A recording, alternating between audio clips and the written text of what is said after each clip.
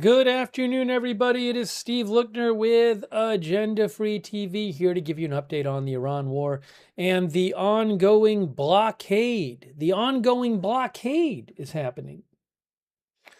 So we're here to bring you live coverage. And hang on a second here. Peeking at a couple things. We're going to be taking your comments on the air, comments and questions. You can write to me at Lookner on X. I'm going to check out the chat too.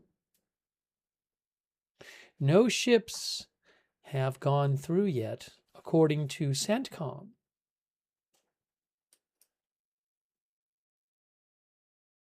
And again, this is during the ceasefire period.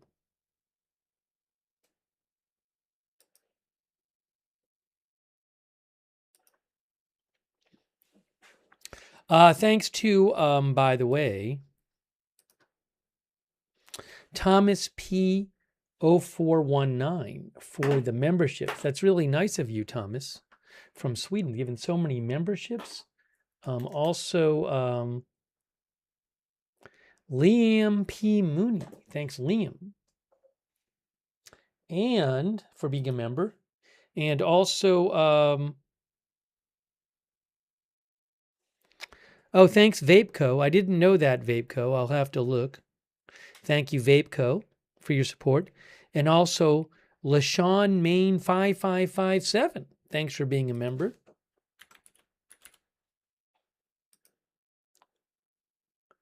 Hang on a moment here.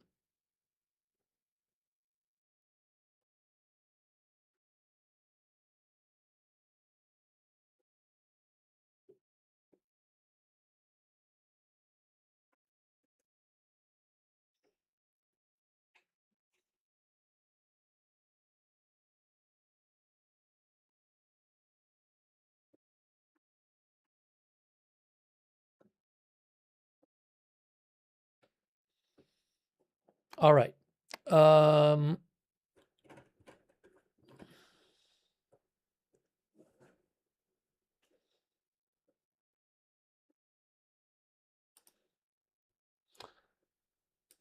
Let's talk about the blockade.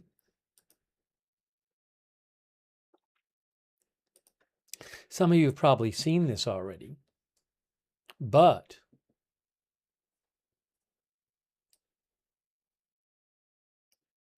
let me get it from their site. Where is their? There we go. CENTCOM.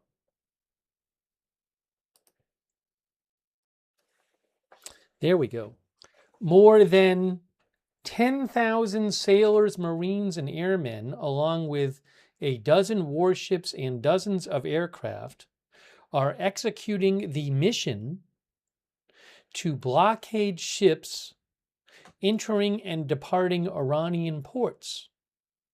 During the first 24 hours, no ships made it past the blockade, and 6 merchant vessels complied with direction from U.S. forces to turn around and re-enter an Iranian port on the Gulf of Oman. The blockade is being enforced impartially against vessels of all nations entering or departing Iranian ports and coastal areas, including all Iranian ports on the Arabian Gulf and Gulf of Oman. U.S. forces are supporting freedom of navigation for vessels transiting the Strait of Hormuz to and from non-Iranian ports.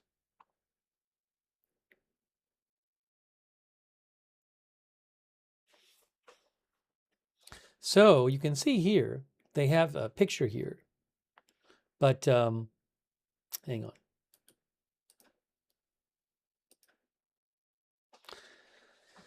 They have a red line across the southern coast of Iran. See the red line? Overview. No ships allowed in or out of Iranian ports. Blockade is being enforced impartially against vessels of all nations. Freedom of navigation remains for vessels transiting the Strait of Hormuz, except for ships entering or exiting Iranian ports. No ships from Iranian ports made it past the blockade first 24 hours. 6 merchant vessels complied with direction from U.S. forces to turn around.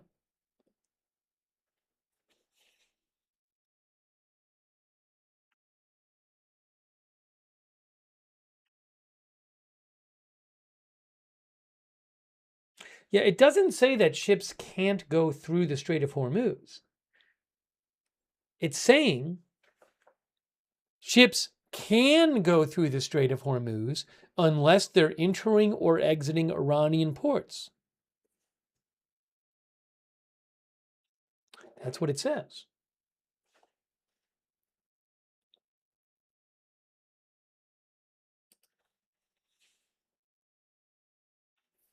Some of our viewers are mentioning a Chinese tanker, which I'll look up. But again, it literally says ships are allowed to go through the Strait of Hormuz as long as they're not entering or exiting Iranian ports.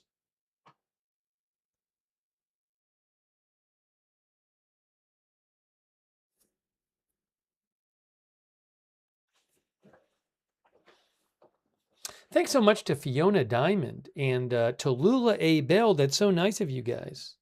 Thank you very much. Let me shout out our moderators as well.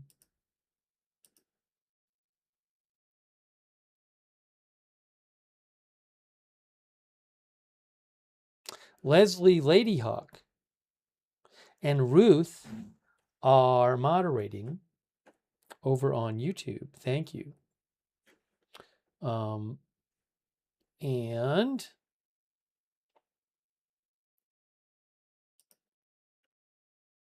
on Twitch, Good Luck Duck. Oops. Good Luck Duck. I got that fire. And Matthew Kohai 3. Thank you. Linda Belk, Larry, and Misha moderate for us on X. Thank you.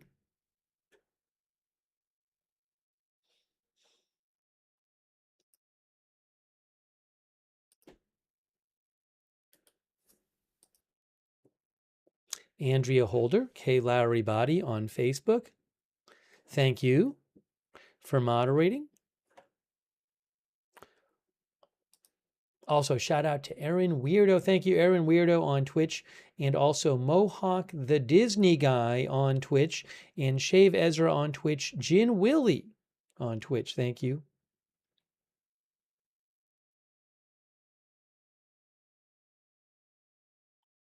Oh, it told me, are you still here? Oh, I'm not logged in. For some reason, I wasn't logged into Marine Traffic. You know, I just started it. Usually I'm logged in, but I guess I hadn't logged in today. So it was telling me refresh. Okay, now I'm logged in. Now I am logged in. Thank you. Sorry about that. Now, what is the Chinese tanker people are mentioning? Again, ships are allowed to leave and enter the Strait of Hormuz. They're allowed to leave and enter the Persian Gulf through the Strait of Hormuz, as long as they're not going to or coming from Iranian ports.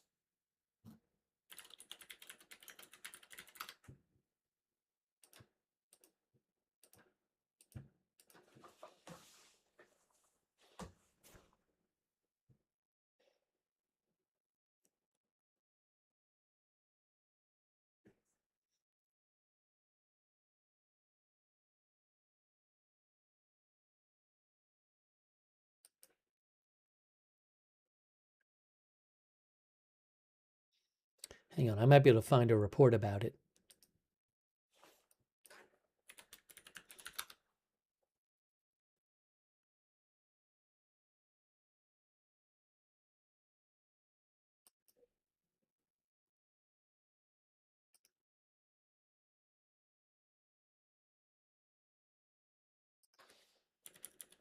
Look, Reuters says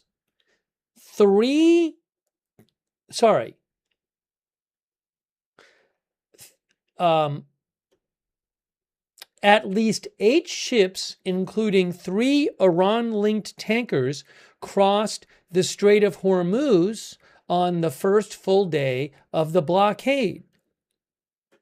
The 3 Iran-linked vessels that crossed the Strait of Hormuz were not heading to Iranian ports and were not affected by the blockade.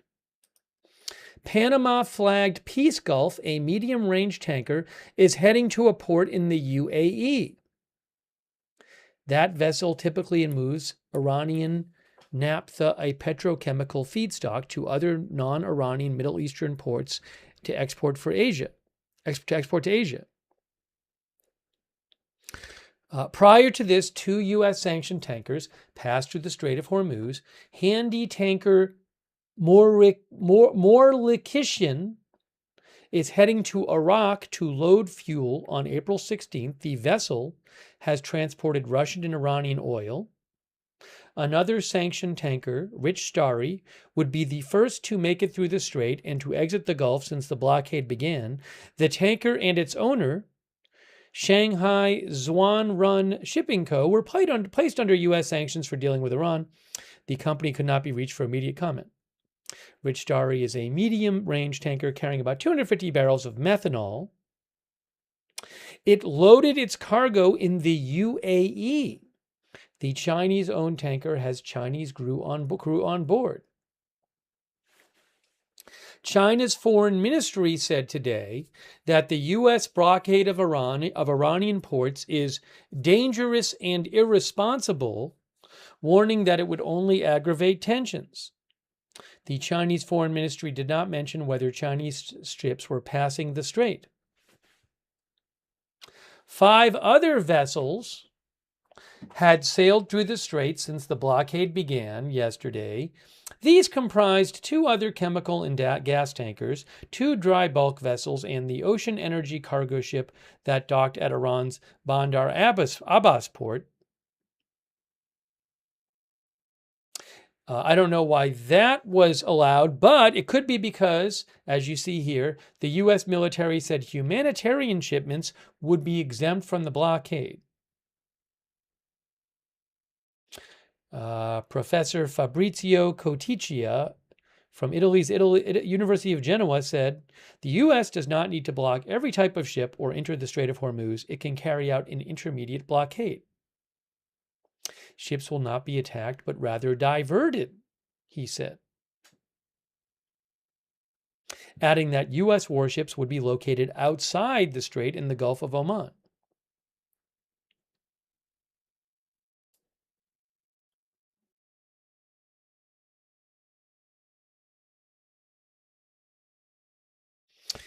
While the cost of war risk insurance has not increased since the blockade began, it remains at hundreds of thousands of dollars in additional weekly costs, which cover typically reviewed by underwriters every 48 hours, industry sources said.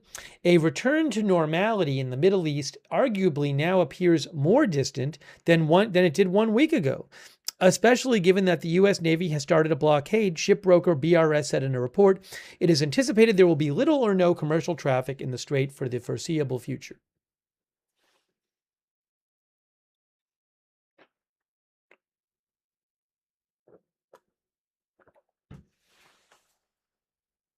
So that's some helpful information from Reuters on ships that have gone through the Strait of Hormuz, but again, are not part of the blockade.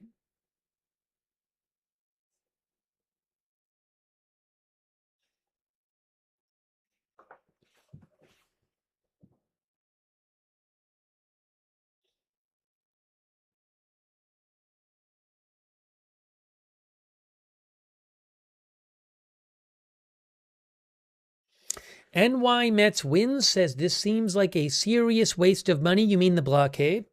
Well, the Trump administration seems to think it could lead to an end to the war and lead to the opening of the Strait of Hormuz.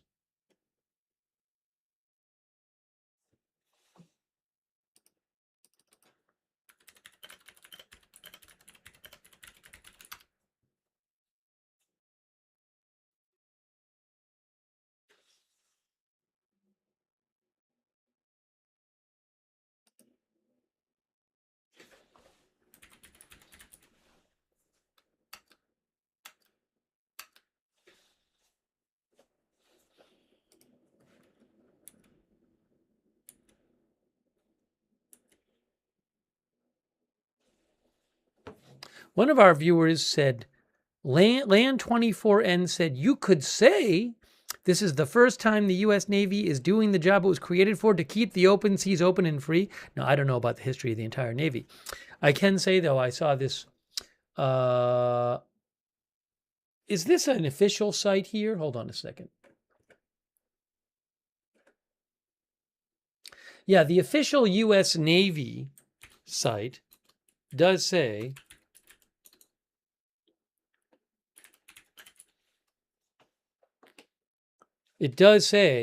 oops, I got to show it to you. This official U.S. Navy site does say, of course, I've lost where I was. Oh, here it is. Congress had approved the construction of the Navy for one purpose and one purpose only: to counter the Barbary pirates threat. Without getting all into the details of everything. I'm sure you can go and read more history of the Navy if you want to. TE88PFCR says, if there is no change, why is the price of crude oil collapsing? So the article said that there's no, what the quote in the article said is, it is anticipated that there will be little or no commercial traffic in the strait for the foreseeable future, right? That's just one piece of information. People who buy or sell oil are going to consider all kinds of pieces of information. So there might be people who think, okay, well, this blockade might go on for several weeks, which would make it true that there will be little or no commercial traffic in the strait for the foreseeable future. But those same people might think it's more likely that a blockade ultimately leads to an opening of the Strait of Hormuz sooner than those same people thought it would end, say, 2 days ago or last week, which would cause them maybe to think oil which would cause the price of oil to go down, because they might anticipate, say, fewer shortages well into the future.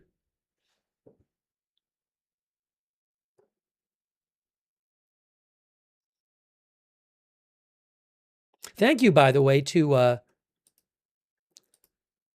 TE88PFCR. Now, I don't know what else, people who are buying and selling oil futures, not the spot oil price, to the prices we see commonly quoted, Brent oil, WTI oil, those are futures. Those aren't for delivery today. I don't know what other pieces of information they have in mind. But maybe they think today compared to yesterday that an end to the war is more likely sooner.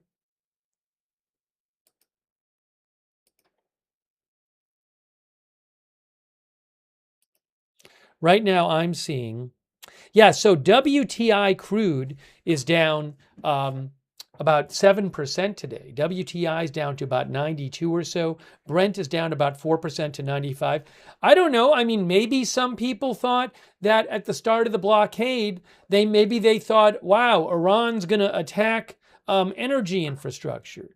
And they didn't. Iran hasn't attacked energy infrastructure so far. There haven't been any ships sunk. And so maybe some people are like, wow, maybe this will be, maybe this blockade won't lead to other escalations. And maybe yesterday they thought it would lead to more escalations. So that could be a reason that the oil price drops from yesterday to today. I'm not saying those people would be right in concluding in those conclusions. But so there could be things like that affecting the oil market as well.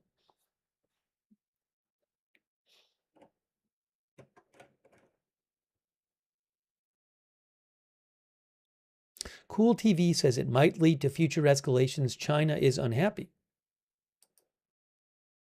By the way, thanks to Queen Susie for being a member. And Daniel Self.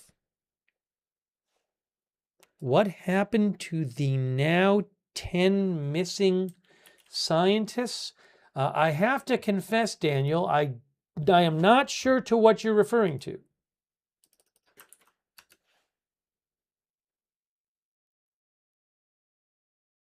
I don't know what this is about. No idea.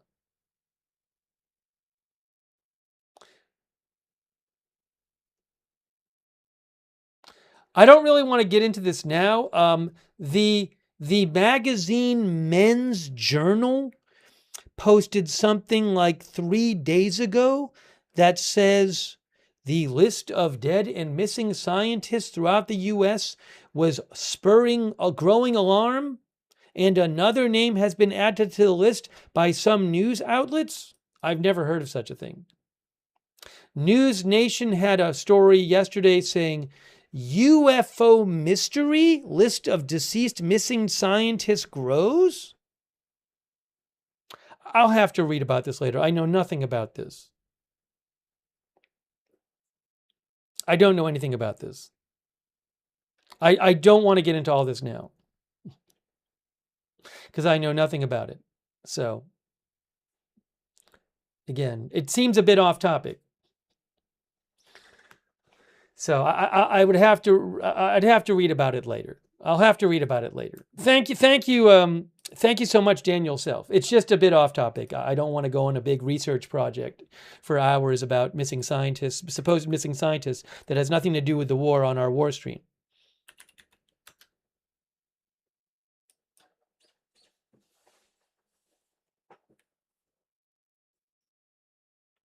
I will have to look into it later. Thank you for mentioning it, Daniel Self. Thanks also, Least Trustworthy Weasel. Thanks, Driving Sue, who says ships need insurance or can't move. Thank you so much, Driving Sue. Thank you, Rodney Bruce, our member, and Ghost of Kelly. And thank you.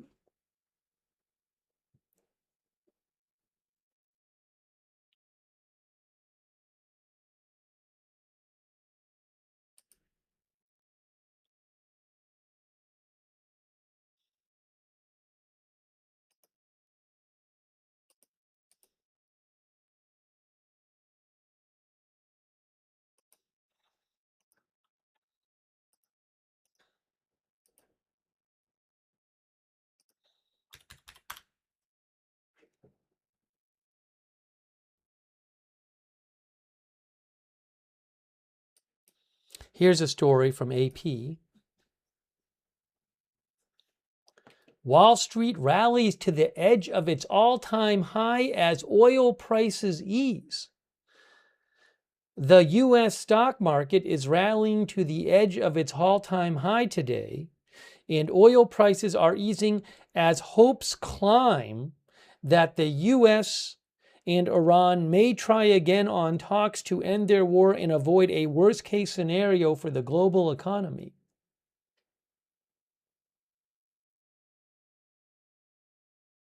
We have certainly seen during these wars these ebbs and flows of optimism and pessimism. The S&P added 1.1% to its leap from the day before, which had erased the last of its losses since the U.S. and Israel launched attacks on Iran in late February. It's just 0.2% below its record.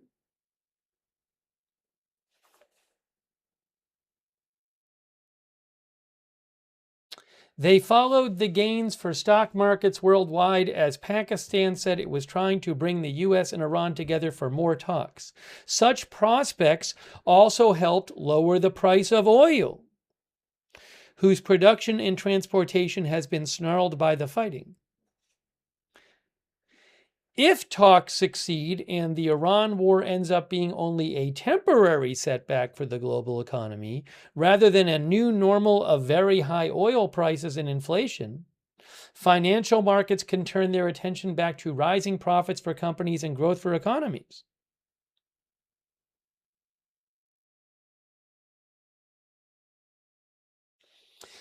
Brent crude oil, the international standard, has gone from roughly $70 per barrel before the war to more than $119 at times when worries about the war hit their highs. Brent for June delivery fell 4.6% to $94.79 per barrel Tuesday. To be sure, as I was just saying, hope has often quickly swung into doubt in financial markets since the war began, which has caused extreme and sudden reversals. Much of the stress has been due to the Strait of Hormuz, a narrow waterway That's the main avenue for crude oil produced in the Persian Gulf area to reach customers worldwide, which is still essentially closed. I mean, it's open in the sense that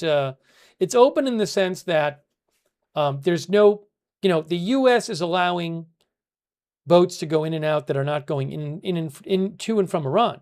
But in the past day, we saw 8 ships went through it, as opposed to the normal 135.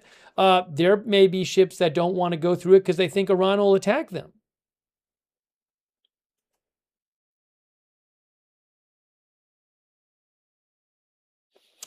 The blockages in the Strait of Hormuz have meant a blast of higher inflation in the U.S. Inflation at the wholesale level accelerated to 4% in March from 3.4% the month before, according to data released today. That was actually better than the 4.6% rates economists expected, but it could filter down to U.S. households if businesses fully pass on the increases.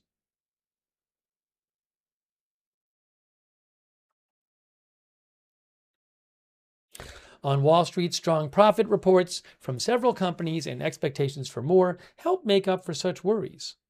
At their heart, stock prices tend to follow the path of corporate profits over the long term, and analysts are forecasting S&P 500 companies will deliver solid growth of nearly 13% for the most recent quarter.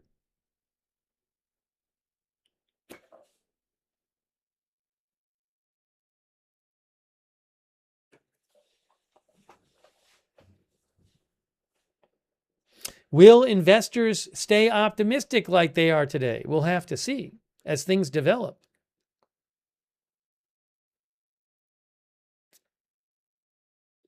Ruth says, we don't know how long the blockade will last. True. The Ghost Rider thinks there's going to be a 3-year war and $200 oil.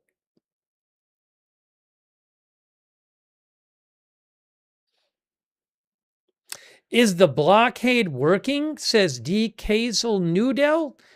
Hard to say. I mean, ultimately, the purpose of the blockade is to get Iran to open up the Strait of Hormuz. That has not happened yet.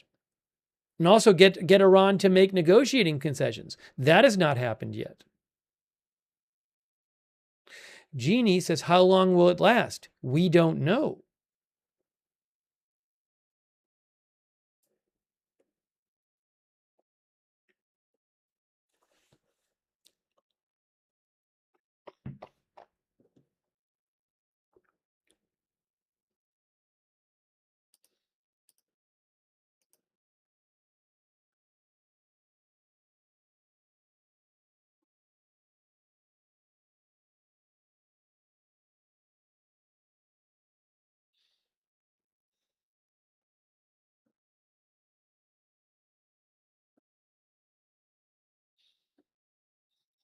Are we going to take some more comments here? Bring you updates. I got to remember to check for updates. I need to remember to check for updates.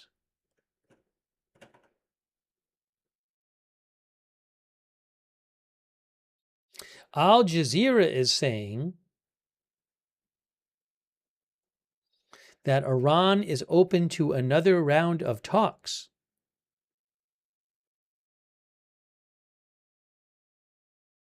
Also, remember, 8 days before the ceasefire ends.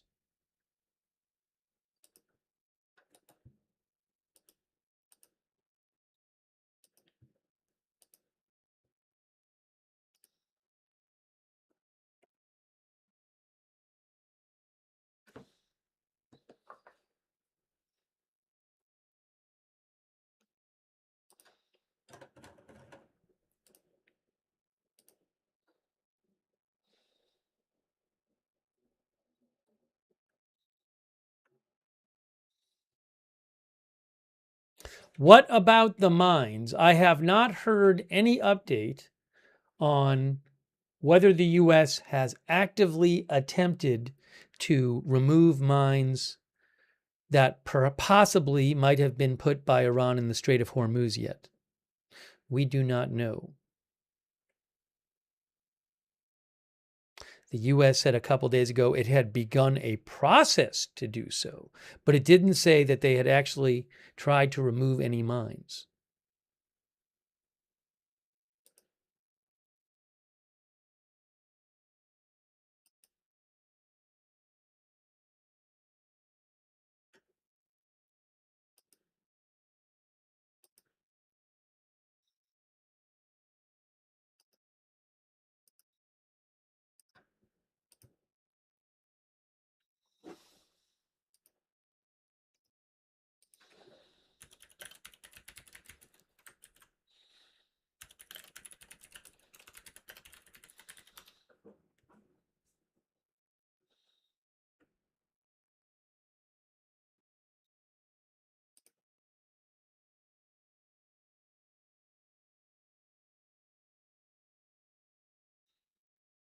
The UN Secretary General today, Antonio Guterres, said the indication the United Nations had was that it was highly probable talks will restart between Iran and the U.S., according to Reuters. Also, I'm seeing this. Hold on a second here.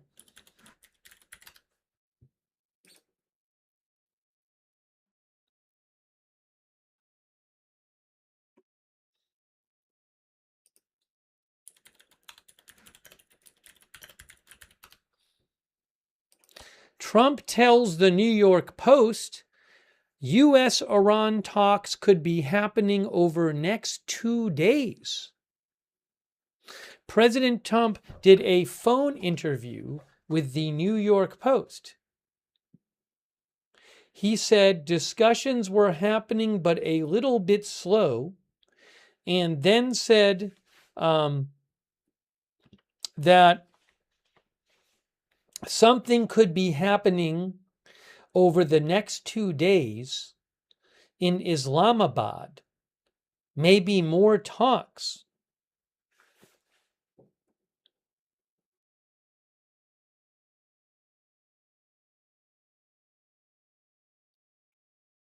So that is what Trump said to the New York Post today, that the U.S. could soon return to Islamabad, Pakistan, for more talks with Iran.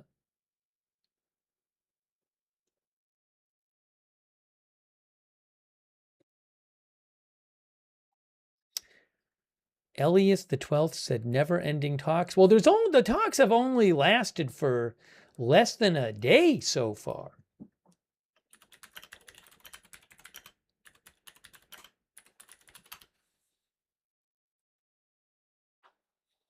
Wikipedia says formal negotiations for the Iran deal that was signed under the Obama administration, the JCPOA, those negotiations spanned 20 months.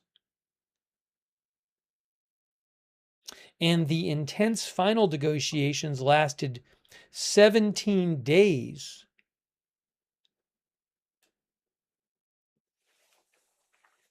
And there were about 20 months of formal talks leading up to that deal.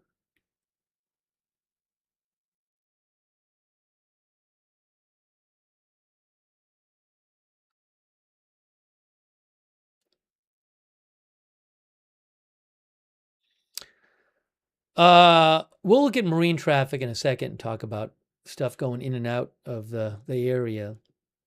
Hey, thanks to Stephen Briones. I really appreciate that, Stephen. Thanks so much to Georgia Maniac 67, who says $3.10 for gas at a Walmart neighborhood in South. $3.10 for gas at Walmart neighborhood in South Georgia. Our governor dropped our gas tax to help. Nice, wasn't it? Talk to your state governors. Thank you, Gamer Dude, who says Mars and Saturn conjunct in Aries on April 19th. Major omen for war. This is just the beginning. Thank you, Gamer Dude. Thank you, Melvin Fitzpatrick, for being a member and for watching with your family. Thank you so much, Melvin. I appreciate you guys watching the coverage. Thanks also 24 Benjamin from the UK, who says, as an English gentleman, I've come to the conclusion that you take everything Donald says with a pinch of salt. Thank you for your attention. Thank you also. C. Johnson who says, this is just a preview of coming attractions. Just wait for the blockade of Greenland. Thank you also, Least Trustworthy Weasel. I appreciate it. And Rodney Bruce, thank you. And Benjula Holmes, who says, what are you all paying for gas? $3.79 in Southeast Texas.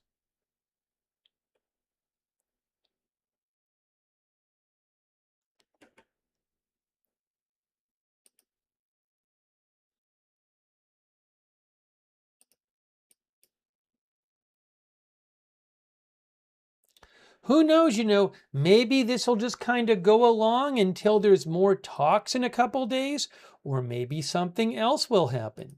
You just don't know. You just don't know. We'll have to see. What happened to Israel and Lebanon talks? We can talk about that.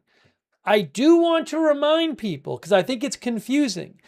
Israel is not talking to Hezbollah. They are talking to the Lebanese government. But Israel has been attacking Hezbollah, which is an Iran-backed group in Lebanon. As far as I'm aware, the Lebanese government doesn't control Hezbollah. So Israel is not talking directly in these negotiations to the group it's been attacking and fighting with, which I think can be a confusing point. So I want to emphasize that.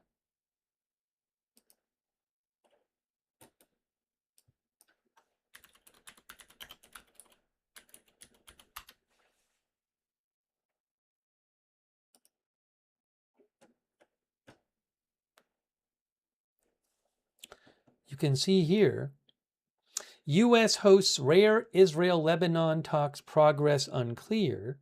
Secretary of State Rubio hosted the first direct talks between Israel and Lebanon in decades. That's something.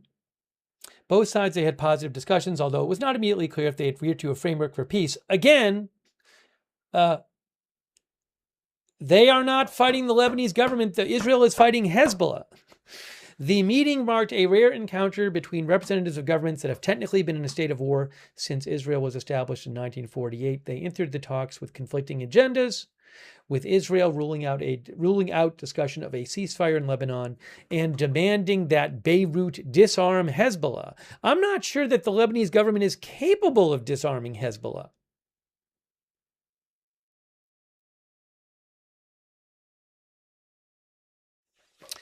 Speaking to reporters after the meeting, the Israeli ambassador to the United States said the Lebanese government's made it clear during the talks that it will no longer be occupied by Iran-aligned Lebanese militia Hezbollah. He declined to say whether Israel would cease its attacks on Lebanon. The Lebanese ambassador described the preliminary meeting as constructive. She said in the meeting she called for a ceasefire and the return of displaced people to their homes and measures to alleviate the humanitarian crisis in Lebanon caused by the conflict.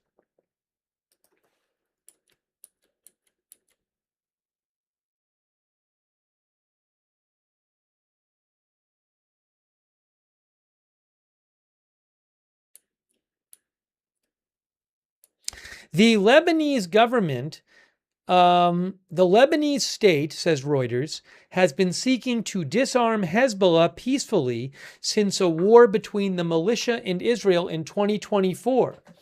Any move by the Lebanese government to disarm Hezbollah by force risks igniting conflict in a country shattered by civil war from 1975 to 1990. Moves against Hezbollah by a Western-backed government in 2008 prompted a short civil war.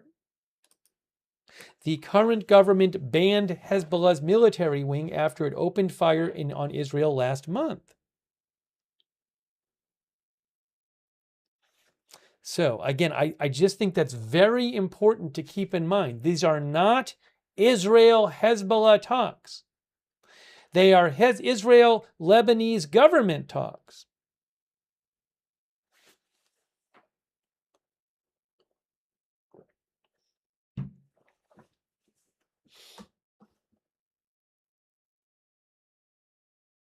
Wonder, do we have a little summary here? Hold on.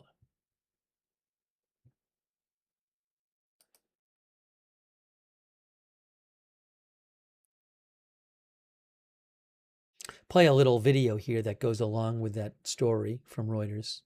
Let me show you that.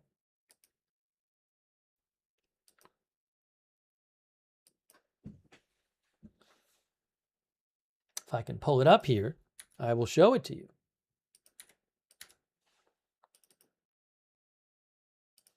This is a historic opportunity. Hold on. We're working against decades of history. This is, I guess, from today.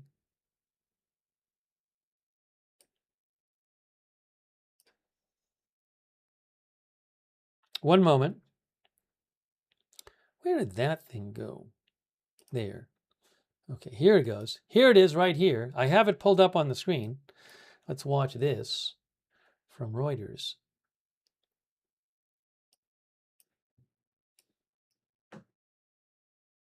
This is a historic opportunity. We understand we're working against decades of history and complexities that have led us to this unique moment.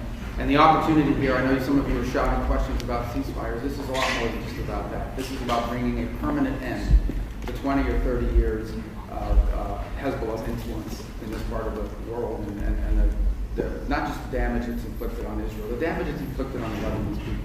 That is the hope here today. That is what we are beginning to work. We are joined by excellent people who will be in a position to obviously take this back to their respective capitals. This is a process, not an event. This is more than just one day. This will take time, but we believe it is worth this endeavor, and it's a historic gathering that we hope to build on. And the hope today is that we can outline the framework upon which a permanent and lasting peace can be developed, so that, as I said, the people of Israel can live in peace, and the people of Lebanon can live not just in peace, but the prosperity and security that they deserve. Okay? Thank you. That was Secretary of State Rubio.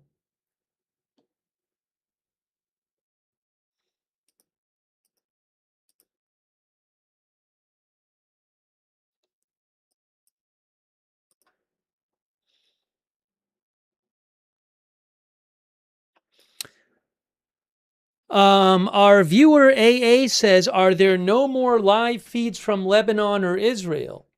Yes, there are live feeds from Lebanon and Israel, but I have made the editorial choice to not show them at the current moment because I have no reason to believe that anything is going to happen on any of those feeds. If I have any reason to believe that anything is going to happen on any of those feeds, I will certainly put them on the air as soon as I can. But I would rather keep an eye on since the blockade is the big news right now, I would rather have the marine traffic up. But again, if I have any information suggesting that anything will happen on any of the feeds, I will bring them back.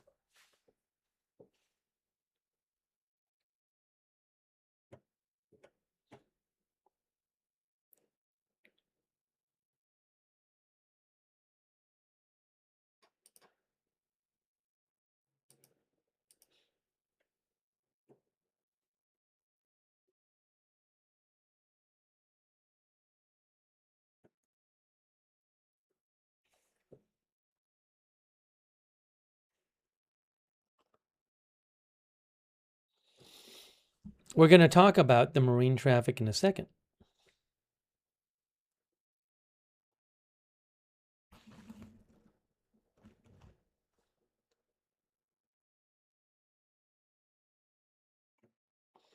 All right, now,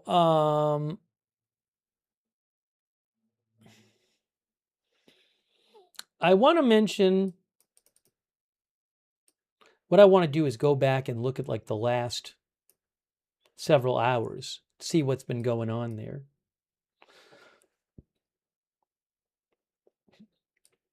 Why don't we first go back, say, the last 8 hours or something?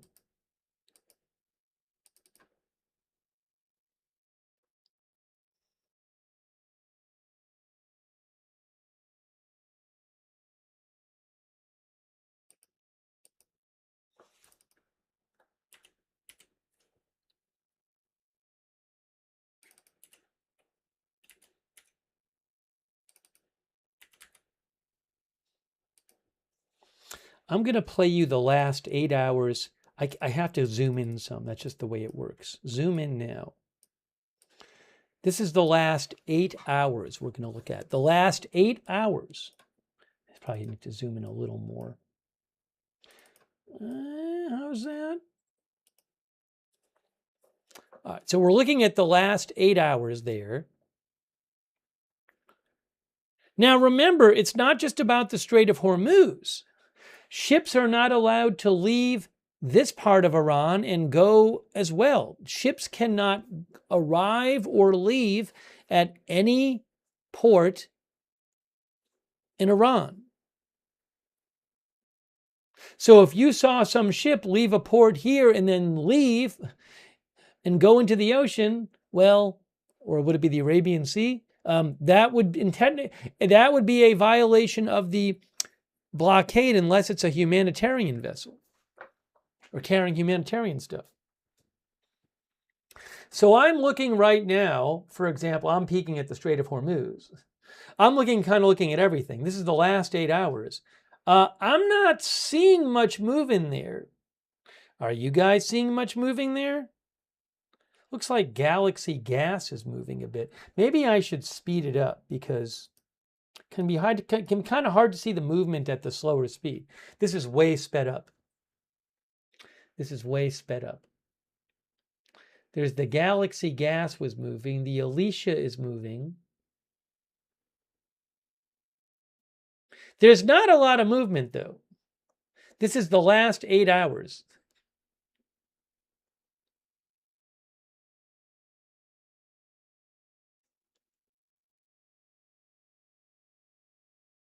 I don't know that I've seen anything go through the strait in the last 8 hours. There's a blue sky. Blue sky might have gone through. I'm not sure. I'll have to check that one. Blue sky. What was that other one?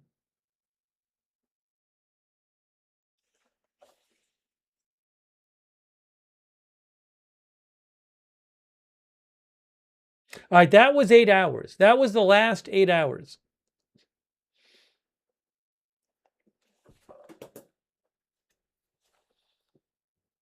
Let's look up blue sky. Give me 1 second. I'm going to do it this way.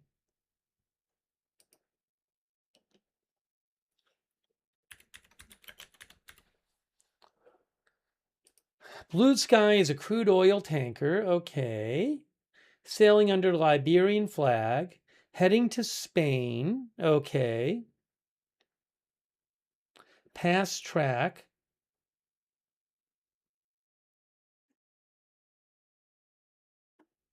Oh, that's the wrong blue sky. There must be a different blue sky. That's not the right one. That's obviously not the right one. Cargo ship? Maybe it's this cargo ship. That's probably right. That doesn't look right either. I think there's a third one. Am I spelling it wrong? Motor freighter? Pleasure? What did I do? You know, I got to go back. I don't know where it is.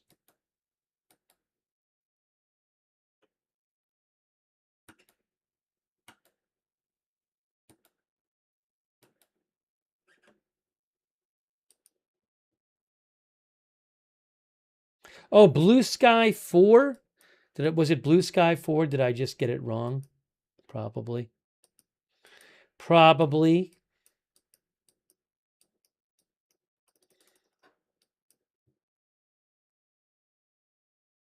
Where is it? Was it Blue Sky? Blue Sky 4, all one word. Oh my gosh. What am I doing?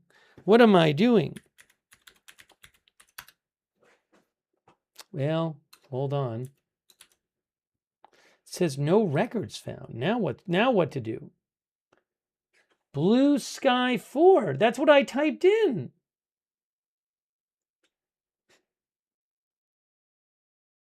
Why didn't it work?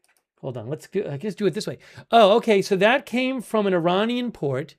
Blue Sky 4 did come from an Iranian port. It is a general cargo ship. Okay. It did come from an Iranian port. Bandar Imam Khomeini. So this came from an Iranian port. What's going on with this one? Now, maybe it left the port before the blockade. Does that matter? It says it was here on... Yeah, that would have left that port before the blockade. I don't know if technically that means it's not blockaded because it left the port before the blockade.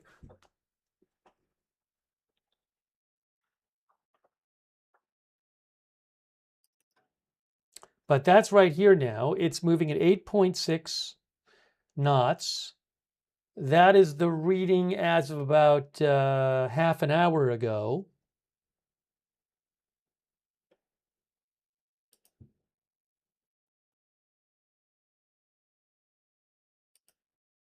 And where is it going? Destination Ganawe. Well, I don't know where that is. Ganawe.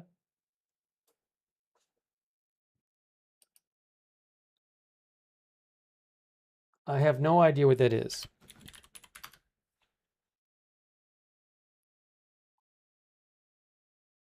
Oh, Bandar. Is it Bandar Ganave? There's a Bandar Ganave in Iran, but that's back up in the Persian Gulf. I don't know why that would be the destination. I don't know what's going on with this ship. Anyways.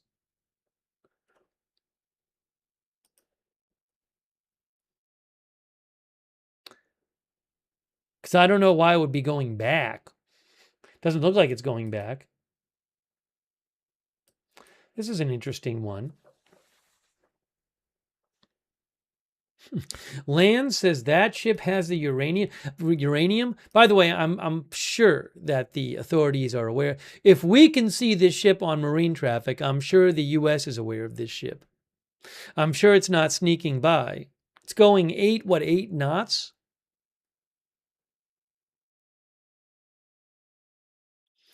Dr. B, PhD, said Bloomberg posted an Iranian tanker left the strait earlier today. Again, I'm sure none of these are evading U.S. forces.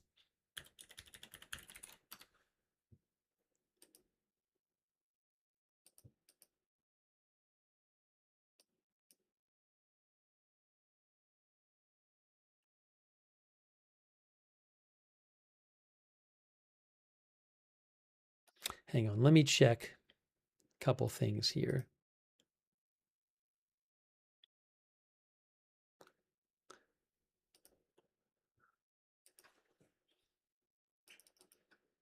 Hang on, just hang on a second now. I need a moment. Things froze up on me. Everything froze up on me for a second. Now it's back. This needs to stop.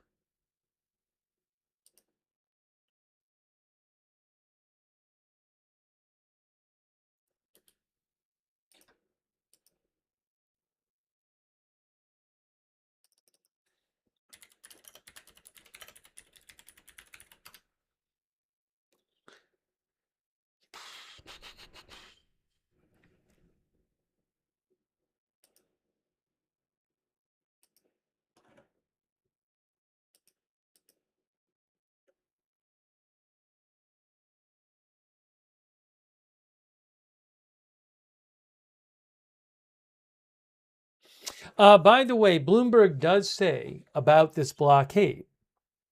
What Bloomberg reports is that the vessels, the U.S. vessels, are concentrated in the Gulf of Oman here, instead of hugging Iran's coast or actually in the Strait of Hormuz. That gives the U.S., Bloomberg says, more area to maneuver and resupply and avoid any Iranian anti-ship cruise missiles and to board vessels using marines. So this makes entire sense. According to Bloomberg, the U.S. is staying out here.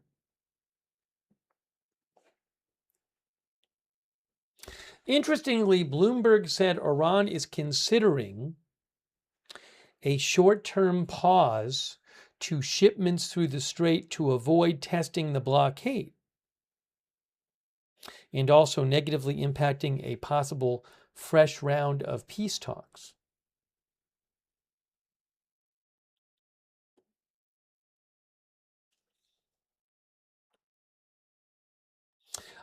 They also mentioned the Rich Starry, which is a ship under U.S. sanctions, but that doesn't. It being under sanctions doesn't mean it's it. The blockade doesn't say anything about ships under sanction. The blockade just says ships can't leave or go to Iranian ports. So a ship linked to China, the Rich Starry, did go out of the Strait of Hormuz and into the Gulf of Oman, but Bloomberg said it was not clear if that ship visited any Iranian ports before it beforehand. We can check that too. It's an oil chemical tanker linked to China, but remember, we don't know that it was at any Iranian ports on this journey. See, now it actually did, what did it, did it turn around? Where is it right now? Where is it right this second? Let's see. There's the Rich Starry. Looks like it's turned around, doesn't it? Some of you guys were talking about this ship, because now it's pointed north. The arrow points north. Let's look at the past track. So I don't know if this ship was stopped or not.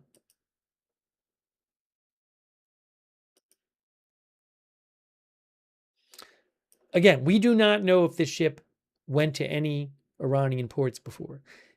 Just going through the Strait of Hormuz is not a violation of the blockade. So it went out, and then it got down here, and then it turned around and went up here. Now it's going this way. It's going this way at, you can probably follow it here. Hold on, look. See?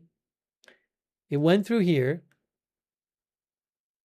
Then it got there and then it turned around. Went back up here. Currently, it is moving at 8.8 knots, but basically going north.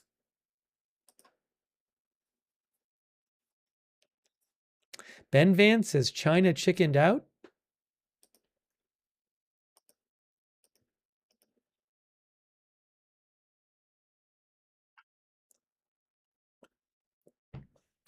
Remy says turned around and is now hanging around. Well, it's not just hanging around. It's moving at about 9 knots. It's not that slow. Snow says it actually got quite far.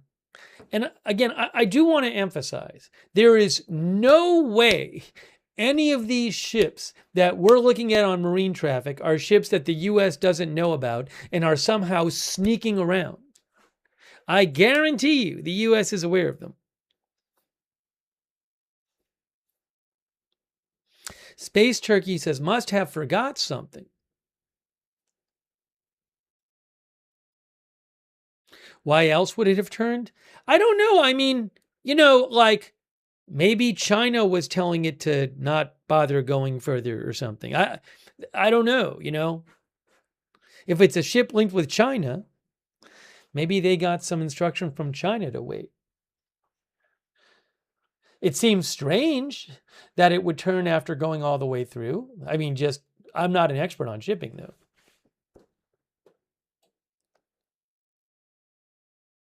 Sometimes we've seen ships the last few days, they turn around, then they go back the original way. Sound of Vinyl says it's crazy they don't show footage from any of the ships. I don't have access to any kind of live streams from the ships. Marcus believes it turned around.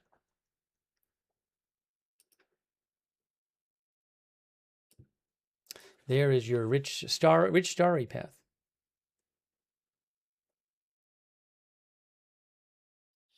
First American says Iran should test the blockade to see if Trump is bluffing. Well, the U.S. itself did say that. They said that 6 different merchant vessels complied with the direction from U.S. forces to turn around to re-enter an Iranian port on the Gulf of Oman. So that's already happened, that they have told 6 different ships. Now, they didn't say, I don't know if they told other ships. We don't know if, and the U.S. said no other ships have broken the blockade, so.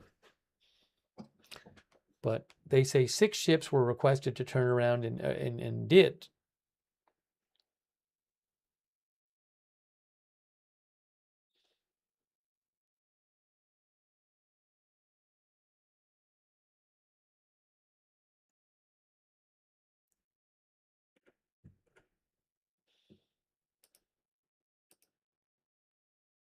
Thank you so much, Tepi, for your support. I appreciate it, Tepi.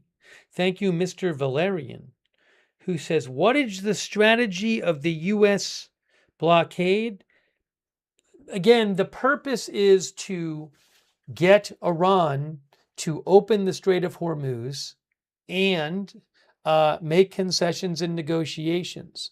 Why? How will it do that? Well, one big part of this blockade is Iran cannot sell its oil because they can't ship out their oil.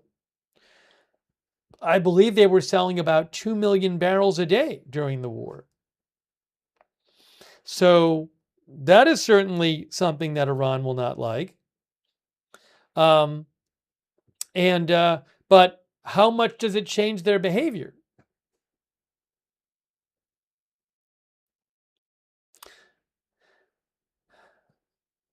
Controlling the Strait of Hormuz is perhaps Iran's biggest leverage they have.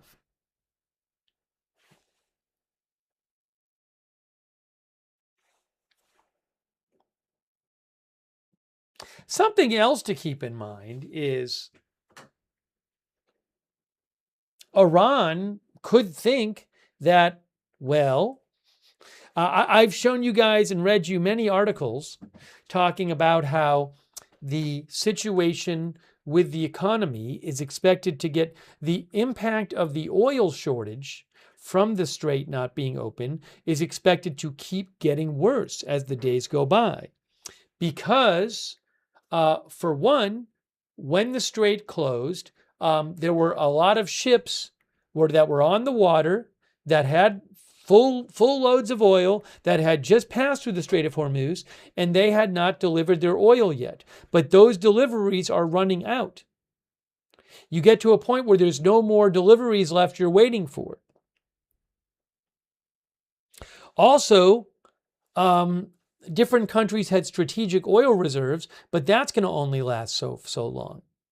So a number of experts are expecting that the shortage will get worse because you're running out of oil that has not been delivered yet, that was already shipped, and reserve oil. I don't know if Iran is thinking to itself, well, if we kind of chill out for a while, the oil situation will get worse and that'll put more pressure on Trump, or not. I don't know what Iran's thinking is. But there's a world in which they're like, well, time helps us. Now, over time also, though, they're also not selling their oil while this blockade is happening, which I'm sure is a negative for them, obviously.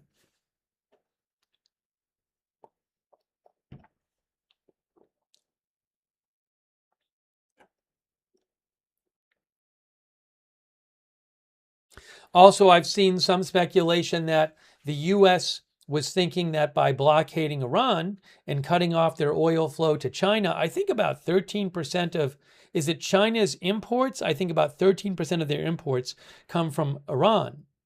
So by cutting off this oil from China, some think, well, China will then pressure Iran to open the strait. Although I don't know if that's true.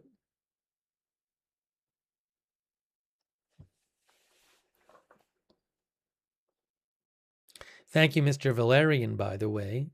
Thank you, CAC. I really appreciate that, CAC 813. Thanks so much. Much appreciated, CAC 813. Also, Curry 2S, thank you. And thanks for shouting out our moderators. Our member, Zero Fox says, I'd happily buy $6 gas to free the Iranian people. Thank you, Zero Fox. Thanks again, Thomas P0419, for all the memberships. Thomas has given so many memberships from Sweden. Thank you, Thomas.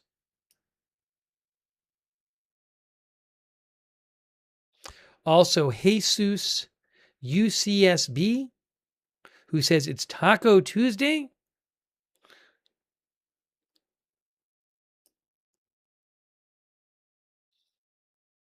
I want to mention the moderators again. Thanks also, Top Buzz, for subscribing. Thank you, Top Buzz. And Lloyd Christmas for subscribing as well. And Glenn T. USA for subscribing on Twitch.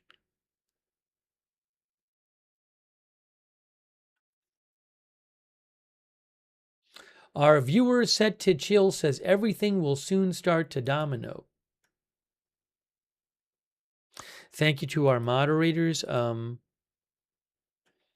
We have Beth Mythical moderating. Thank you. Ruth is moderating. Thank you.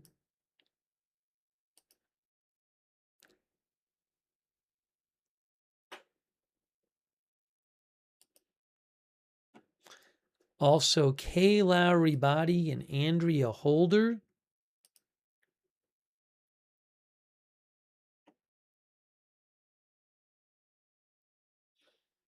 Thank you.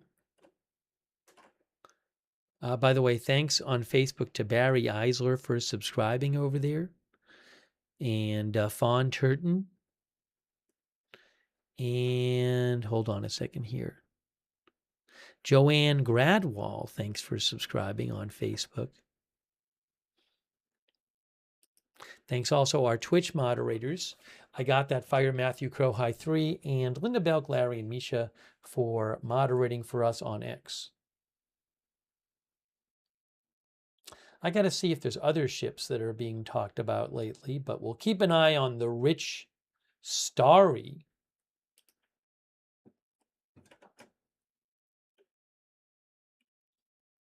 If there's other ships that you've heard about, feel free to let me know.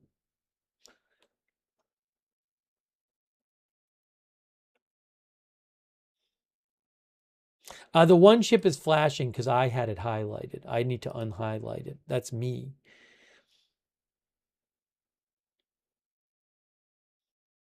Boom Scene from Moon says, surprised Iran hasn't broken ceasefire yet. Yeah, I mean, they seem to break it in the minutes after it was declared, but since then they have not. It doesn't look like. Some of our viewers mentioned explosions heard in Tehran today. You know, I did see a report earlier from Shin, who I follow, who talked about reports that there were some explosions heard a couple hours ago. He said from Parchin military complex site. I don't know if anything actually happened there. I've heard no reporting that there were any strikes in Iran from anyone. I can't tell you what that was. Again, there were unconfirmed reports of people hearing explosions. One report Shin had said there was anti-aircraft activity.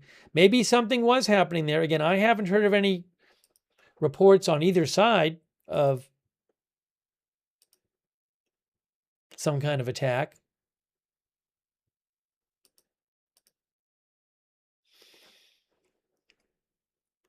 Could there possibly be some kind of attack that neither side would want to talk about?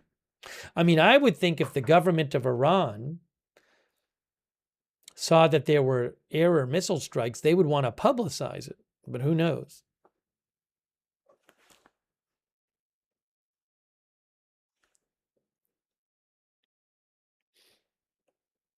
This one keeps flashing. I got to turn it off somehow. If I click another one, that'll flash. I think it's because I clicked it and I didn't unclick it. It's this thing where stuff keeps flashing.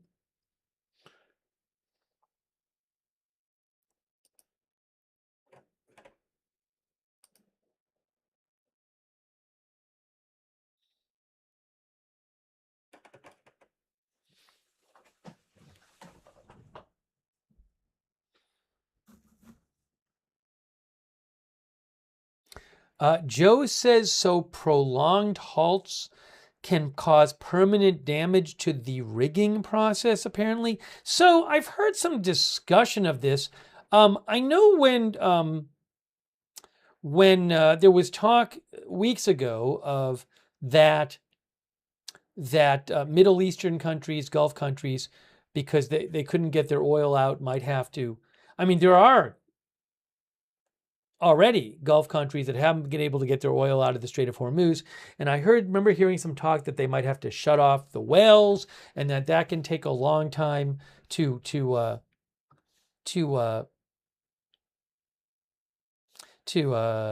undo. Some people seem to be making dire predictions about what the damage that would be done to Iranian oil production in wells if they have to stop production for lack of storage. I'm not sure about that. I haven't seen anything that I would consider really reliable saying that. I'm not saying it's not true. It's in all the stories I've read, it hasn't really been mentioned as a huge risk to Iran.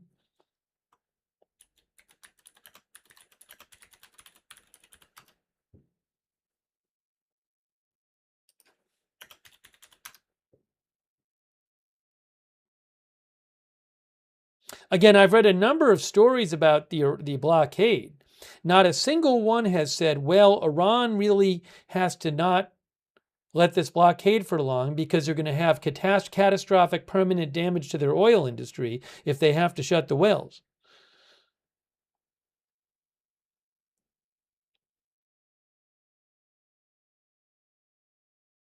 But if I see that, I'll let you know. I mean, I'll be on the lookout for it.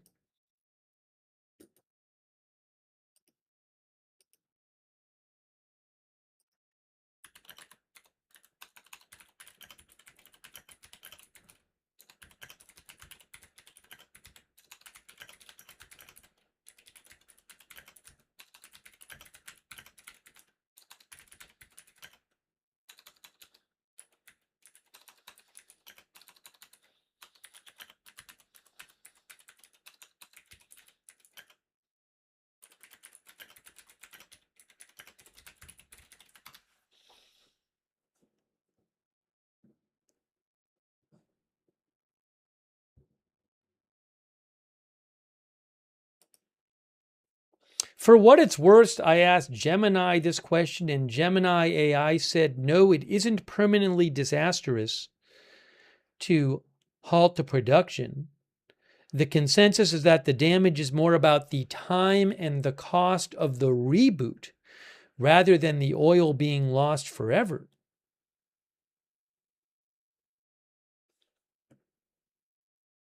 That's similar to what I was reading about Gulf countries weeks ago.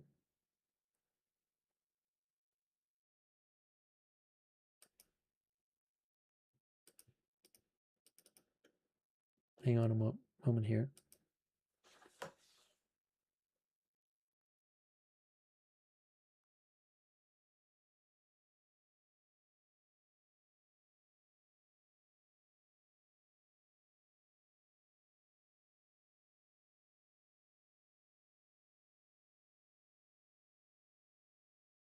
So I'm looking at a Morningstar article from April 11th, 2026. And they talk to an energy trader who says, talking about gas and oil, who says historically crude production tends to recover more quickly than gas production, particularly if the damage is not structural. The process of getting oil out of the ground is relatively straightforward. It's easier to isolate the problem and restart the system quickly. But by contrast, oil refineries and LNG plants are more complex.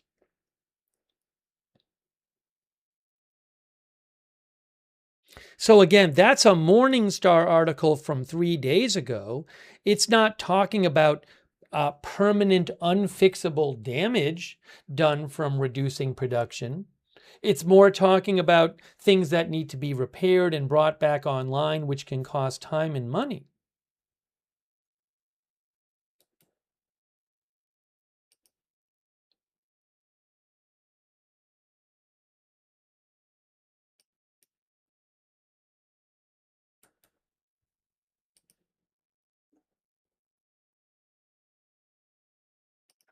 Now, I'm not an expert on this stuff, but just again, I don't recall ever reading anything that says either Gulf countries or Iran having to reduce or shut down production would permanently damage the facilities. Chris Johnstone says it's called a turnaround YouTube bid. I don't know if Chris is talking about like the oil or the ship. Thank you, Chris.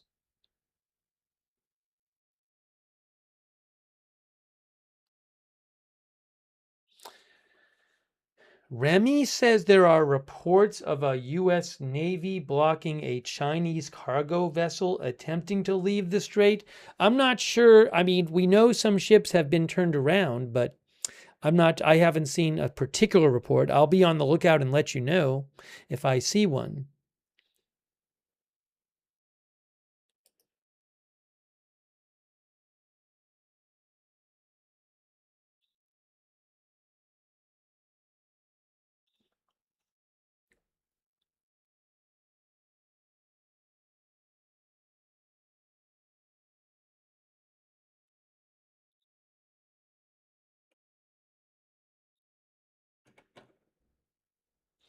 Here is the current.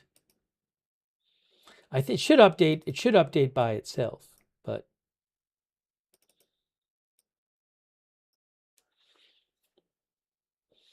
that's the current situation. But again, don't forget all of this out here.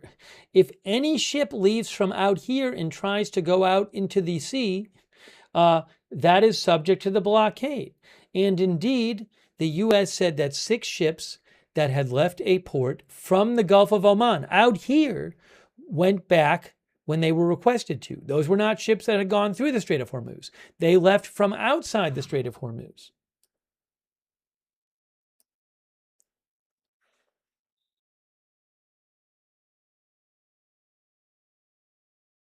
Where's the blockade located? We get the question a lot. There is no location of the blockade.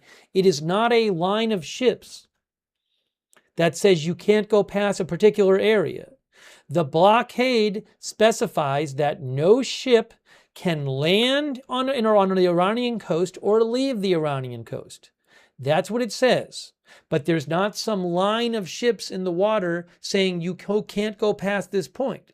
It is up to the U.S., if they see a ship violating the blockade, where to track it down. They could wait till the ship's out into the open ocean, hundreds of miles away, and then track it down. It's up to the U.S.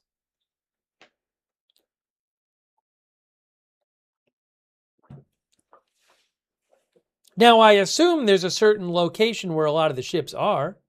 Bloomberg said they're hanging out in the Gulf of Oman, not in the Strait or in the Persian Gulf.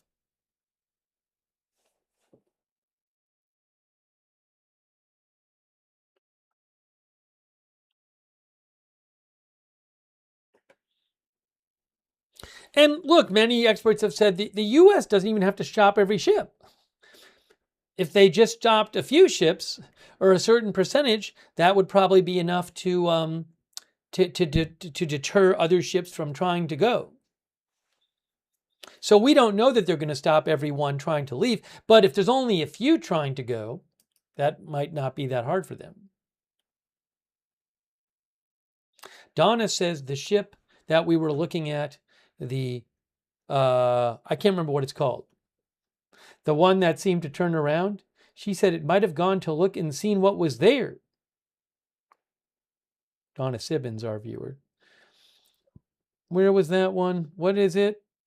I can't remember. Somebody will say it in the chat.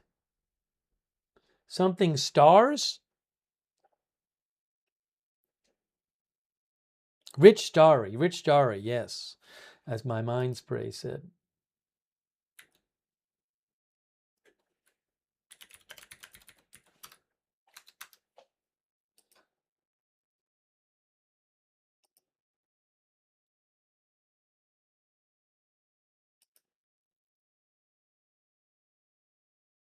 Again, this is a Chinese-linked vessel, but we don't know if it actually went to any Iranian ports, so we don't know if the blockade applies to it.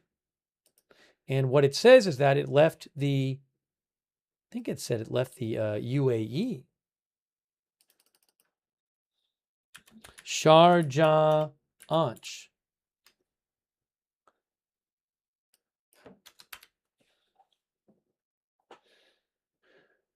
It says Sharjah Anch. That's the UAE.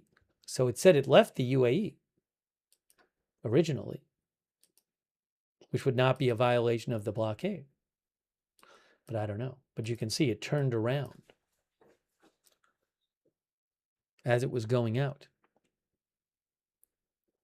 By the way, thank you so much to Red Fawcett, our member, Chad Matthews Liberty, our member, Kurt Hensley. Thank you so much, Kurt, for your support and for watching. I appreciate it. Driving Sue. Driving Sue says Russia and UAE are meeting in Beijing.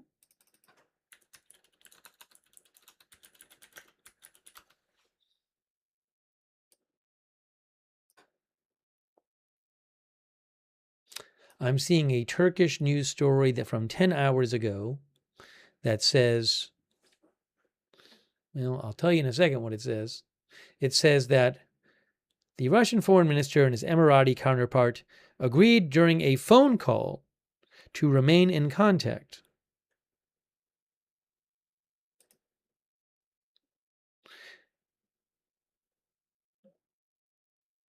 I don't know if that's who you're talking about. It sounds like they talked on the phone, but maybe there was a meeting in person. I'm not sure.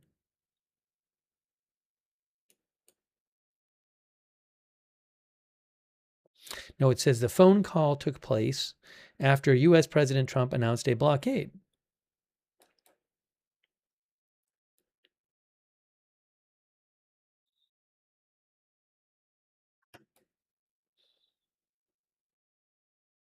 Thank you, Driving Sue. Thank you, Michael Craig, who says, has it been confirmed that Gulf of Mexico traffic has increased? Countries now buying more from the U.S. and Mexico? No, I still don't have those figures. I know some people have been saying lots of ships are going to the U.S. And what I've said is, well, I don't know. I'm guessing a lot of ships regularly go to the U.S. to pick up oil, since the U.S. is an exporter of oil.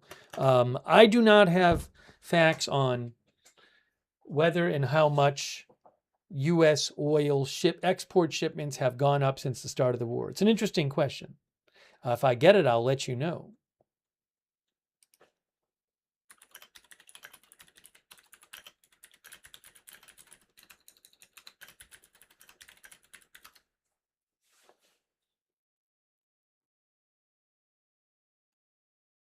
Someone said you can look it up. I don't know how quickly those figures become available.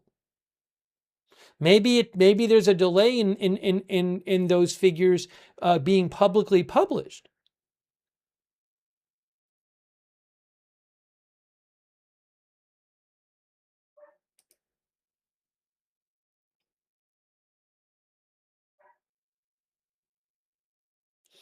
Now, I found an estimate. According to, I'm not familiar with them, Financial Review. They claim that the oil research group Kepler estimates that U.S. exports will jump about a third from March, and that demand from Asian customers will rise 82%.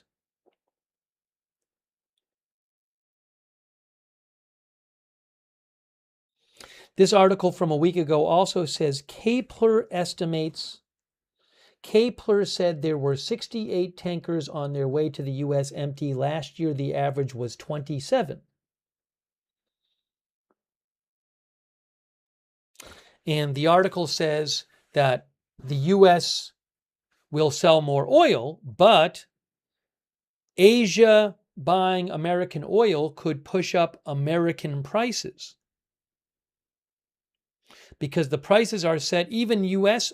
WTI oil, those prices are set by the world market.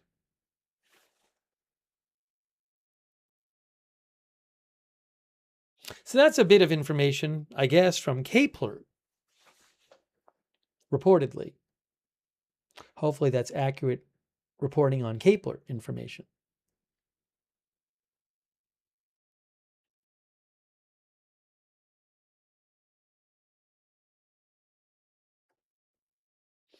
Thanks for asking about it, Michael Craig. And thanks, Michael, for your support. And also thanks to Tokaji for the memberships. That's so nice of you. Please thank Toka if you got a membership from Toka, or somebody else if you got a membership or a gift subscription from them.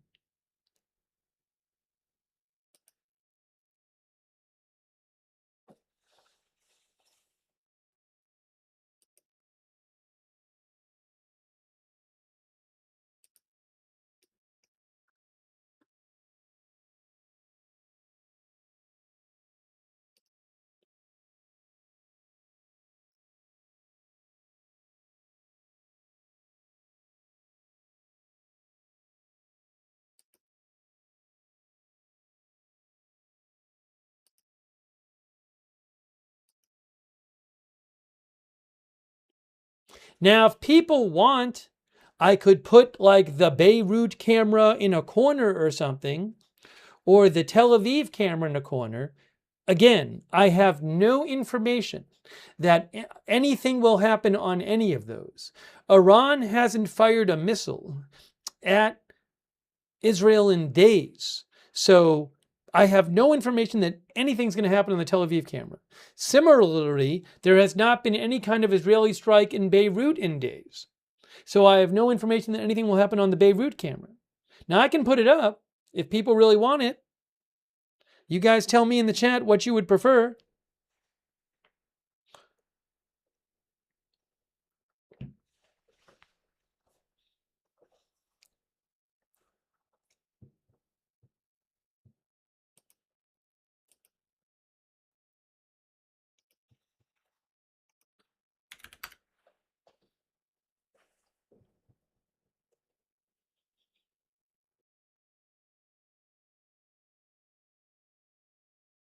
I personally like having the marine traffic up in case we want to talk about it, and I think it's more relevant.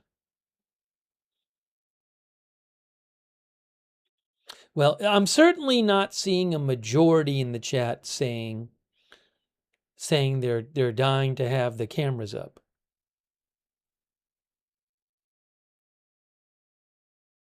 I can say that.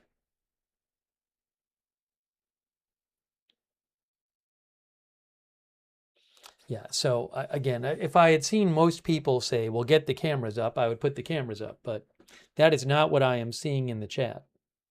Maybe everybody who wanted the cameras up left already.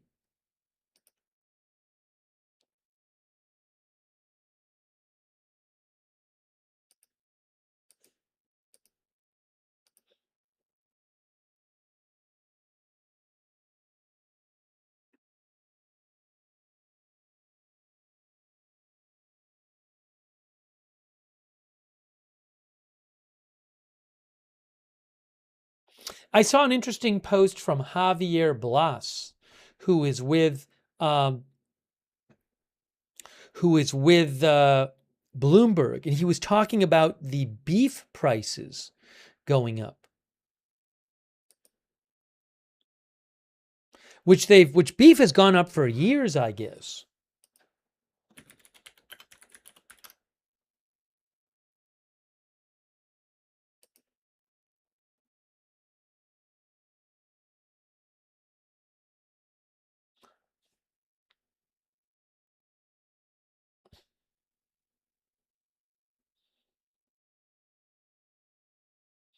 CBS News says the main culprit driving up beef prices is that U.S. cattle herds have shrunk, but Americans' appetite for beef has not. The number of beef cows has shrunk.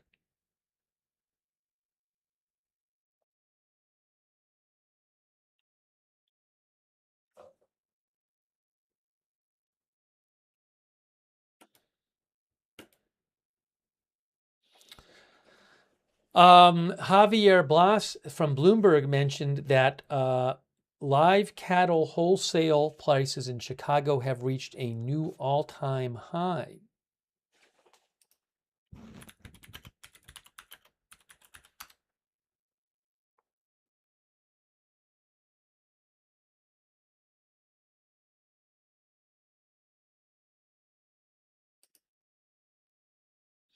Why has the number of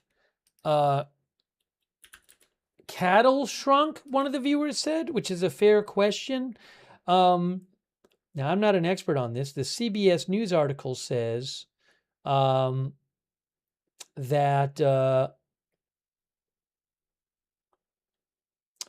the Department of Agriculture says the drop in number of cattle is due to the worsening drought conditions in the U.S., which it said is reducing the amount of pasture for cattle to graze, forcing ranchers to turn to more costly feed and, in some cases, to cull their herds.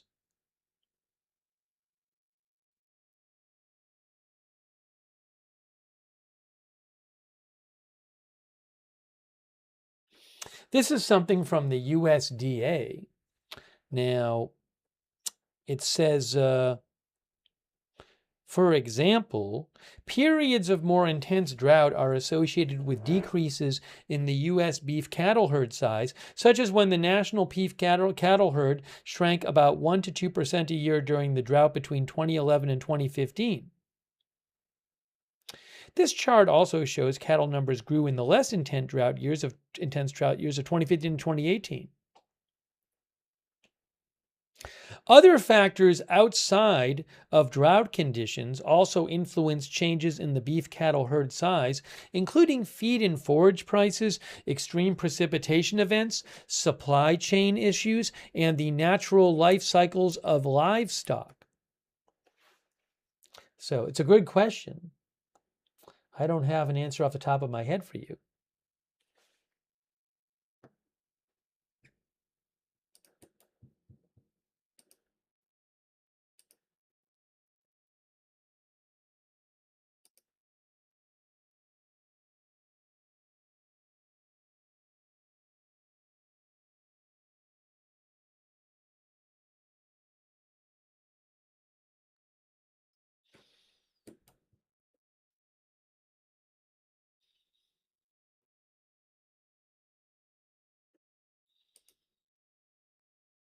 There's an article from last fall in NPR about beef prices rising. And they said last fall, America's beef cattle herd is the smallest in 75 years, in part because of drought.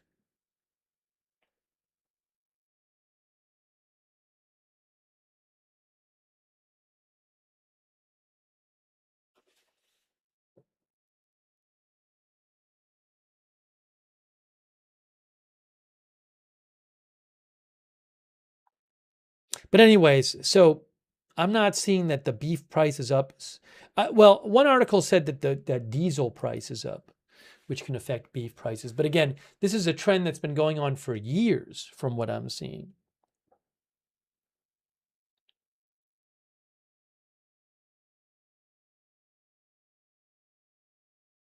This, I have to look at this. I don't know why it does this thing where, see how it's flashing? If I click something else, it stops flashing. Then why does it start flashing again? It's not that one ship. It's just like the last ship you were on. It keeps flashing. I don't know why that is.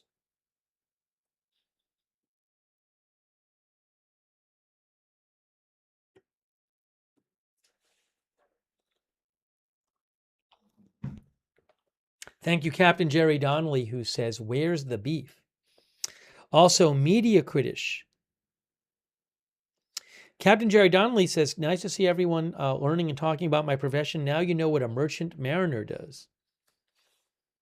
Thanks also Red Fawcett and Chad Matthews, our members.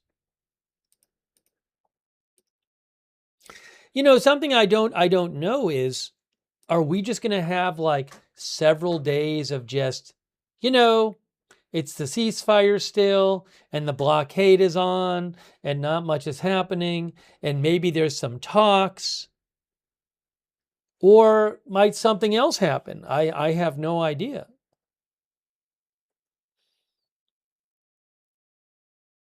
And what happens if there's talks in 2 days, and then 2 days later, nothing comes of the talks? Is the U.S. is President Trump just going to want to keep the blockade going? Or, you know, I don't know what his time horizon is for the blockade. Is there a certain amount of days? where President Trump is like, well, the blockade's going to force them to open up the strait in this many days. Hunt Beer says, I'd imagine Trump is fine with it going on for a bit. Junior Pruski thinks the U.S. is planning nefarious stuff because Trump can't help himself. Oh, let me show you what Lindsey Graham said today.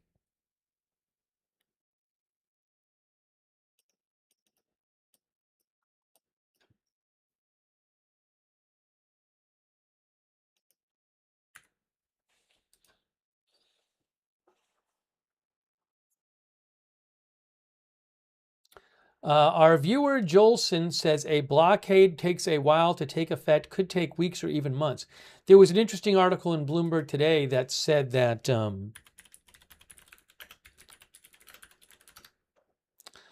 Javier Blas, who covers energy for Bloomberg, wrote today. And what he said is that, I've seen this point made elsewhere too. Javier Blas said that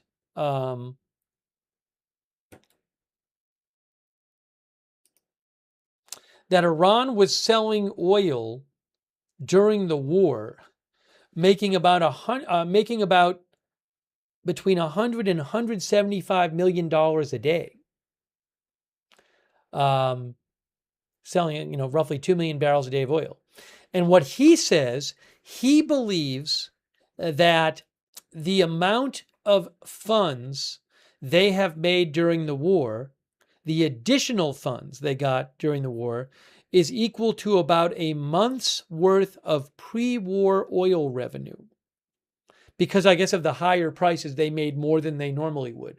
So what he's saying is they had a certain amount they would make every month from oil. Then the war started. Then they made more. And the amount of extra that they've made, he says, is about a month's worth of what they were making from oil sales before. So if that's true, then in theory, they could go another month and basically have the same from oil sales from the time since the start of the war that they would have anyway.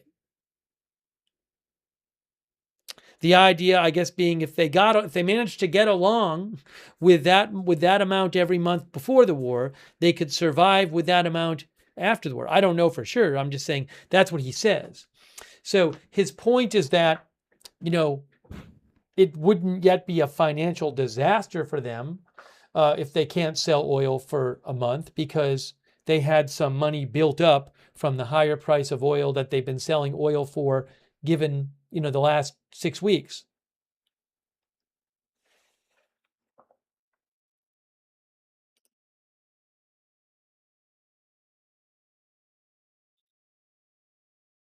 Deep says not like war expenses cost anything. Yeah, so I don't know, what their need is of financing for other things like war expenses.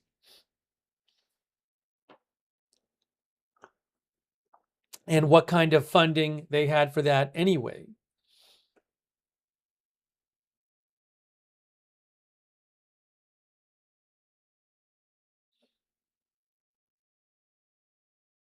How does Javier Blas know?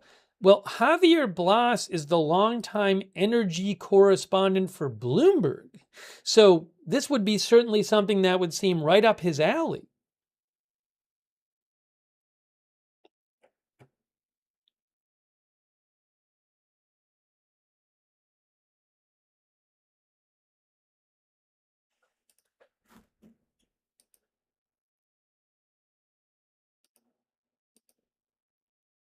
Is X not working? I'm trying to get you Lindsey Graham's text, and I cannot get it on X, or his message.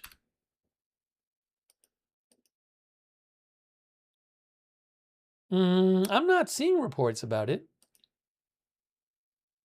Let's try this again. Maybe it's a blip. I cannot get Lindsey Graham's posts.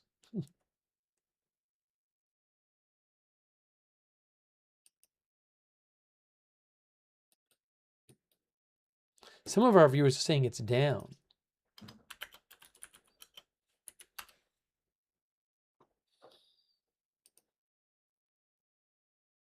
It's not really showing up on down detector as being down.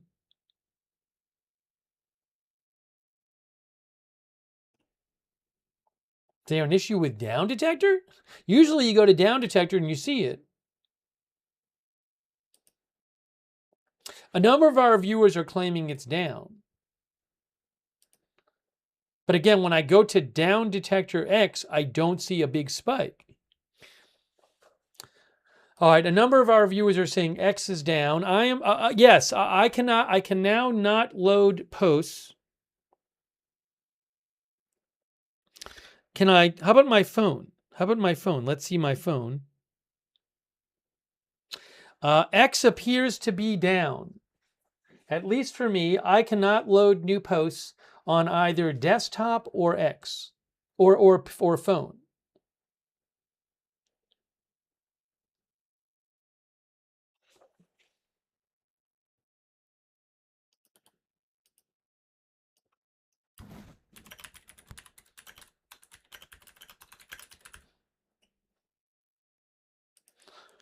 Maybe we'll put news alert on the screen. X appears to be down.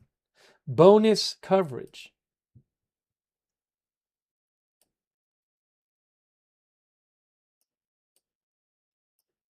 Gotta be a little bigger than that.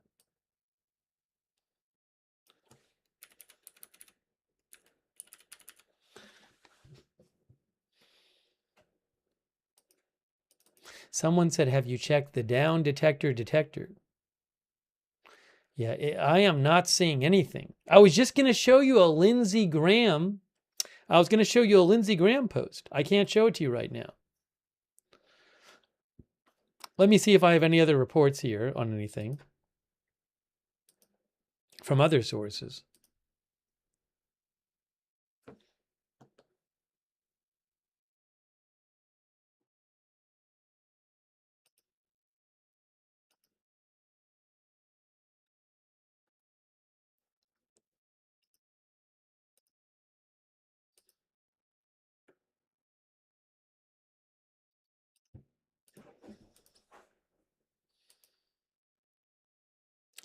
Let's see. Bunch of people saying X is down for me.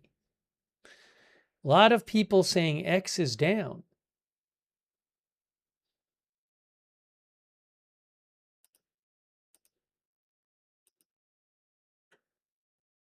Oh, now on down detector, it's way up.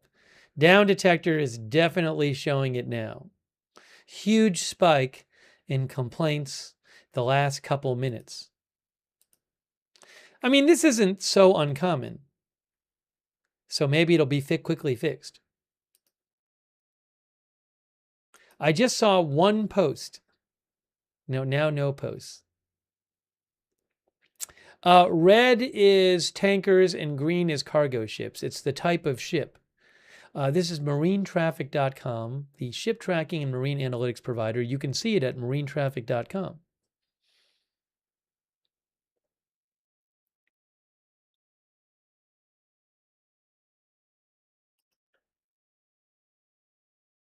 My X is still down. I'm checking some news sites on other platforms to make sure I'm not missing any huge news.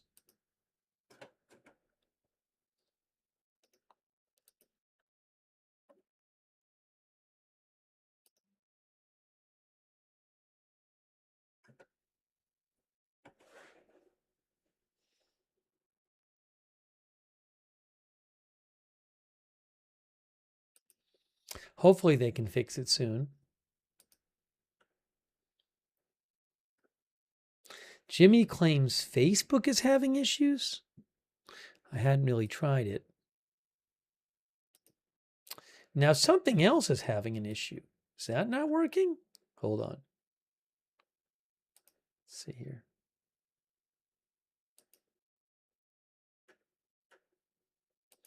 Something you can check is if on down detector there's other big. All right, so if you go to down detector, literally the first thing on the page is X. I'm not seeing on the down detector page any kind of one of these major sites having a similar issue. It looks maybe X specific. I don't know for sure, but I'm not seeing lots of other major sites with big spikes.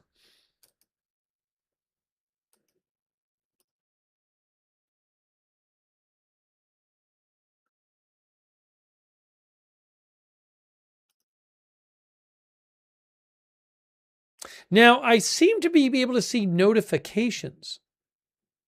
I don't know why that is. I just went to my notifications. Well, some of them I can see.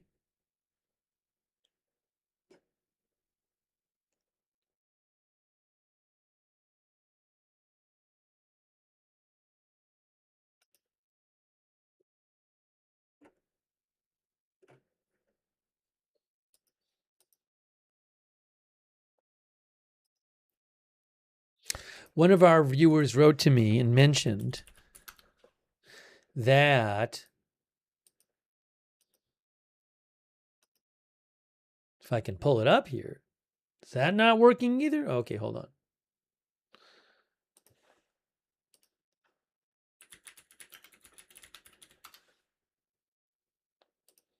That I was telling you before how Trump told the New York Post that there could be negotiations in Islamabad in the next couple days. Trump says U.S.-Iran talks could be happening the next couple days.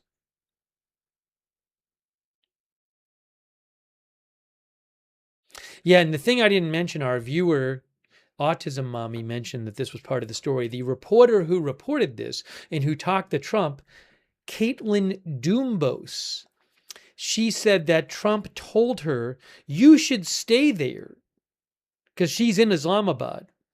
And Trump said, you should stay there because something could be happening over the next 2 days and we're more inclined to go there.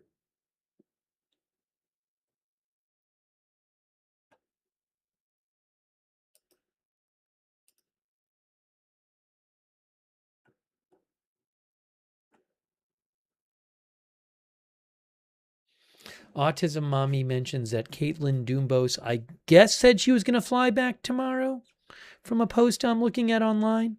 But anyways, she did say Trump told her to stay there.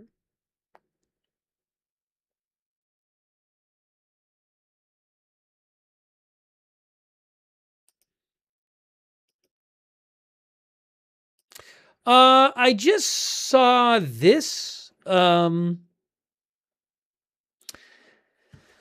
I'm seeing an unconfirmed report that claims, this is like 15 minutes ago.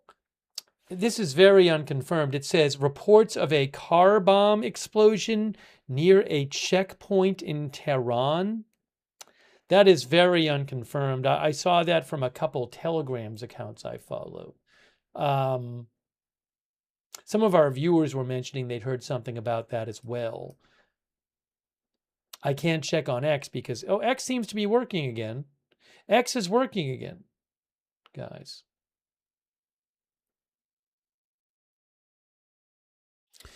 So I'm hearing about reports of possible explosions in Tehran. It's a bit confusing, so let's look into this. Well, X is not totally back. X is back now. X seems to be back now.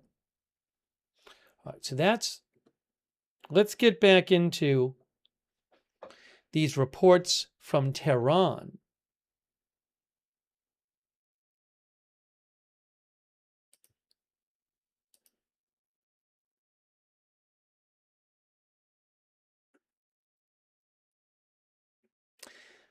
I mean, it's unconfirmed right now. I haven't seen it in state media at all, by the way. What does Vahid Online says?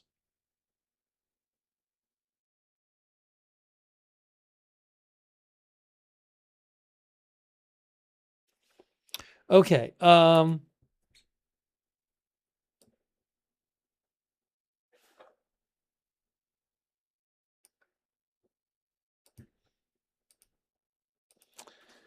There are some unconfirmed reports floating around. of explosions heard in Tehran, some claiming a car or cars exploded. Again, unconfirmed at this point.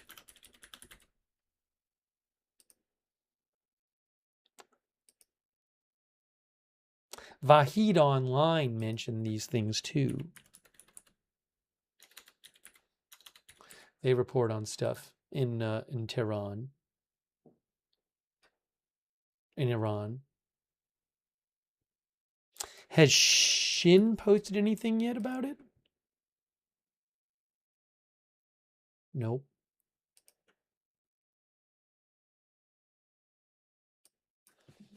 Okay, so all I can tell you is I've seen from a few accounts I follow claims of explosions heard in Iran, in Tehran. Some claims of a car or cars exploding. It is all totally unconfirmed.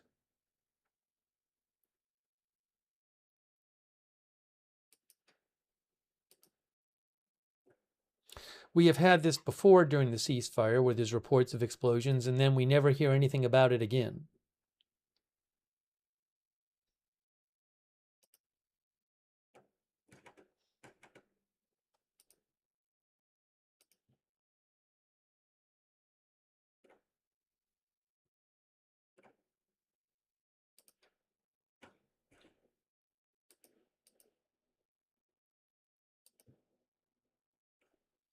Again, I've been checking Iranian state media, don't see anything about it.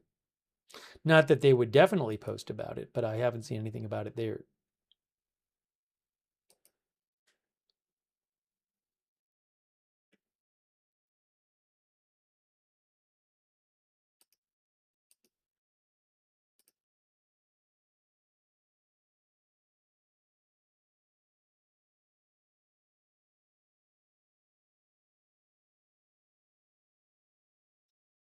It's also possible, I mean, it's a big country. 90 million people live there, right? 93 million people. So explosions can happen in a country. There are explosions that happen in the US.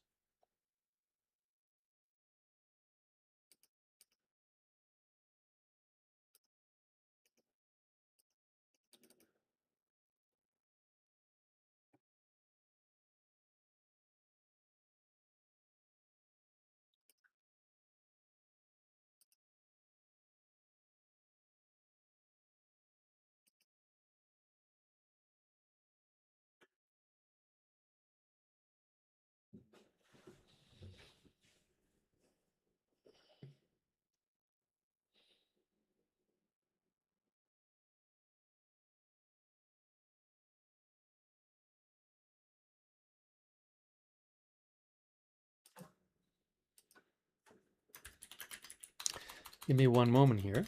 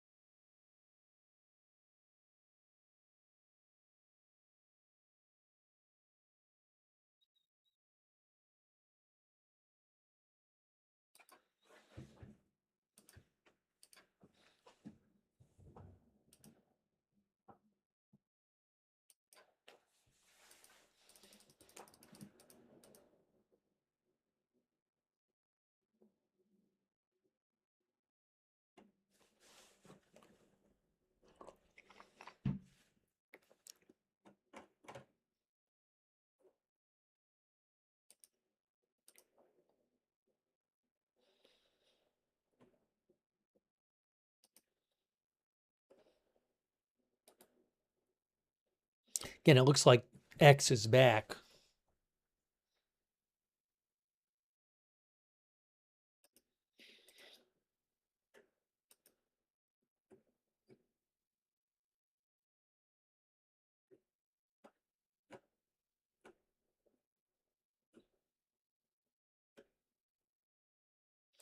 Yeah, again, you know, I've seen some reports online of explosions in Tehran, but the sourcing is not particularly great right now.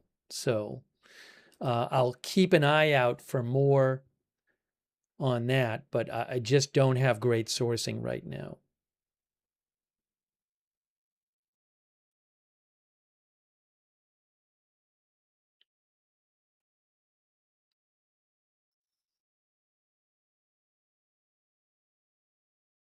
So if I get more, I will let you know as soon as I have it.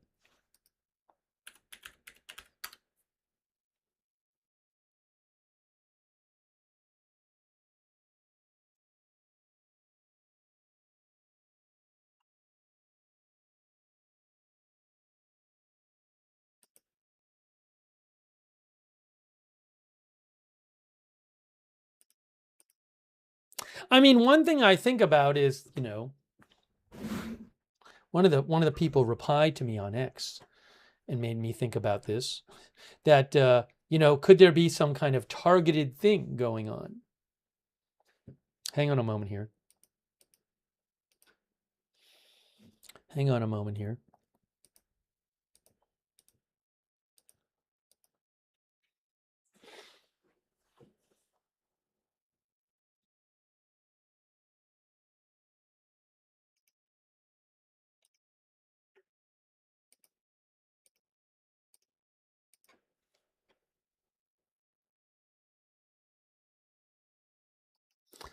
I mean, in theory, there could be some kind of specific targeted activity in Iran by the US or Israel. I'm not saying this is what happened. Yeah, people are sending me stuff from like random accounts that claim,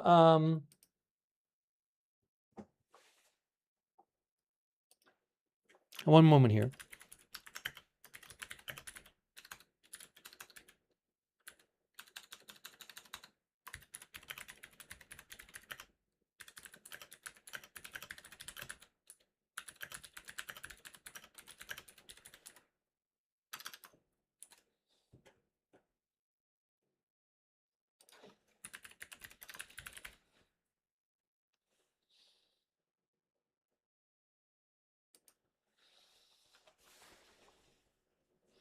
Uh, Yeah, some people have sent me random accounts that claim stuff about what's going on in Tehran. It's like, well, I don't know where are they getting this information.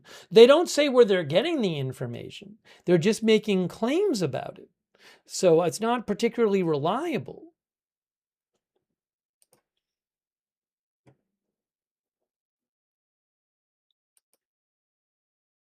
Works cited, please, as JR says. Exactly.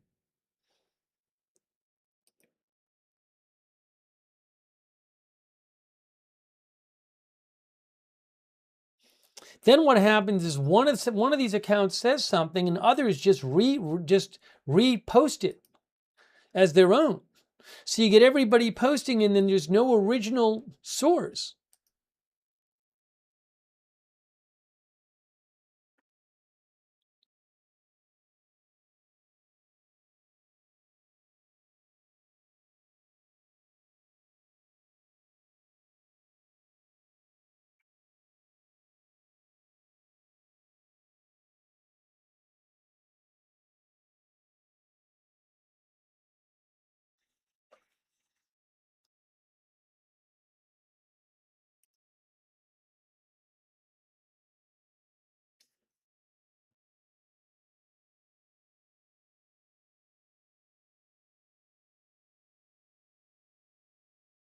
Thanks to Jet Souls Forever, by the way. I appreciate it.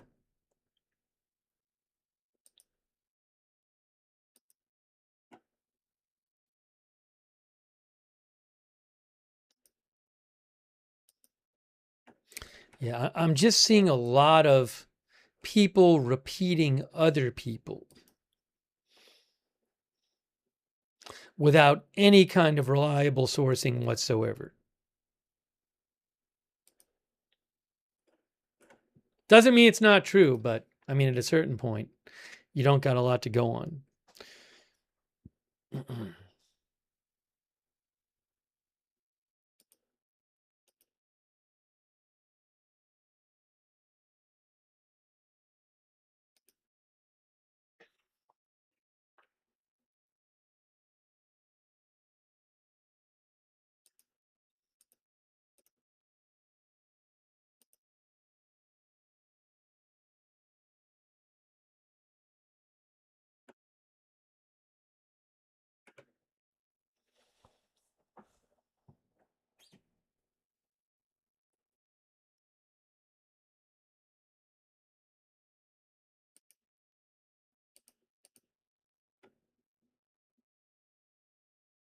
I haven't even heard anything from like Middle Eastern news accounts like Al Jazeera. They haven't even said anything about it.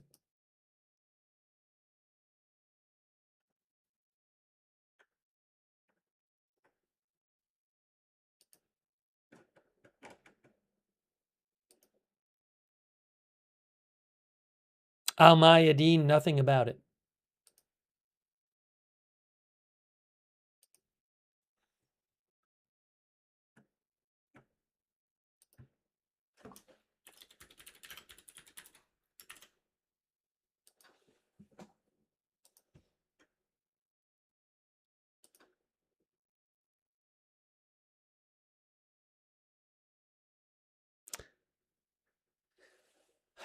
Now, Al Arabiya, it's a little strange. They say Iranian media reports on an explosion near a besieged checkpoint in Tehran.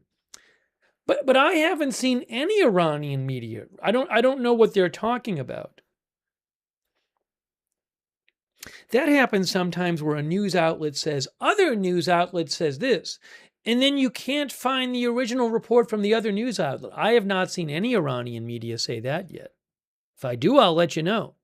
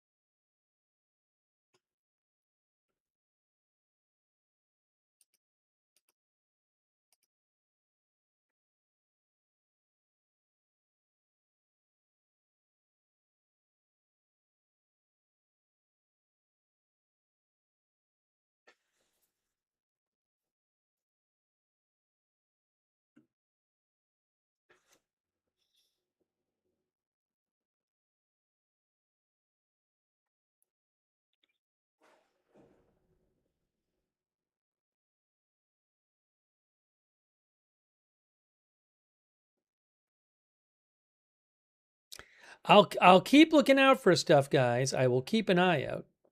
I just don't have a lot right now.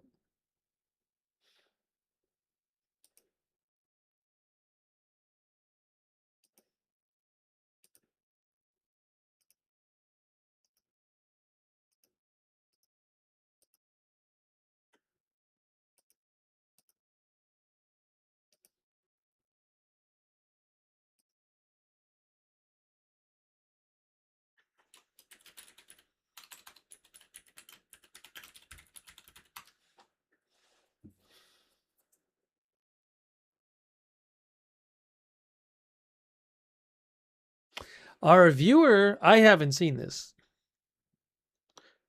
Our viewer PW360 said yesterday, Barack Ravid said that Iran was demanding the next meeting is to be in Moscow or Beijing, and the media and the administration is totally against that. I hadn't heard that myself. I just saw that message from yesterday from PW360. Again, President Trump said today to the New York Post that there could be another meeting in the next couple of days in Pakistan again between Iran and the U.S.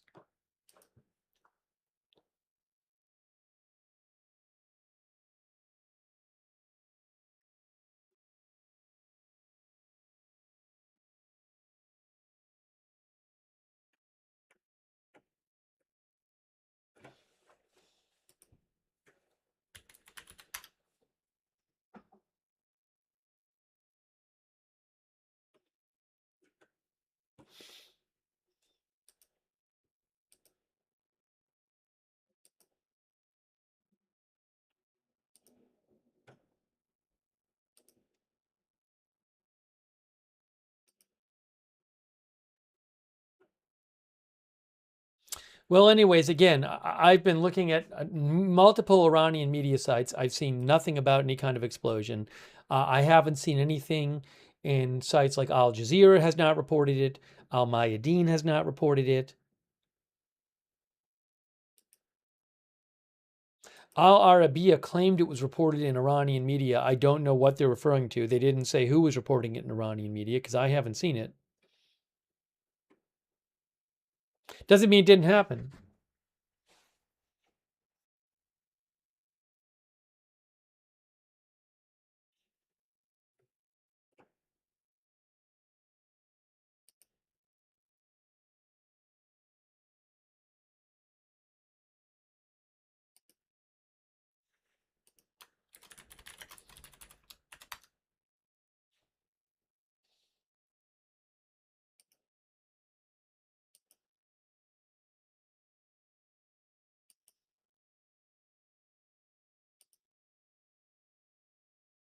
One of our viewers says, with Iran, news always comes late.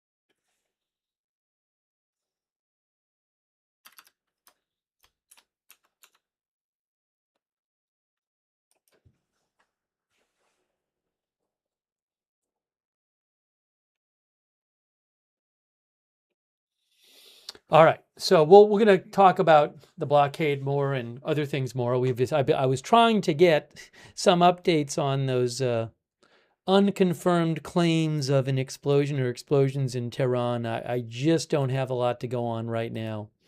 What can I say? So I'll be on the lookout for more, but there is just not a lot to go on at the moment.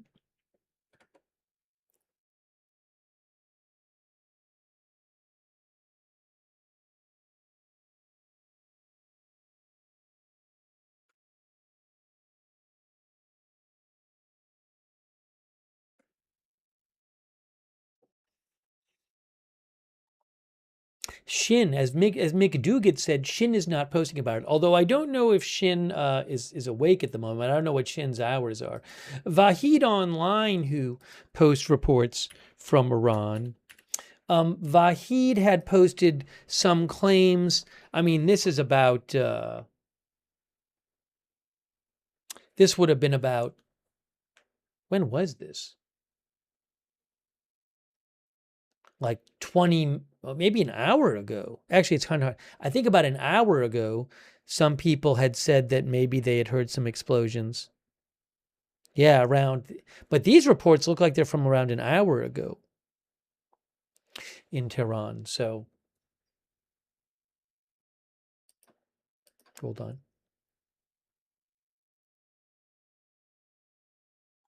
Another account I follow called Ali BK, they sometimes they a lot of times get stuff right, but they claimed a car bomb exploded, but and at one point they claimed two car bombs exploded in Tehran, but they haven't had any more information about it. So I don't even know. There's no specifics. They don't say where they're getting the information. Again, doesn't mean it didn't happen. Katie Kubiak says, seems very little news available on current situation in Iran.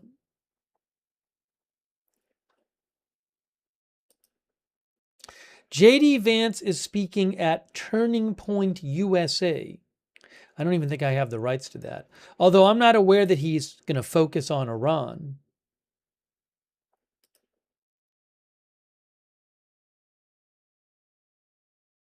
But I don't believe I have the rights to that.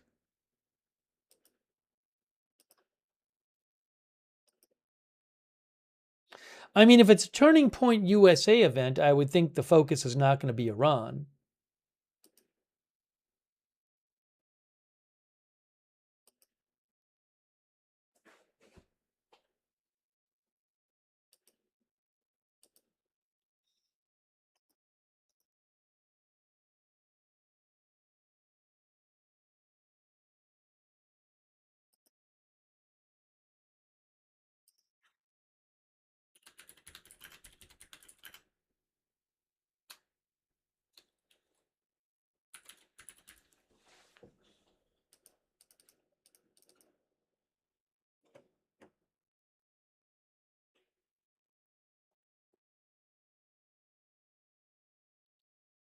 Joshua says, what happened to the Beirut camera? Yeah, again, I'm not showing the Beirut and Tel Aviv camera because I have no information that anything will happen on them. Nothing has happened for days on those cameras, aside from just looking at the city. I did ask the chat a while ago tonight if people really want me to put it up, and most people said no. So if I do hear of something that's happening or get any kind of clue that something will happen, I'll put them up, but otherwise you're just staring at a cityscape shot where nothing's happening.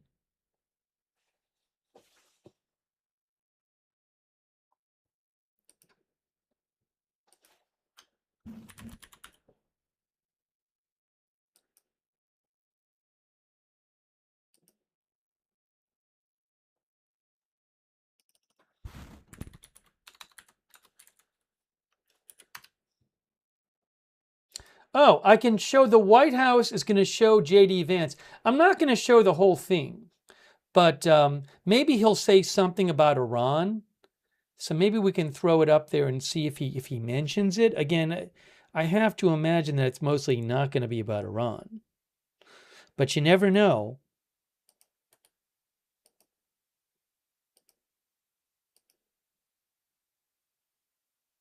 What I need to do is do this. Ooh, that's not right. Then I'll make it smaller. One of the viewers, our viewer Dave M, just wrote in about the ship Rich Starry. Thanks, Dave. Dave, we actually spent a bunch of time on this stream earlier talking about the Rich Starry ship. We can talk about it again for people who missed it in a little bit. But just to be clear, we did talk about it. It's a ship that that seemed to be leaving, went through the Strait of Hormuz and seemed to be leaving, and then it turned around today. It's not clear if the blockade even applies to it because it's not clear that it actually visited that it visited an Iranian port. So I don't really know what's going on with that ship. But yeah, we talked about that earlier, but it's this one right here.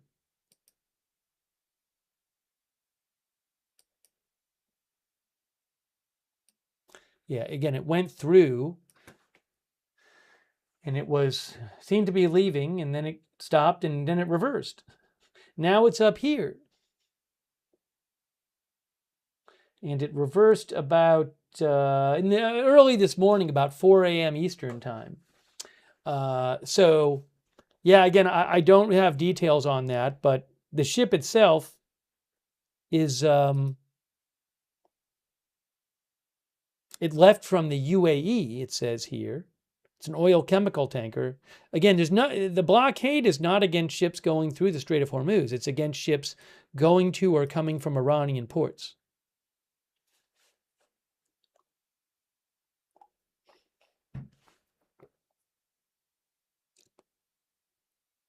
Hey, thanks to Mendiar. Mendiar says, as I mentioned to you yesterday, everybody was expecting that the market will go down and oil up. And in the end, the last few days, everything is good. Yeah, we talked about this before, that today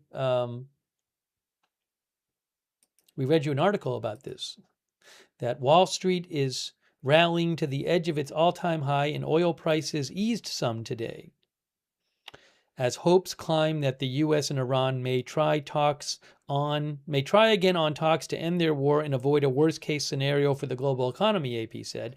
But AP also said that, to be sure, hope has often quickly swung into doubt in financial markets since the war began, which has caused extreme and sudden reversals.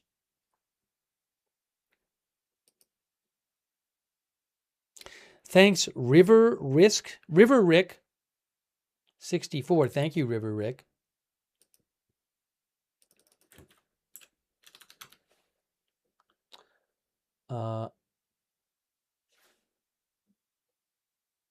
Hold on a second here.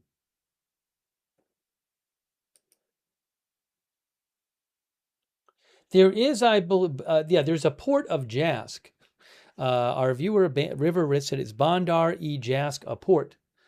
I'm not sure why River Rick is asking that, but there is a port in Jask, which is on the southern coast of Iran along the Gulf of Oman. So there is a port there.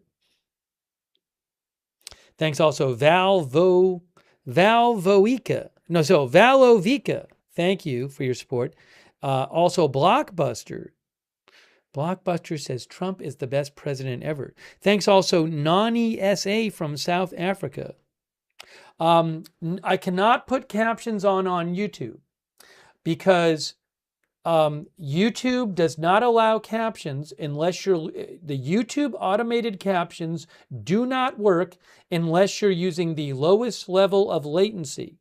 And I know that sounds complex, but basically, if I want to see what you guys are saying in the chat and you guys want to hear from me without any huge delay, then I cannot use the lowest level of latency. But once I change the latency setting, the captions do not work. So I apologize, but there's nothing I can do about it.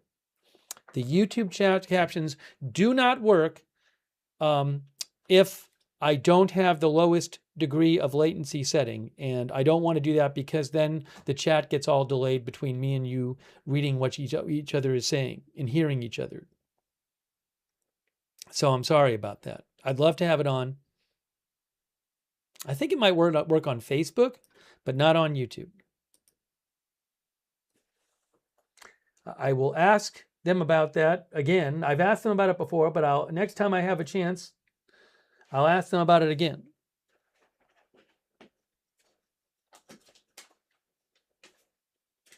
Thank you also, Gina Lapointe. I really appreciate that from Canada. She says, I am very worried about the lack of fertilizer being distributed for planting this year. I hope people are planning for slowdown in industrial food production. Maybe we can talk about that in a little bit.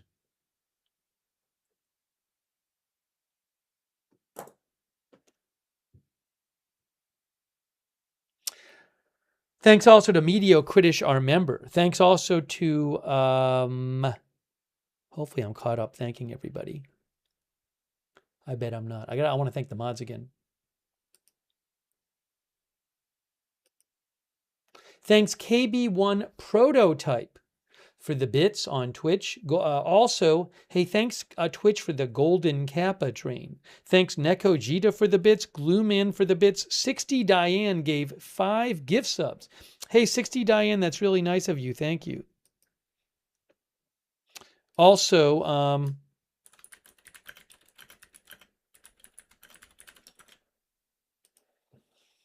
thanks to Rupert Lionheart for your support on Twitch.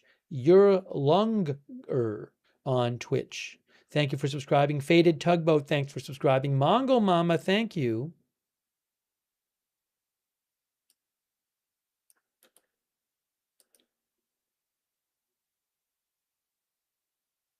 Mongol Mama claimed that Supreme Leader Khamenei's funeral was 5 days ago?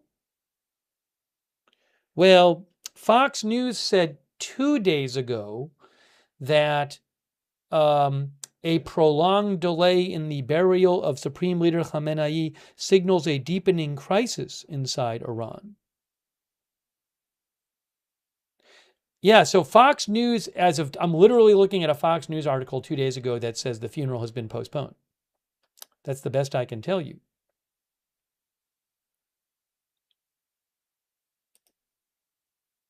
Thank you so much, Mongol Mama. Thanks, Top Buzz, for subscribing, and Lord Lloyd Christmas for subscribing on Twitch.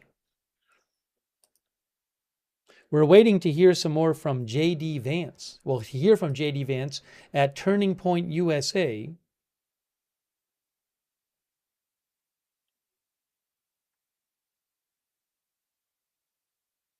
Charlie was effective because... Oh my gosh, I just nearly collapsed from the loudness. That was really something. Wow, that was loud. Okay, so what happened is Turning Point USA is about to show J.D. Vance. All right, so hang on a moment. Man, that was loud.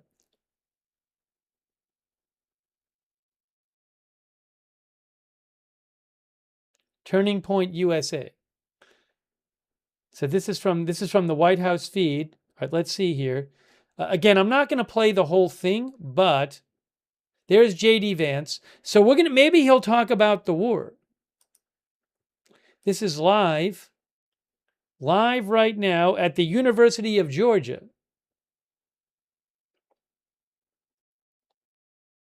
There is J.D. Vance.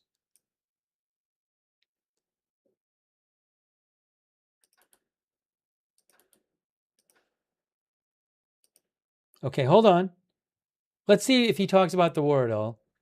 Whoa, oh my, it is so loud. Why is it so loud? It's insane.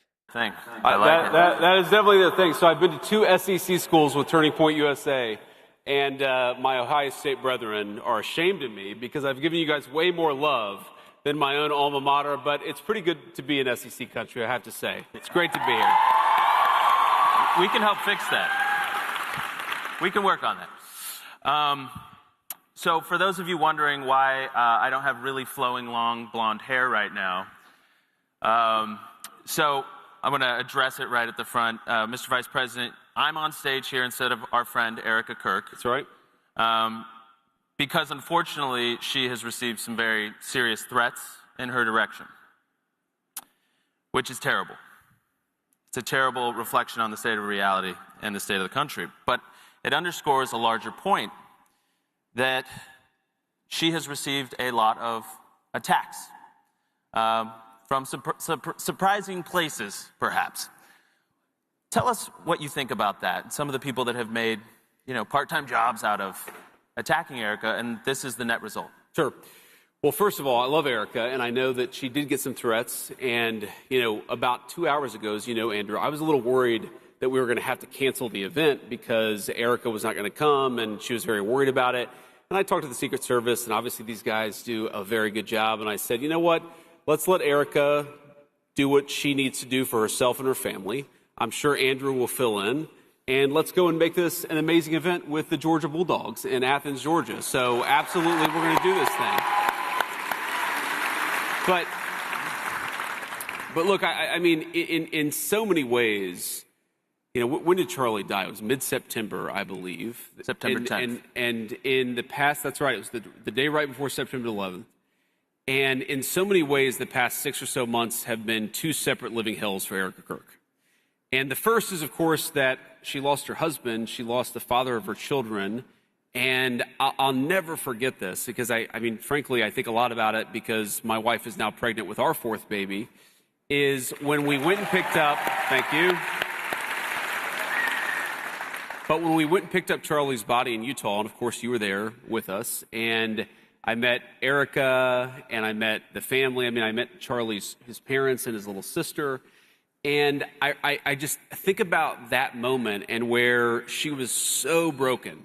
And any of you know who anybody who's grieved before is you kind of go from just crestfallen and sad, and then you want to remember the person that you just lost.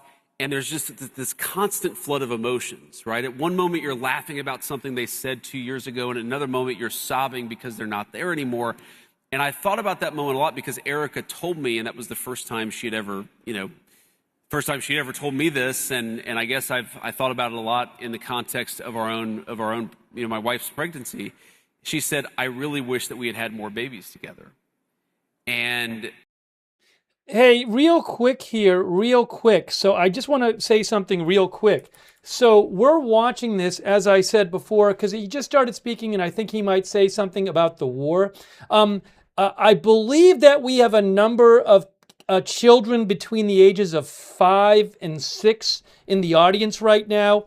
And since they're children and they're not really mentally developed, when they don't get exactly what they want for like 15 seconds, they tend to get angry and lash out. And I'm seeing some of that in the chat. So if some of the parents of those children's lashing out at the chat at us showing the J.D. Vance thing for 30 seconds so we can see if he talks about the war, maybe it'd be a good teaching moment to talk to those children and tell them like, hey, you know, in life, you don't always get exactly what you want at every second of your life. And I think this could be a good teaching moment for them. For the rest of us who are above the age of 6, we're just going to take a couple minutes and see if he mentions the war in his opening remarks.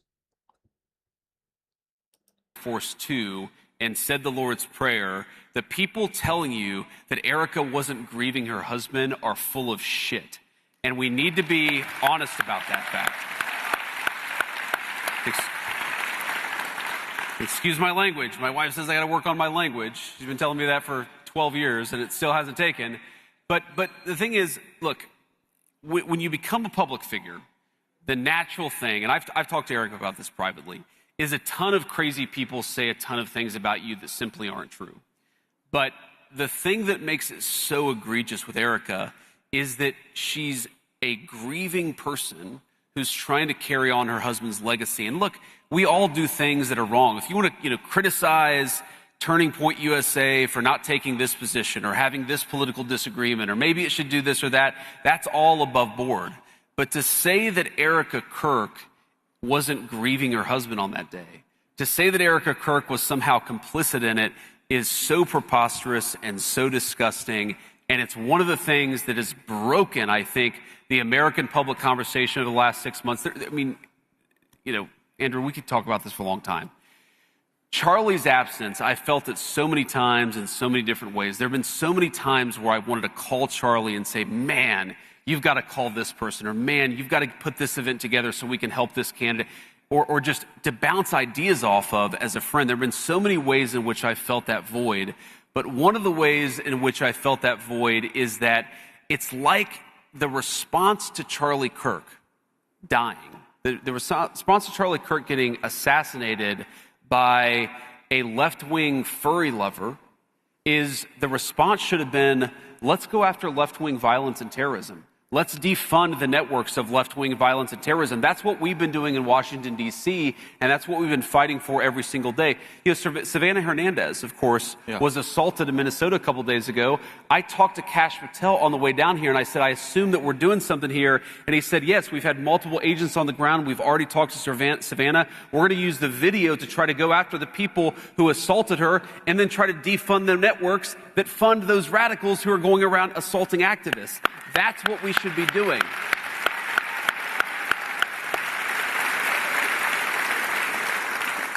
And I know that politics is hard, and I know that it's challenging, and I know that things aren't always easy, and we're going to have disagreements even within our coalition. But if you're going after Erica Kirk and not the people who are trying to destroy the United States of America, you're part of the problem, not part of the solution. Yeah, amen.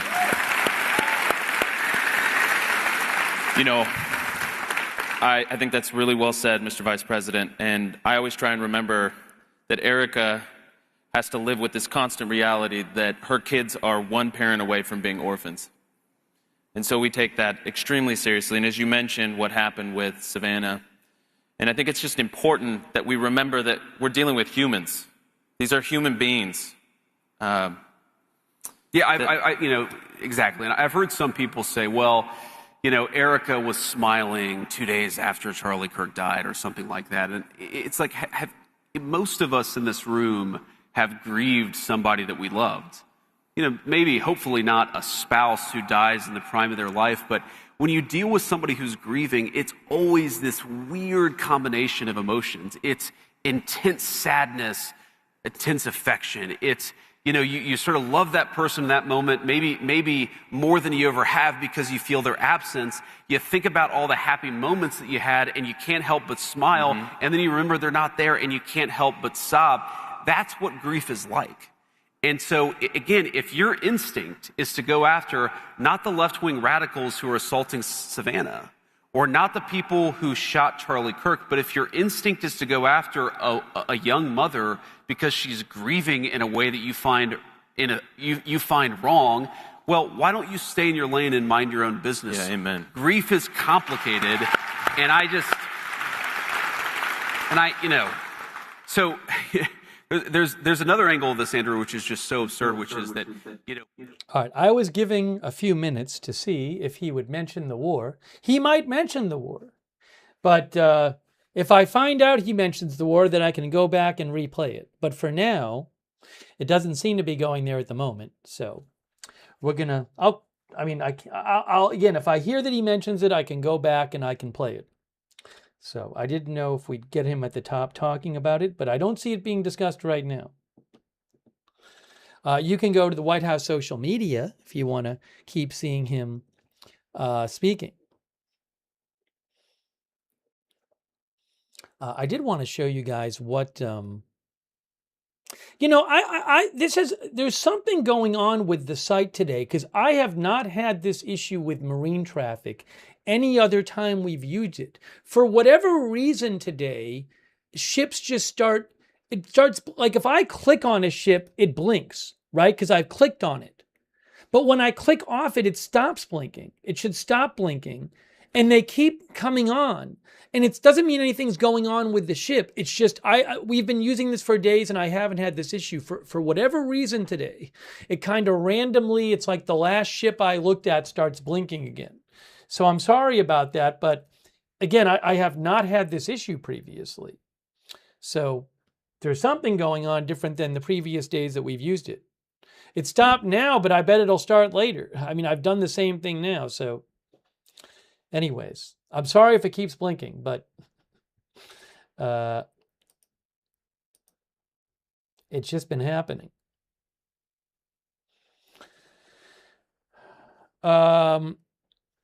Hey, I wanted to show you what... see, now it's blinking again. I didn't do anything. It's the same ship I had before. It might be a bug with the side. Again, I didn't touch it. Didn't touch it. Didn't touch it. So, again, I click off of it, it stops, and then a minute later it starts blinking again.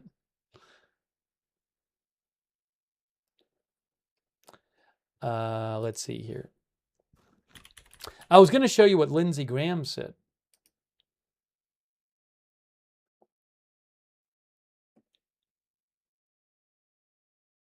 So this is interesting. President Trump's ally, Lindsey Graham, but he's also a hawk on Iran. Lindsey Graham today, Senator Lindsey Graham, said, I hope speculation and rumors about yet another extension of the ceasefire to reach a deal with Iran are off base. So he doesn't want the ceasefire extended. He said, to me, President Trump's position is clear. I fear the Iranians will play the same old game they always play, dragging things out by doing things like making menial concessions. I believe the bottom line for President Trump is no enrichment, American control of the approximately 900 pounds of highly enriched uranium, opening of the Strait of Hormuz without interference from Iran. Iran must abandon its long-range ballistic missile program in any effort to develop a nuclear weapon, and Iran must cease support for all terrorist proxies in the region. This would allow Iran to exist as a nation, but not as the largest state sponsor of terrorism. If there is no deal, it's time to finish the job. Now, that is not a deal that Iran is going to agree to. That's basically just a wish list of American demands and things that Iran does not want to go along with. But Lindsey Graham says if there's no deal, then there should not be an extension of the ceasefire, and it's time to, whatever this means, finish the job.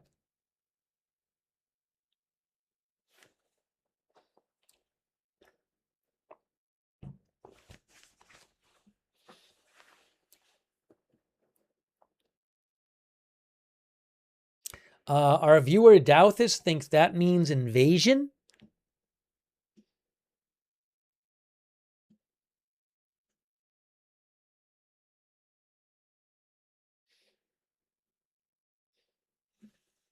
That was posted today. That was posted about 5 hours ago.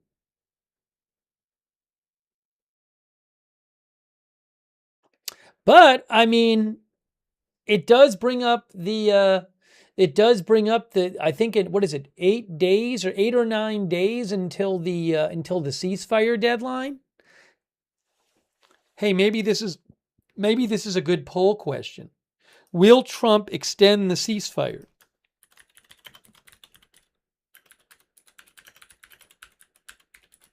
That's a good poll question. I'm going to ask that right now. Will Trump extend? See, it's blinking again. I got a right to marine traffic.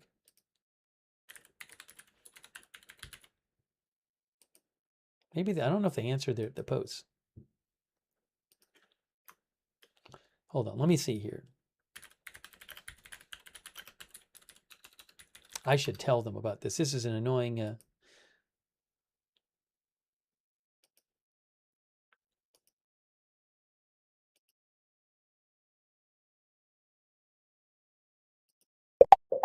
Oopsie, I got to turn off the volume. I'm messaging their support to let them know.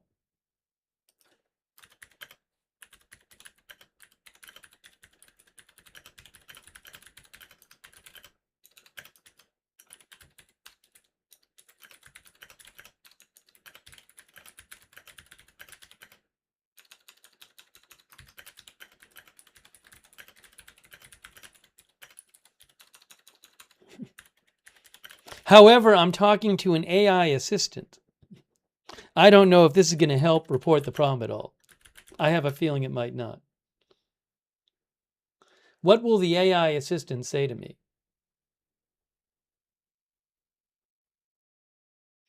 That blinking is usually tied to a notification you've set up. I don't remember setting one up. Maybe go to my account in my notifications.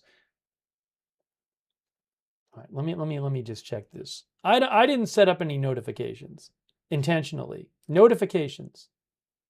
No notifications set up. There are none set up. No, I have no notifications set up.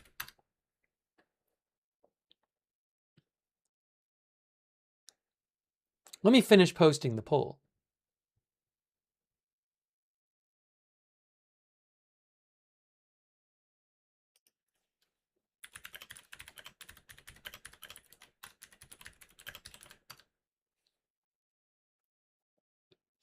This is really not helpful. I'll have to message them lately.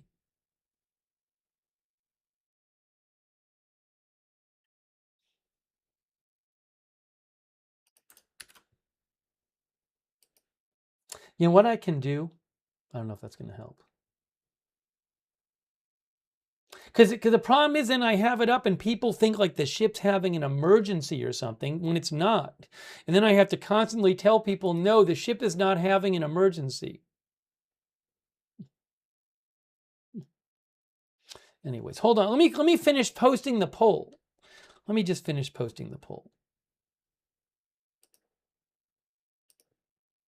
Didn't even post the poll on all the platforms yet.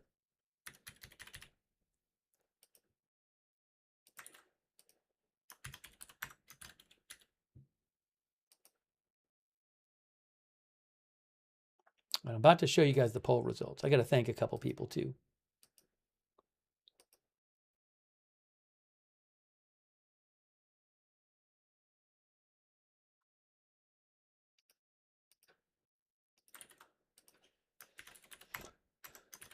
Okay, I have now posted the poll on the different platforms. And now I'm going to show you what. See, it's blinking. It's blinking again. It's blinking again.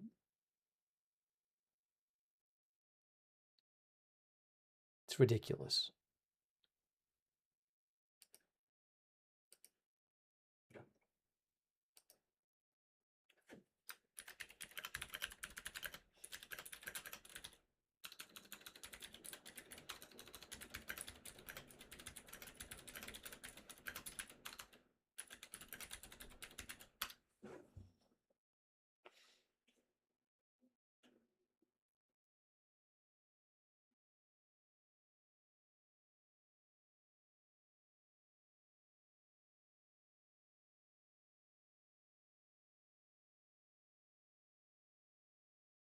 The AI said, try it in a private window.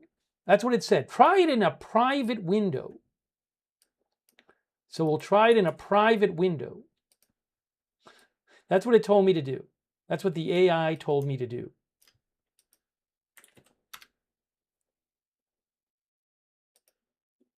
Now I got to sign in again. Now I got to log in again.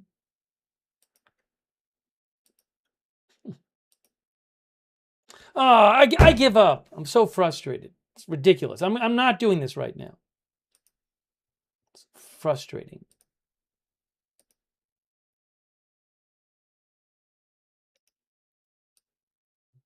The problem with the AI support, it can be helpful, but it's like they've abandoned you. You get abandoned to the AI. The AI is smart enough that it can always think of something to say to avoid letting you talk to a human being.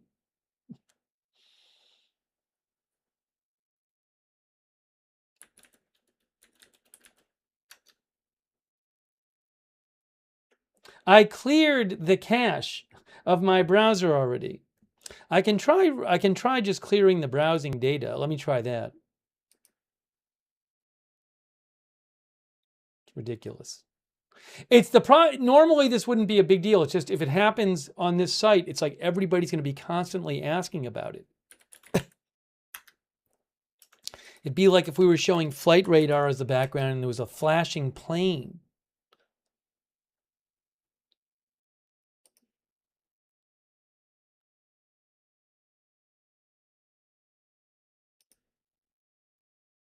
One more moment.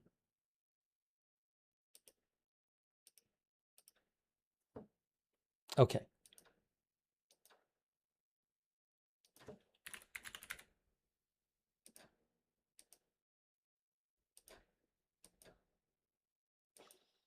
Now, let's try this again. I cleared all the data. It's going to happen again. Something messed up with the site. By the way, I really like the site, marinetraffic.com.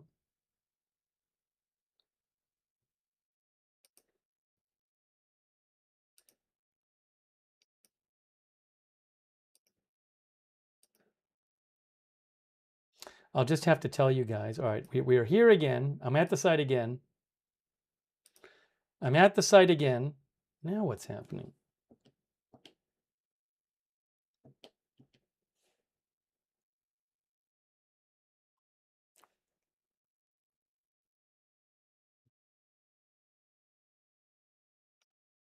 Hang on.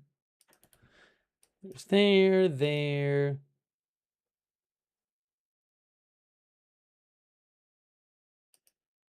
Okay, here. If it does it again, you'll just have to tell people in the chat, hey, it seems to be randomly highlighting things today. Now what happened? What did I do now? Why am I in the wrong corner? All right, I haven't even looked at the poll yet. I haven't even looked at the poll result yet. We haven't even done the poll graphic.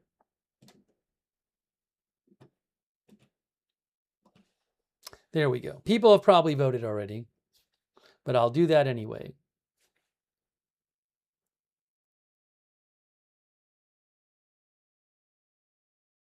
Thanks, Jonathan Anderson, for the tips. Thank you, Jonathan Anderson. Oh, now it's still messaging me. It's still messaging me. Hold on. I got to make this stop. I got to close the web page. I thought I'd close the web page. The AI is still messaging me. All right, just give me a second here. I don't even think I have the page open. How is it messaging me? How do I close it? I closed the chat window and it's now found me on the page of the app.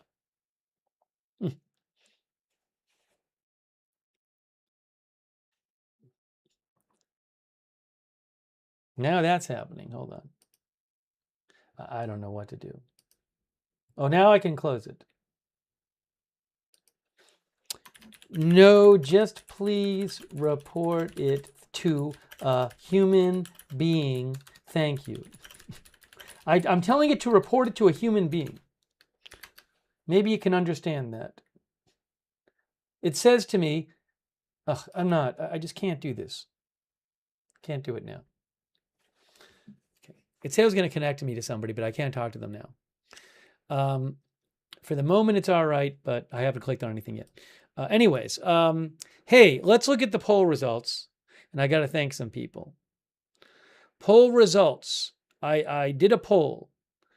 I'm going to show you the poll.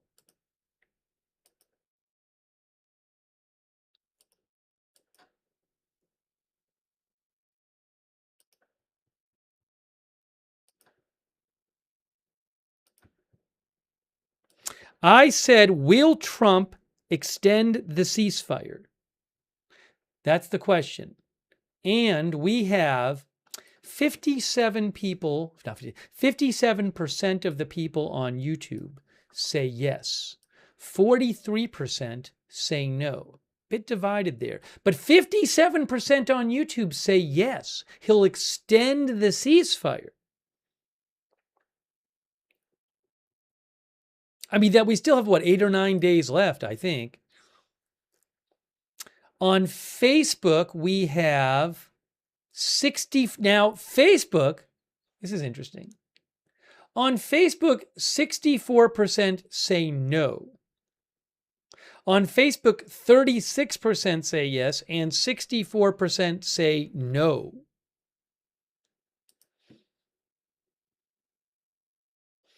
And how about Twitch?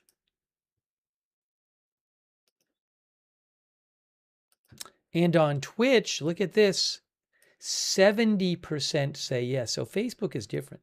70% say yes on Twitch, 69%. So a lot of you think the ceasefire could go on for a while.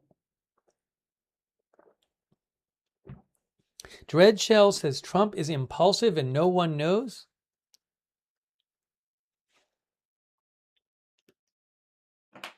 Art Channel says no reason to attack now. Iran terrorists are losing millions each day. Blockade goes on. It's great. I understand that view. That might be the administration's view. There's another view that would say each day that goes on, the effects of the oil shortage will get worse. Maybe it's a question of who can wait it out longer. I don't know. Will Iran... Can Iran wait out not being able to sell oil longer enough than the world can wait out the increasing effects of an oil shortage?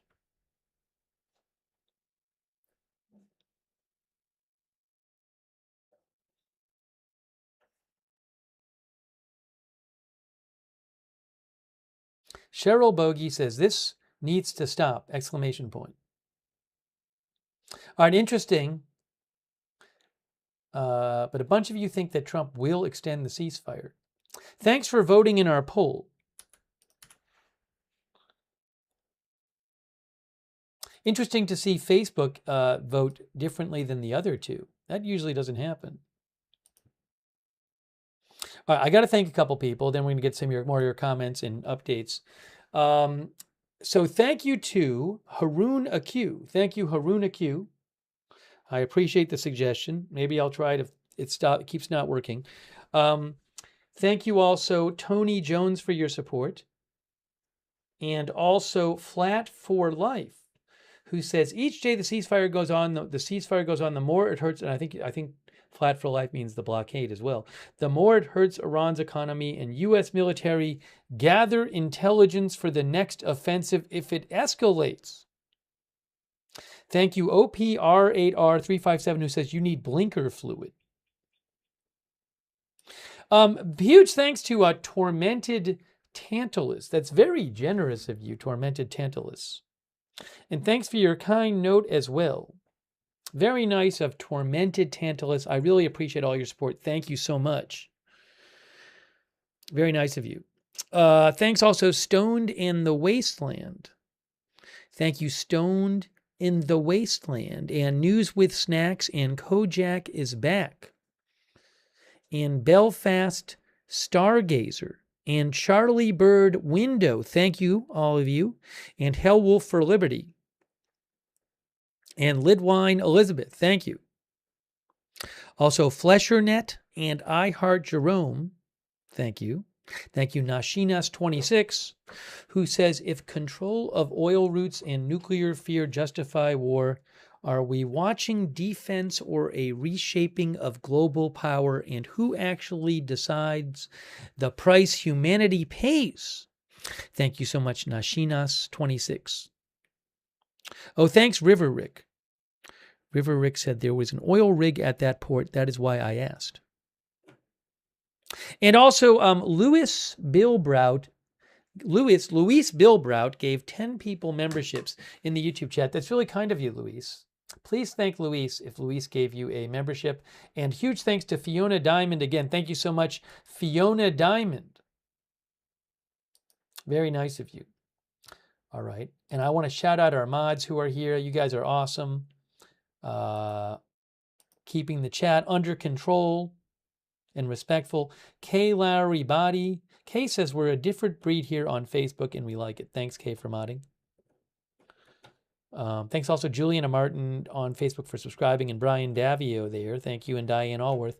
Also, thank you, our YouTube mods, Soggy Sandwich, Roberts Mayqueen, Beth Mythical, all modding over there. Thank you so much. And huge thanks also to Zeppelin904. Very nice of you, Zeppelin. Thank you. And Zeppelin gave 5 people memberships.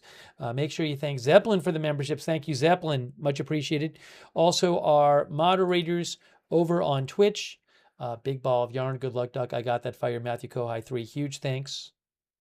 Also, thanks to Shells80. Thank you so much, Shells80, for your support. And Mongol Mama. Mongol Mama says, I was wrong. The videos I saw were the 40-day mourning ceremony in Iran, not the funeral.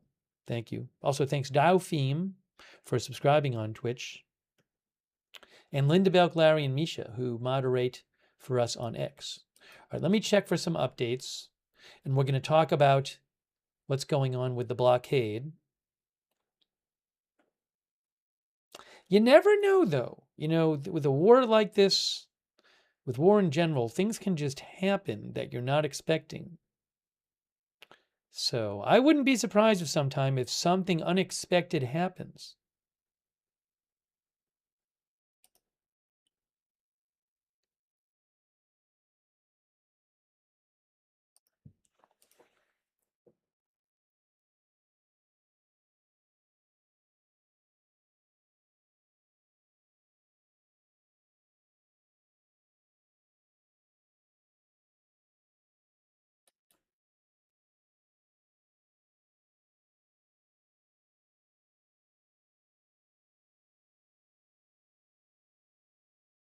Oh,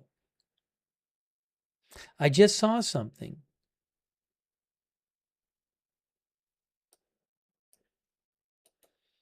I want to mention. Hang on. OSINT Technical pointed out that the U.S. Navy has confirmed that it lost a $240 million reconnaissance drone last week. Likely this one that crashed into the Persian Gulf after scouting the Strait of Hormuz. And the War Zone, which is a very good military news site, says Navy MQ-4C Triton surveillance drone crash in the Middle East finally confirmed. It had been flying over the Persian Gulf on April 9th when it suddenly disappeared from flight tracking sites. This article is about 20 minutes old. I'm going to post a link to this article in the chat for you. Well, some drones are more expensive than others. That's what it looks like. That's a U.S. Navy photo, they say. And here it says, a list of recent Class A mishaps included in the Naval Safety Command's latest publicly available mishap summary report. And it says, April 9th, location which had withheld operational security, MQ-4C crashed, no injury to personnel. Before telling you more about this, I think because OSINT Technical posted the We can go to Flight Radar 24 and see the exact flight path of this. This was, where is it here? Oh, I don't know if we can actually go back.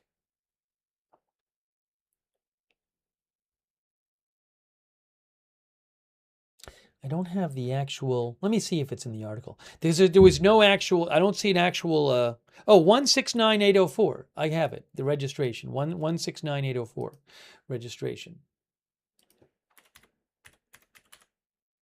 I got it. Here.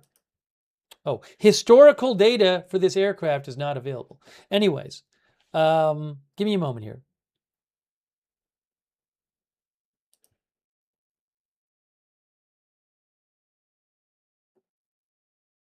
OSINT Technical, you can go to OSINT Technical's X account, and he had posted stuff about this when it happened. You can see on its way back to base, the U.S. Navy MQ-4C Triton. I think I'd reposted this when it happened. Recon drone took a turn toward Iran, squawked code. It had been patrolling the Strait of Hormuz. It took a turn toward Iran. It squawked code 7700 emergency and started descending, falling off radar as it dropped under 10K feet. That's from OSINT Technical. You can follow OSINT Technical at OSINT Technical. I follow OSINT Technical. But you can see here, the War Zone says this drone was widely assumed to have gone down last week, right before the flow of online tracking data stopped. A huge and sudden loss of altitude from a typical cruising altitude of around 50,000 feet down to about below 10,000 feet was recorded. At the same time, the drone looked to be heading back to its base in Italy after completing a surveillance mission over the Persian Gulf and Strait of Hormuz. The drone's transponder had been broadcasting 7700, which is a general declaration of an in-flight emergency at the time, but the code does not tell the severity of the emergency. There were reports that the drone had initially squawked 7400, a different code used to declare the drone had lost its connection with controllers on the ground. As noted, where exactly the drone went down is not clear. It was last tracked flying in international airspace over the Persian Gulf in the direction of Iran, but there's no evidence it went down in that country. It is unknown what steps may have been taken or still be underway to recover it. Each drone carries a powerful active electronically scanned array multi-mode radar, electro-optical and infrared video cameras in a turret under the nose, and electronic support measures systems for collecting electronic intelligence passively. Hold on a second here, and let me show you something else here.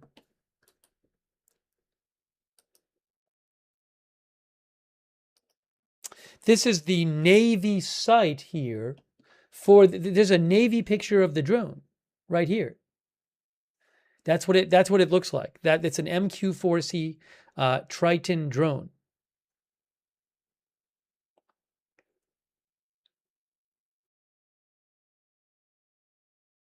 It is 47 feet long, roughly, and 130 feet, roughly, wingspan, about 15 feet high. About 15 feet high. And again,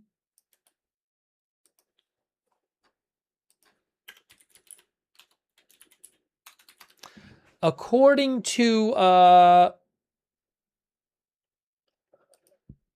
where is it here?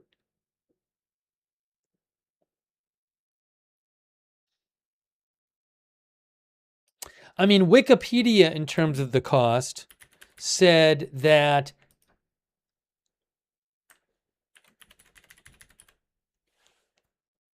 it's valued roughly $200 million.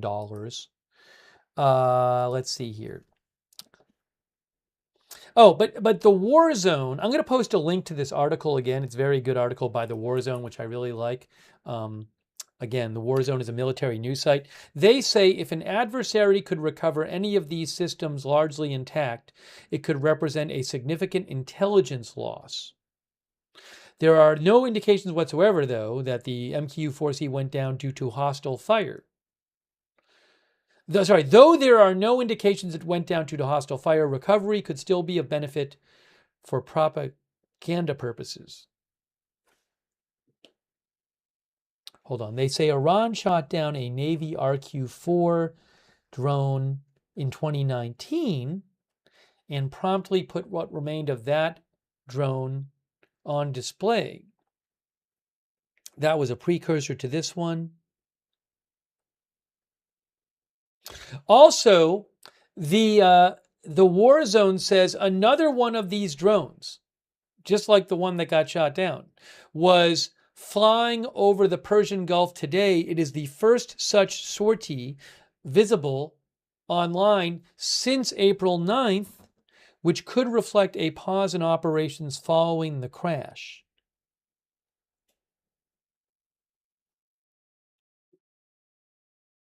Again, if you want to read that, you can go to the War Zone. Navy MQ-4C Triton surveillance drone crashed in the Middle East on April 9th.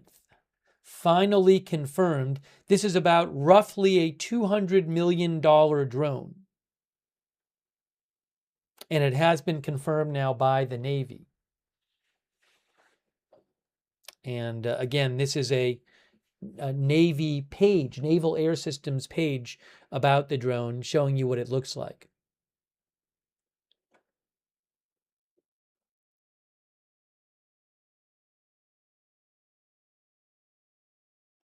Rescue MyRC says, hopefully it doesn't end up in the hands of the Iranians. Chris says, I like Warzone articles also. They're very good. I appreciate them letting me share that with you.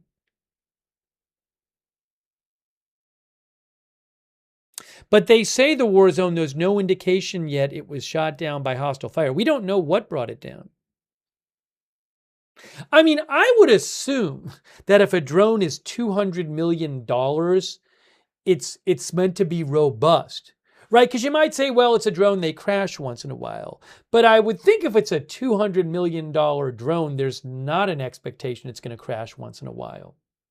But maybe I'm wrong.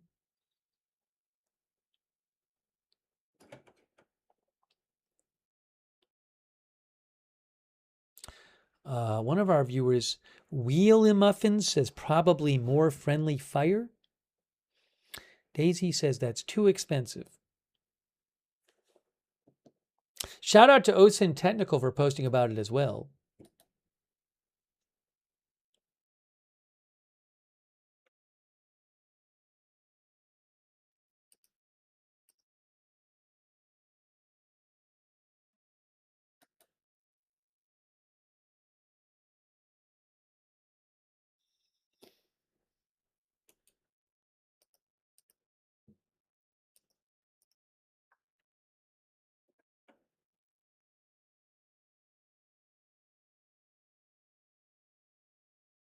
Our viewer, Ted James, says, hold on. This person's talking to me on AI on marine traffic.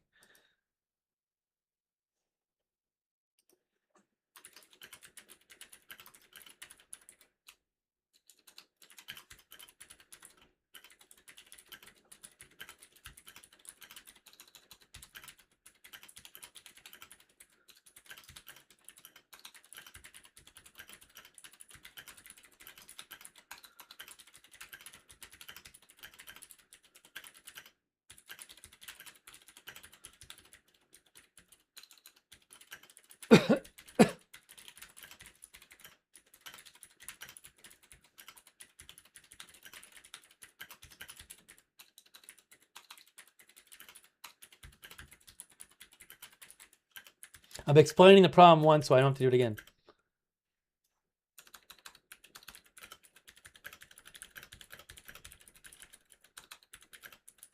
Hey, I'll give them a shout out. I got a human wrote to me from marine traffic about the issue. I said, I can't really talk right now due to work, but here's the issue. But I also said I cleared my browser data, so we'll see if it happens again. I haven't even tried it. Well, it's not blinking at the moment. The problem is if I click on a ship, like this one, and then I stop clicking on it, it should just stop. But what's been happening is it just starts blinking again. We'll give it a few seconds and see.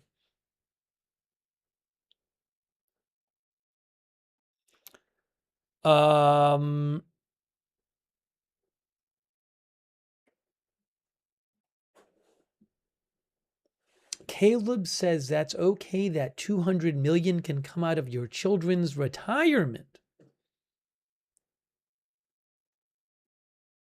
Hasn't started playing again yet. Hasn't started blinking again.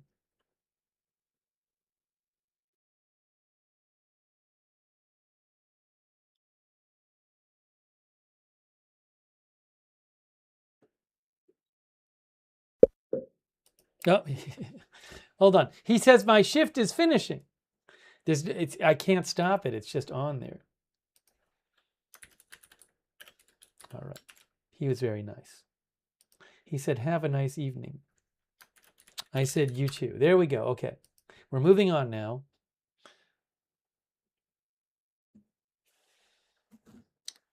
Now, Diego is not AI. Oh, there you go. Thank you. All right. You never know. Maybe he's the really human sounding AI. No, I think he's not AI.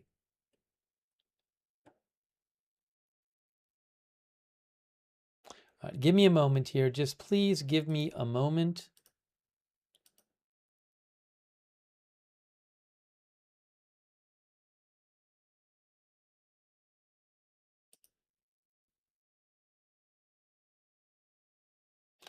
Now, one of our viewers said there was a report, Jen, that official Iranian media said there was an explosion in Iran. Now, I'll have to check because I never saw official Iranian media say that.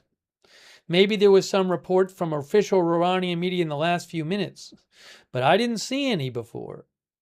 So I'll check again. Nothing from IRIB has nothing about it. IRNA has nothing about it. Tasnim News Agency has nothing about it. Press TV has nothing about it. Yeah, so I don't know what this supposed official Iranian media is. Mer News has nothing about it.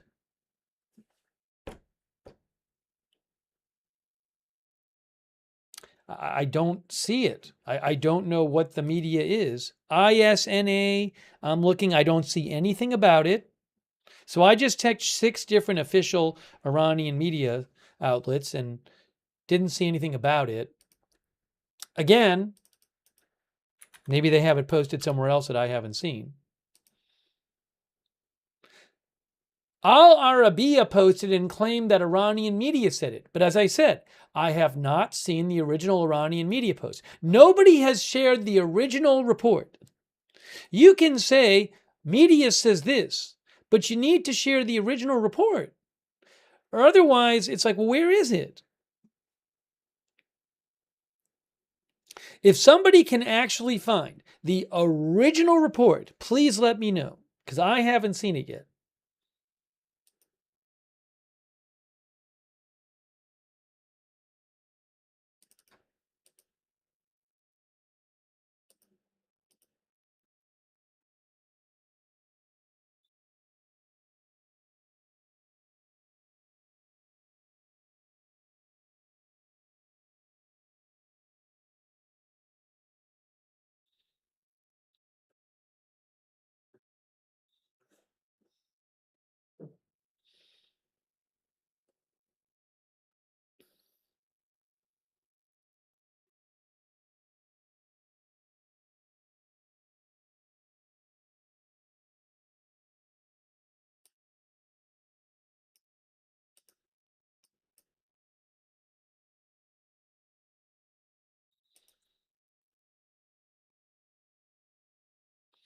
Now, let's see here. PW360 sent me something that claims that Fars said it. Because I'll check Fars. Let's see. Did I just check Fars? Let's see. Al Jazeera said Fars said it. All right, let's see if I can check Fars. Thank you, PW360. I think that's like the one I didn't check in the last few seconds. Fars. It doesn't say it on their... Oh, there it is. I found it. I found it at Fars. Thank you, PW360. Save the day.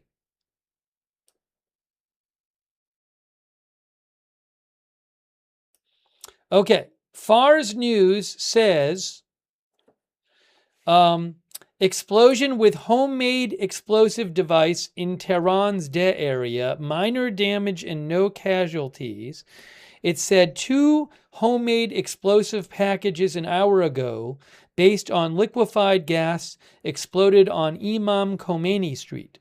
Field investigations by a Fars reporter show the explosion shattered the windows of 3 houses and caused minor damage to 2 cars.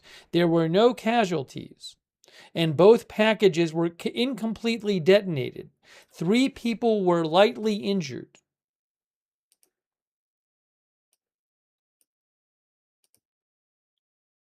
I'll put that on the screen.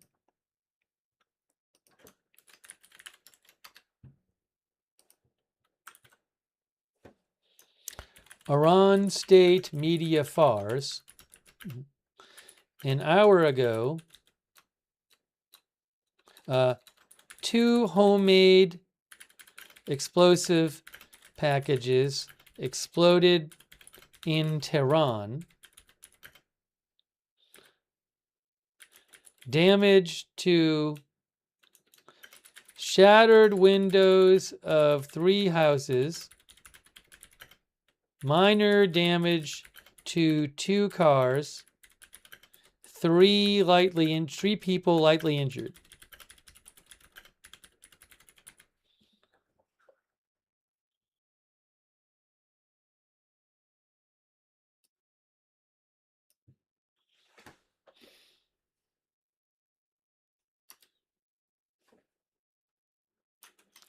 I cannot independently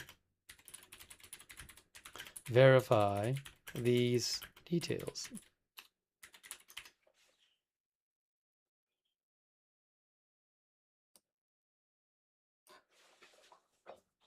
I'll show you what Fars said. Thank you.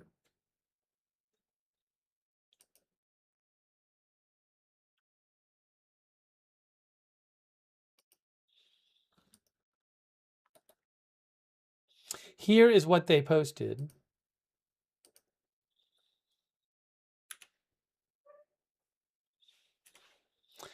We were wondering because we were hearing reports about explosions. Look, this is what they said. You might say, well, could they be hiding something else? I have no idea. I can't fact check the I can't fact check the state media because I have no other outlet to go on. So for the moment, I'll just say this is what state media claimed. Explosion with homemade explosive device. 2 homemade explosive packages based on liquefied gas exploded on Imam Khomeini Street. The explosion shattered the windows of 3 houses and caused minor damage to 2 cars. There were no casualties. 3 people were lightly injured.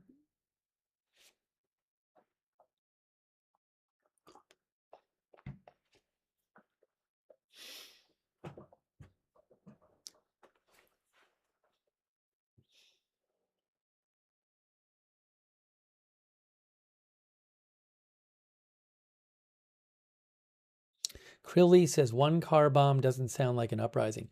Again, I just don't know, if there's other details here about this, or who knows is the best I can tell you. Sounds like there was indeed 1 or more explosions.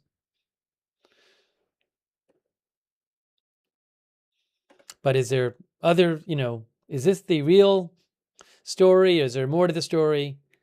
I can't tell you.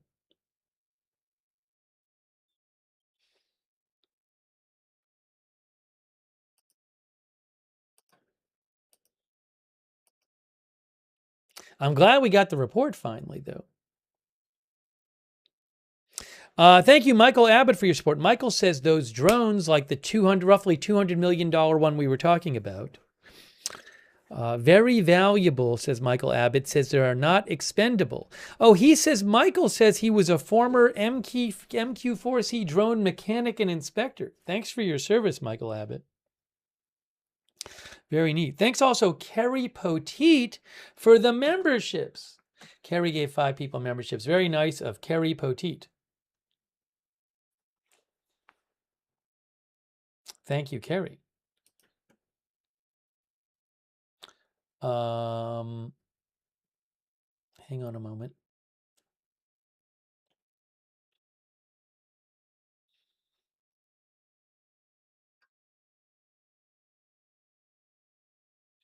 I want to shout out. Thanks to Bears for subscribing on Twitch. Hey, thanks to our Twitch subscribers like Burmese Sanders, and Sandy Doggo, Mr. Bigley Incredible, LCS Fox. Thanks for subscribing over there, Guy from KC, Wall Street and Shaggy. I'm Dippy Fresh. Sandy Doggo, Stumpy Stump, Boba J Fett, LCS Fox, Miss Math. Charlie Underfoot, NYC Subway Camera, Matthew Kohai 3, Strong 1, Bogan, King Creasy, Castle Keeper, Gina Pina, 60 Diane. Thanks to all of our Twitch subscribers and the rest of our Twitch subscribers. Thank you. And also shout out to our YouTube members. I want to shout them out. John Turpin, Jack Capin, Mammy Washington. I am Good Goy. Tim M6, Sad for Gullibles. Jewish Pickle, Stephen Parmy. Roy, Marcus G. Duchess Tara Rays Arnorse. Evelyn in Maine. Crilly Lives. Mark P85. Southeast Min. Mark. Crappy J. Red Girl, thanks for being members. Ben Van, Cat's Head, all of our other members over there. Thank you. Clarence, Sarah Kessler, Sarcasm BTC, Eric Johnson. Hey, Luis Bilbrout gave 10 more people memberships. So nice of Luis. He gave memberships before. Make sure you thank Luis for the memberships. Thank you, Luis Bilbrout. And also, Peasy Wheats, our member. Thank you. Very nice of you. Thanks, A Shadow, for being a member as well. Okay, now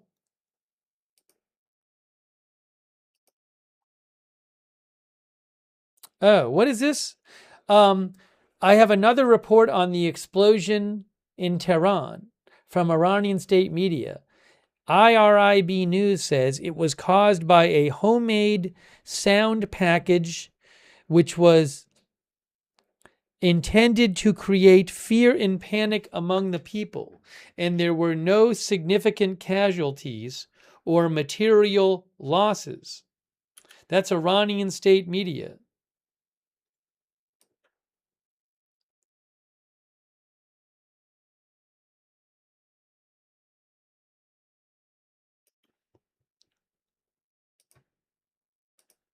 Let me post that too.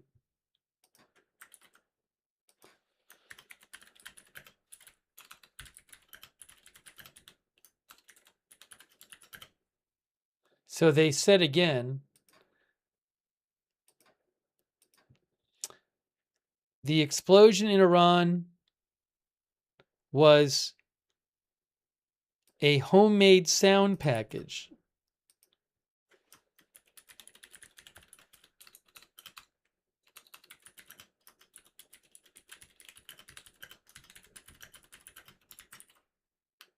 Which was intended to create fear and panic among the people, and there were no significant casualties or material losses.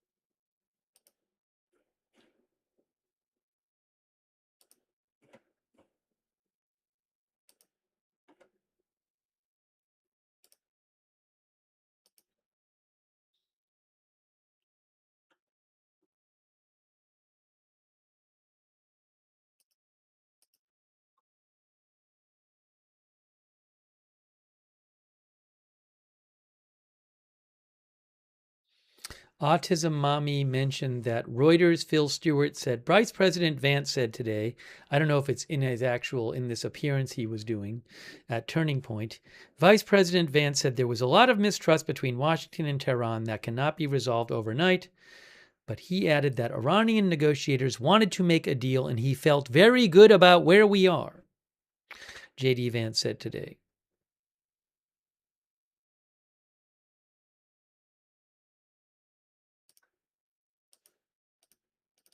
By the way, the flashing seems to maybe have been stopped. We'll see.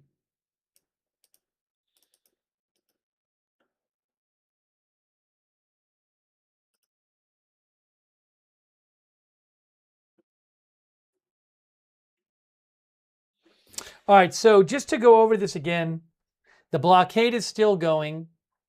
In case you missed it, the U.S. government posted about the blockade today.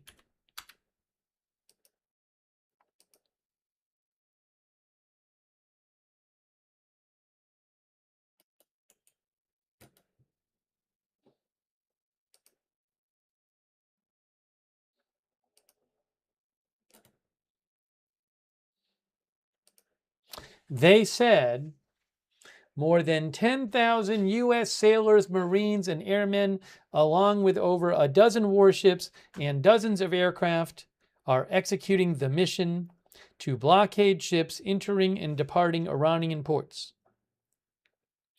During the first 24 hours, no ships made it past the U.S. blockade, and 6 merchant vessels complied with direction from U.S. forces to turn around to re-enter an Iranian port on the Gulf of Oman, which is outside the Strait of Hormuz, by the way.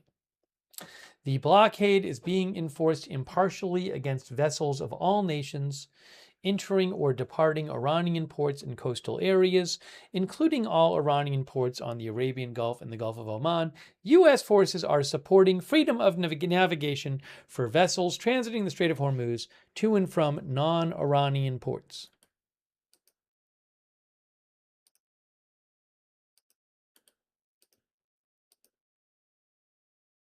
See? They have a red line on this whole coast of Iran because you're not allowed to arrive or depart. Arrive at the coast or depart from the coast. Vance just spoke about it.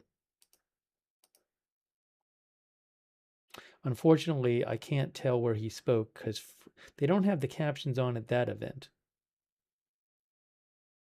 I'm not going to worry about it too much. But thanks for letting me know. On to run, thank you. Maybe I can find it in a little bit.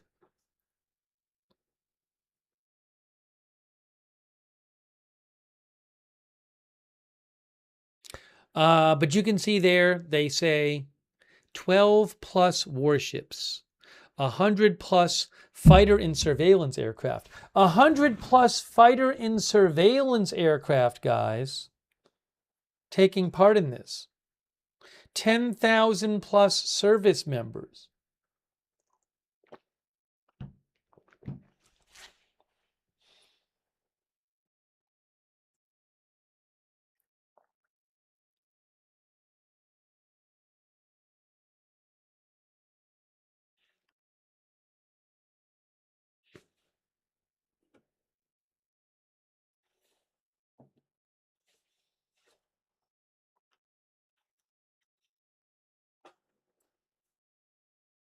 Does that include fishermen trying to make a living? It's a good question. They said that it doesn't apply to humanitarian things like food. Whether that would apply to fishing boats, I don't know. Realistically, I don't know if they're enforcing it on fishing boats.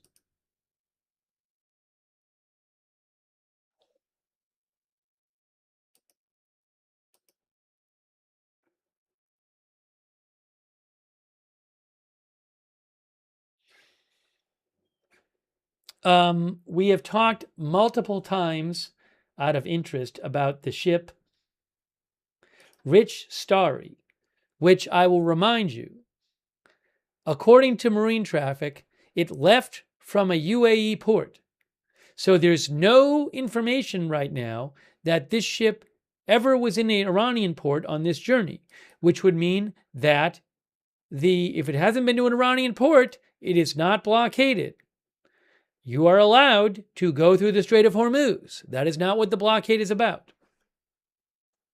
You are not allowed to go to or come from Iran.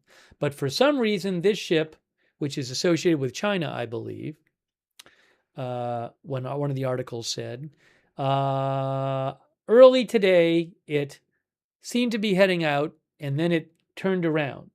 And now it's going north. It's going north at 11 knots. It has sped up and is going north at 11 knots. Why? I don't know. Why did it turn around and go back all that way? I don't know.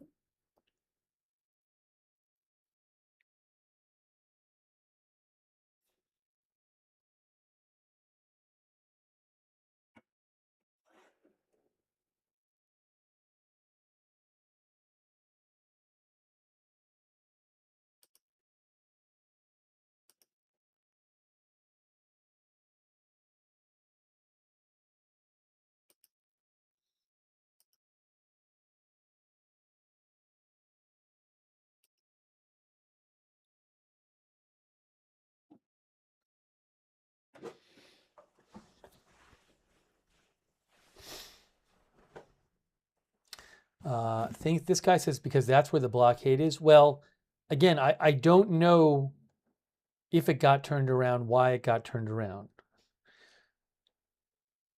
Because it's not clear if it ever stopped at Iran during this trip or was heading to Iran.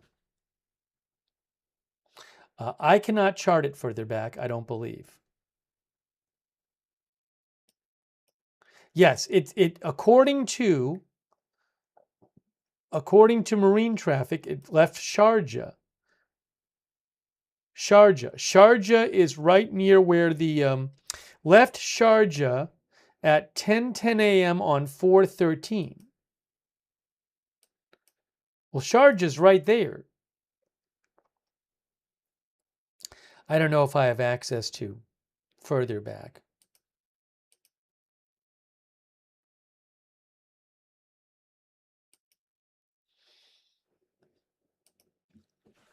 Vessel details. Port call log. The only one I have available here is this, Sharjah, UAE. Now, maybe if there's a, I'm not going to get it because it's the amount of money is a lot for the highest level. I'm not at a cheap level, believe me, but it's a huge increase. Maybe. Well, actually, let me see here. Hold on. I think it only goes back maybe a week, but I might be wrong.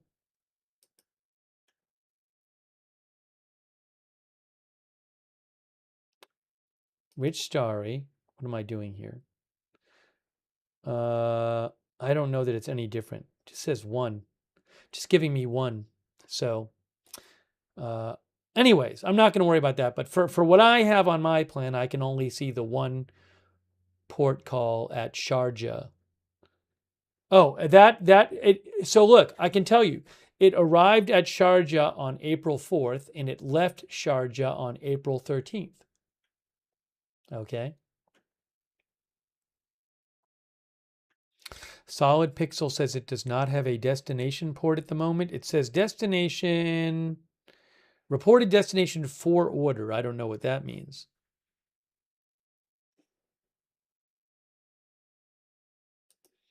But again, I just had the past track up there. There's the past track. That's the whole track of the route the last couple days.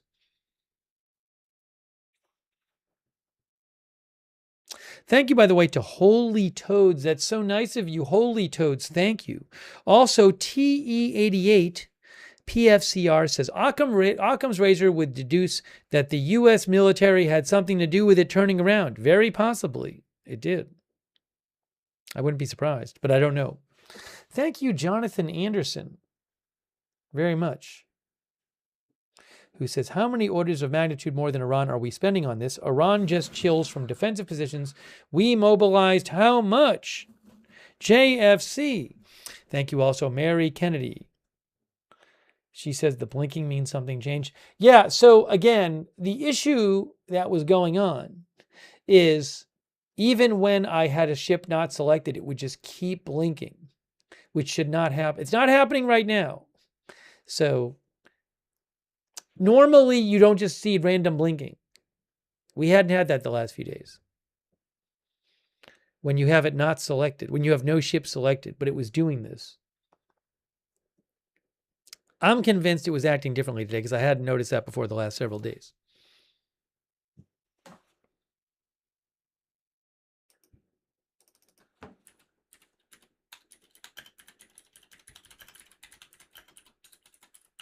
Thanks to our member, Mary Kennedy, and also the Steak Pie. Thanks so much, the Steak Pie.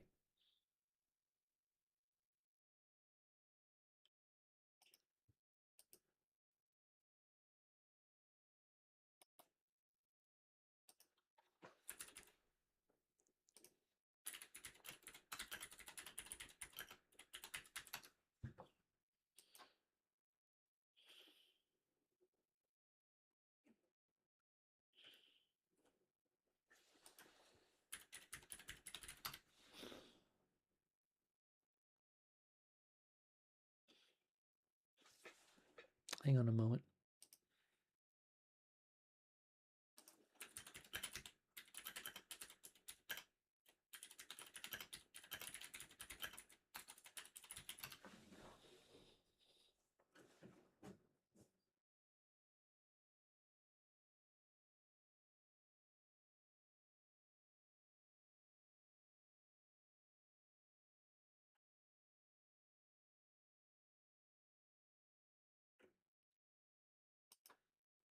I don't know. I'm seeing some different claims about what blinking means. But again, the issue is not that the ship was blinking. The issue is that I couldn't get it to stop blinking. It would keep blinking.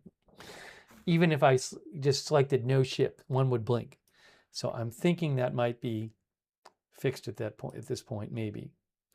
That one's, I mean, normally if you click on it, that happens. But if I click off of it, it should stop. See, now it stops.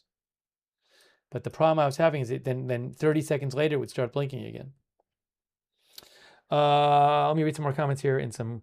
Also, thank you to Jack Apan. Jack says stock markets did very good today. We have talked about that multiple times on the broadcast, Jack, but maybe I'll talk about it again in a little bit. Thank you so much, Jack Apan. I appreciate it. Also, Debbie BJG. Thanks for being a member. Thanks for moderating, Debbie. Thanks also, Peasy Wheats, our member.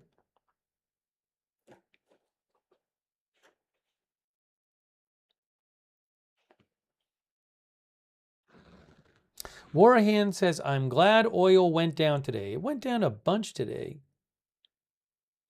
Last I checked, it was WTI about 92 or so, down roughly 7%. Brent about 95, down about 4%.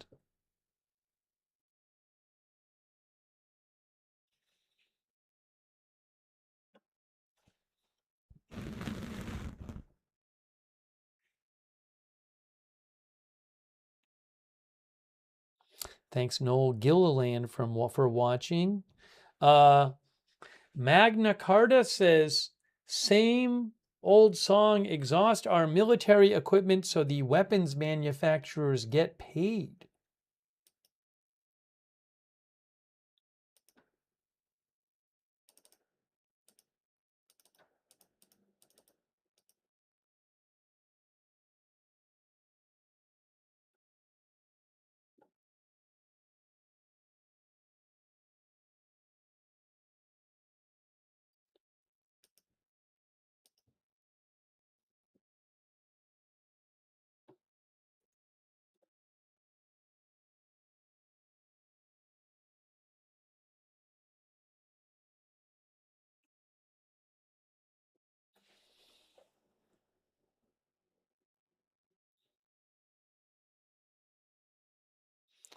Give me a moment here.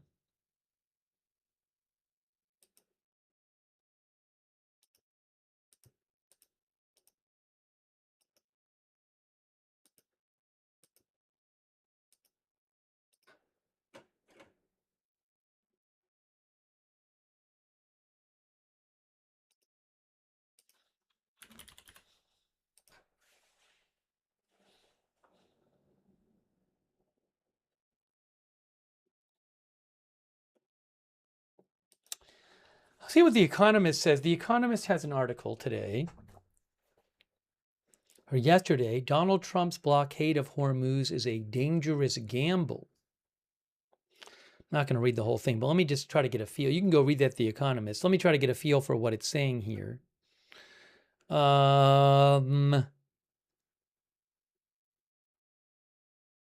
They say Trump hopes economic strangulation might force Iran to open the strait where bombardment has failed.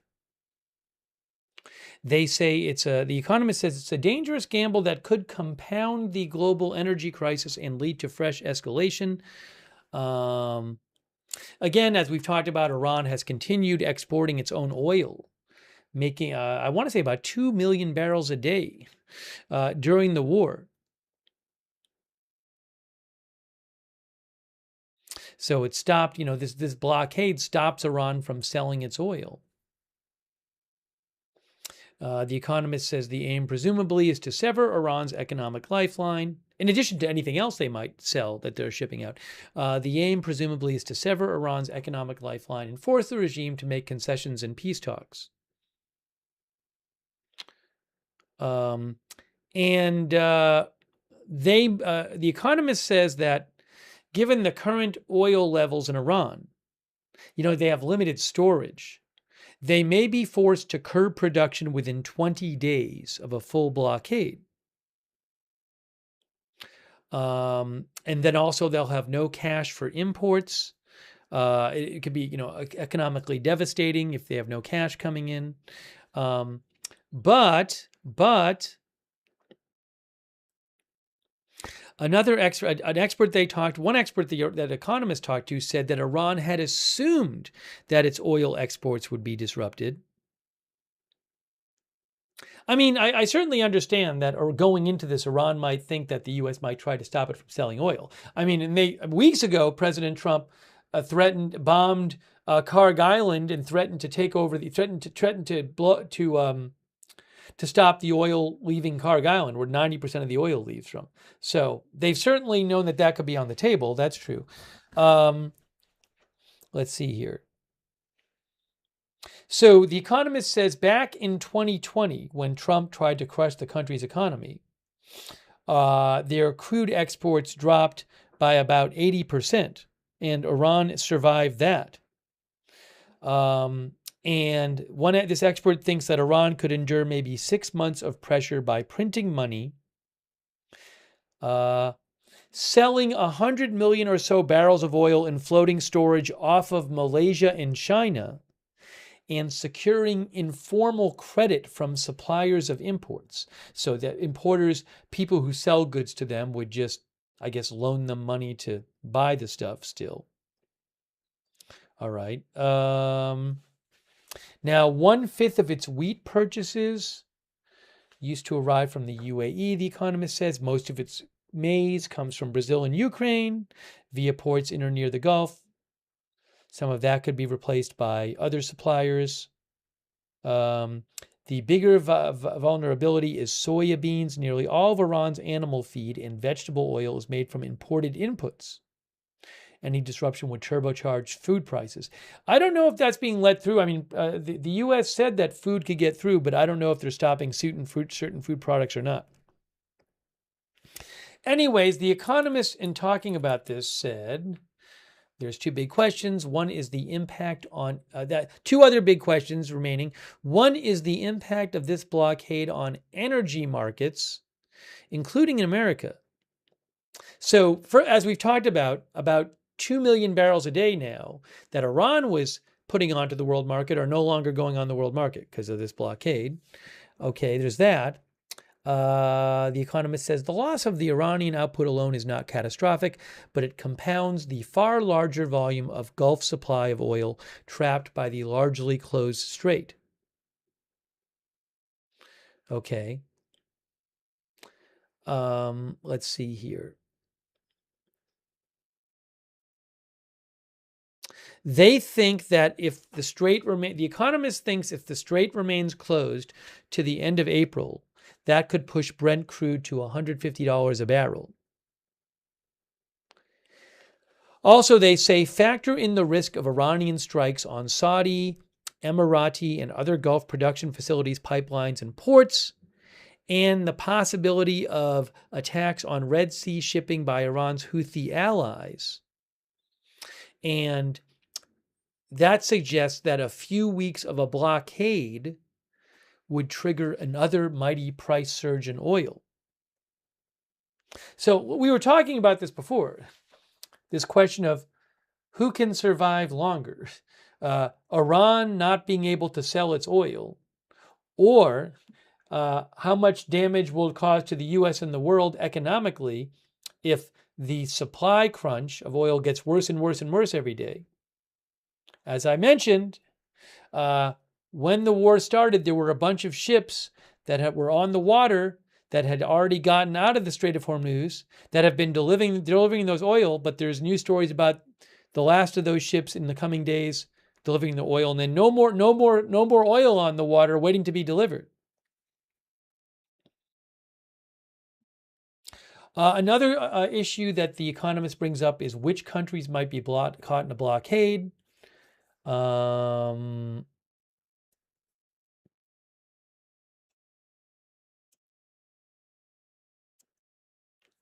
They talk about how possibly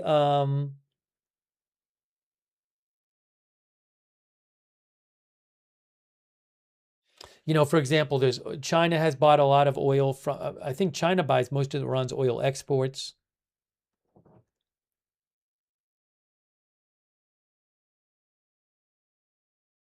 A number of ships have gone to India as well.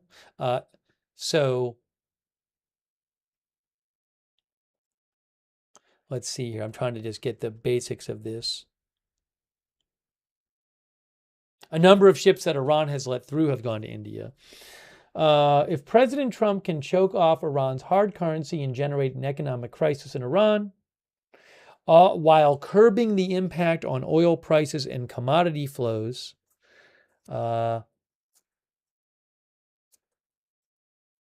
limiting the military escalation that follows, and managing the diplomacy of a blockade against multinational shipping, he might get better terms than negotiating with Iran.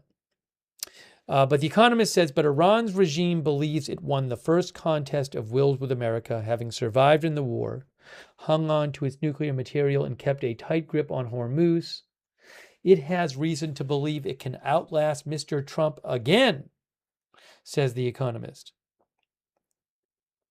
An expert who The Economist talked to at RUSI, a military publication, said, the blockade is long-term or nothing. You don't blockade for a week.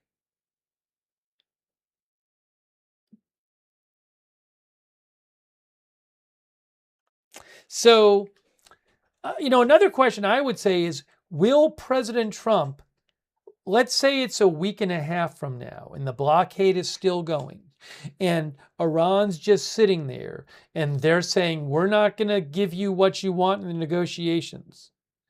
Will President Trump want to stick with this blockade for over a month? If remember, with the blockade, I know the U.S. isn't stopping other ships, but I'm guessing other ships are not going to go through much because Iran can just threaten to attack those ships, right? So presumably, for as long as this is going to go on, basically nothing is going to be coming out of the Strait of Hormuz to the world. So is that something President Trump is willing to just have go on for, like, say, over a month? I don't know.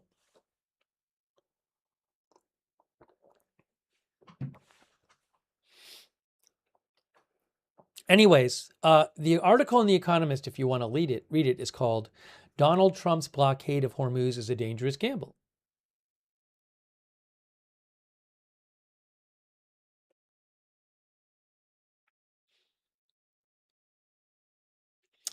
Owning us, our viewer thinks Iran has bypassed sanctions for decades.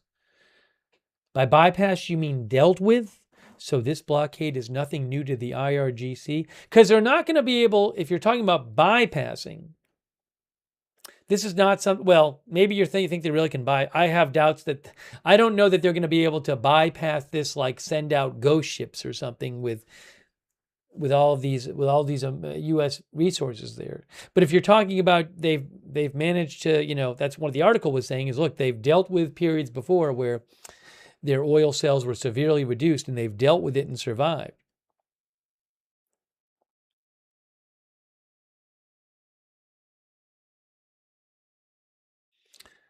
Grim Mod says, think of the price and needs for the ships doing the blockade also can't stay forever.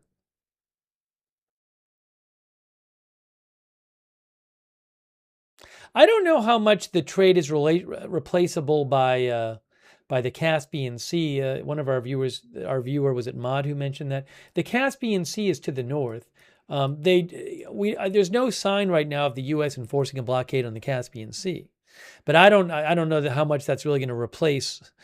I have not seen any kind of suggestion that could replace a significant amount of what they're losing by not being able to use the Strait of Hormuz and not just Strait of Hormuz, but all their southern ports. Excuse me.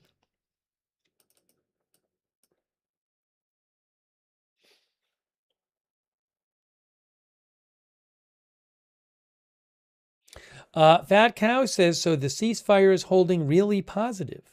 Fingers crossed stays this way till negotiations go through. I mean, it has held for several days now.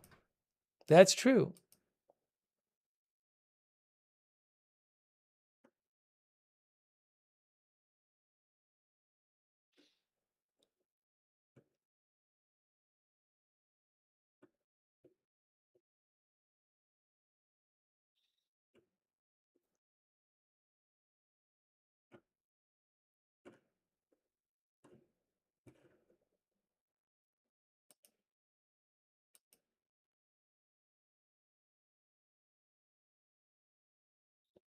Some of our viewers in AZ Intel mentioned something that Maria Bartiromo post from Fox Business posted. What did she say? She said, I have to mute myself for a second.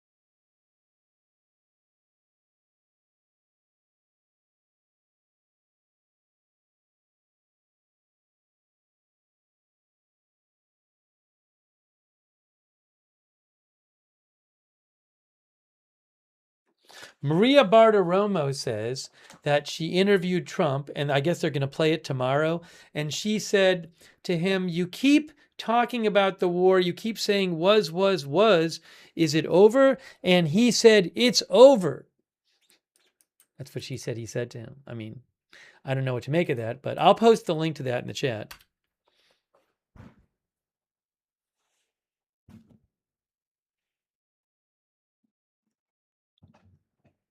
I mean, he has said things similar to this before.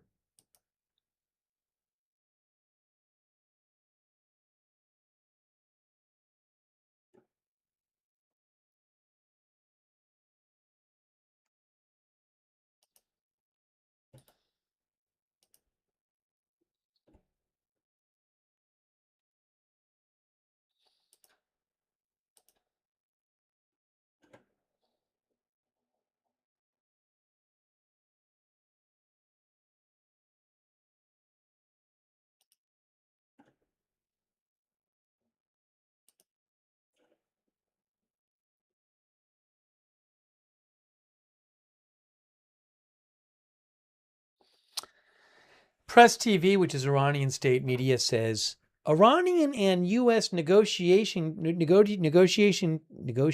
teams may return to Pakistan for more talks. President Trump said that today, too, to the New York Post.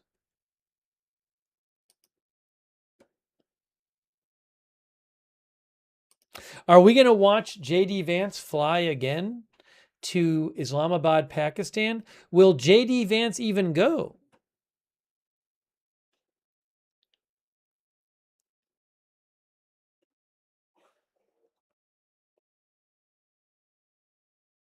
Mr. Rubik says, if the war is over and the strait is closed, that means we lost. Michelle Batten says, if it's over, he needs to show us proof it's over.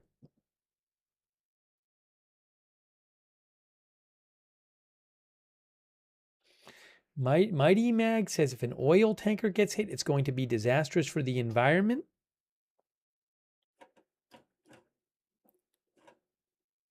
Thanks so much. Hey, you know who else I got to thank? Hold on. I think I thanked him again, but I want to thank him. Thanks again, Louis Bilbrout for the memberships you have given. I really appreciate that, Lewis. Let's see. Let's look at what happened the last few hours with the ships. Thanks TCOD for subscribing on Twitch. Let's do this. Let's look at playback custom. Let's look at the last 4 hours.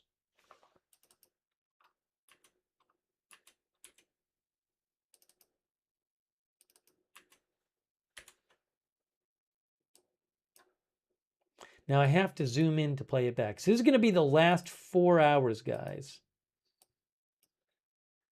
So there's definitely ships moving, right? There's a few ships coming up and one going down. What's Golban? We got to look up Golban. There's a big port up here, by the way. What is that ship Golban? I'm kind of interested in that one.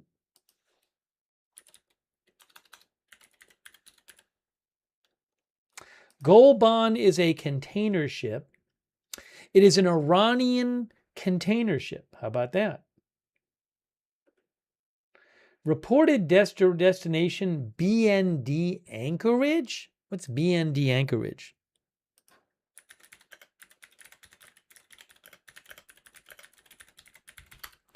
I don't know if that's like Anchorage the city or an anchorage, like a thing, like a place. Oh, bound for Anchorage. AI says that means it's bound for Anchorage, meaning it's going to be anchored.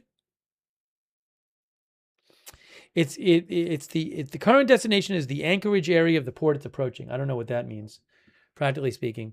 But let's look at this one. What's the deal with this one? We just were watching that. That was moving the last few hours. So that left this port in Iran there. But it's going at at 16 knots. So, I mean, in theory, that ship should be subject to the blockade because it left an Iranian port. When did it leave? It left yesterday. Well, it left yesterday. Actually, it left Eastern time 2 days ago. At night. So I might have made it out before left before the blockade started. So I don't know what that means. But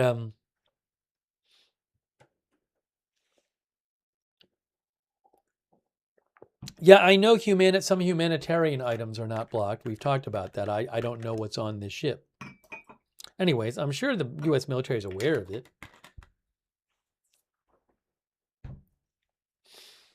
Hugging the coast, said John. All right, so that is there. And then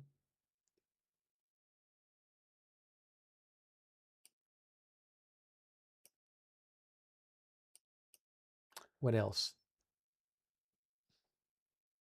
Some of the other viewers said check out a different ship. Can't even figure out what people said. Where did it go?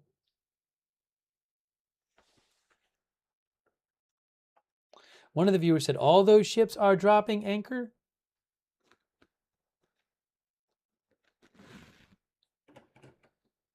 Let's look again at the last 4 hours. I wish it would save my custom one, so we didn't have to keep doing this.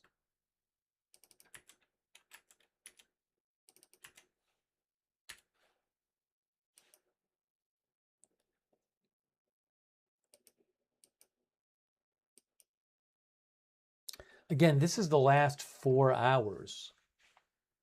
I don't even know what to look at. There's so many ships. Kind of focusing on the Strait of Hormuz, but I mean, you should look and see if anything's leaving out here too. Rich Starry is still going north. It was seen to be leaving, and now it's gone all the way up there.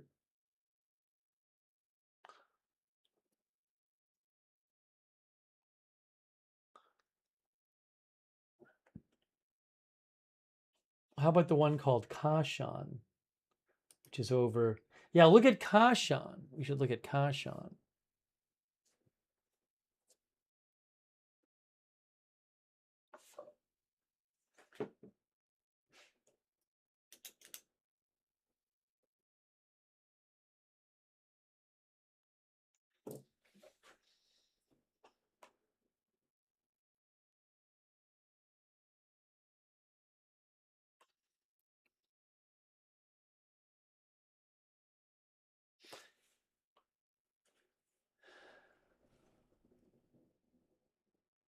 And then this is, I mean, if you look here, this is, basically what's leaving the region.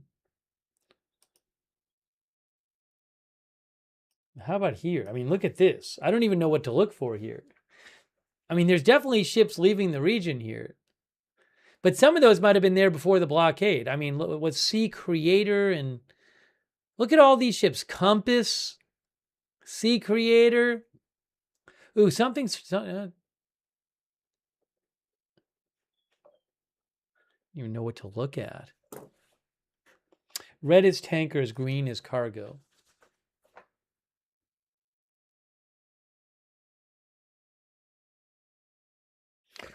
Nautical Echo.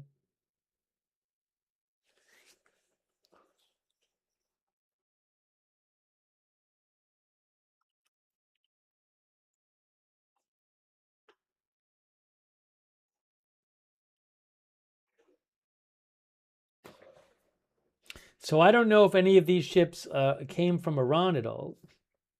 If so, they'd technically be in violation of the blockade. What was I looking at? The one here. Oh, I can do it this way. I can do it this way.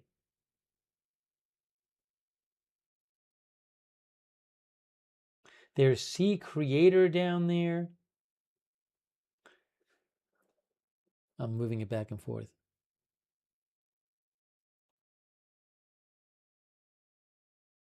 What is Sea Creator? Just to look it up. You can go to marinetraffic.com and check this out if you want. Sea Creator left from Fujairah, which is UAE. Okay, left from Fujairah today, it looks like. Well, really? Hold on. Yeah, so that the blockade would not apply to that one because it left from the UAE, not from Iran. So that's going, but again, it's not part of the blockade.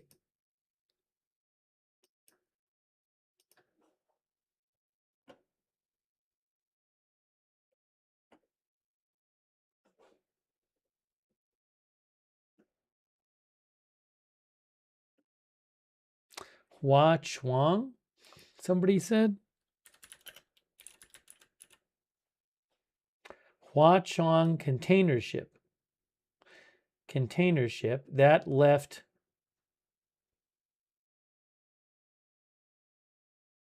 It's in the Arabian Gulf. What is this? Sohar.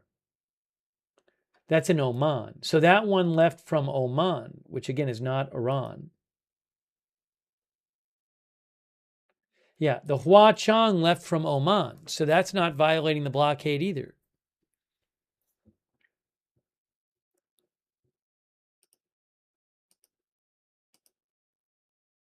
For something to break the blockade, it would need to be leaving and having been at an Iranian port, or it would need to be arriving at an Iranian port.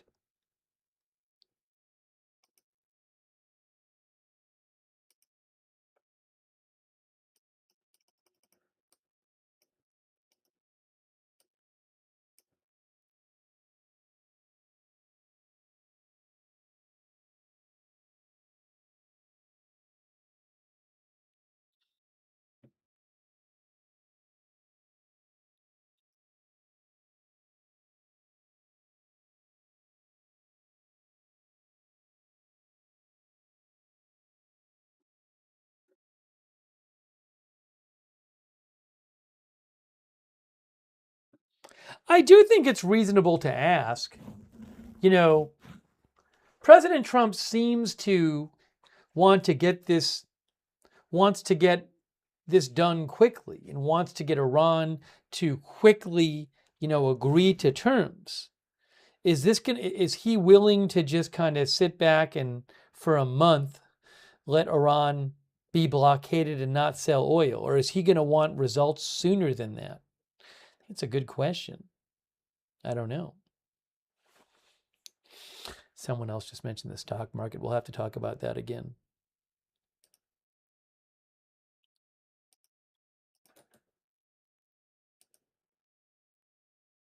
Strong One thinks it's like watching a slow-moving train wreck.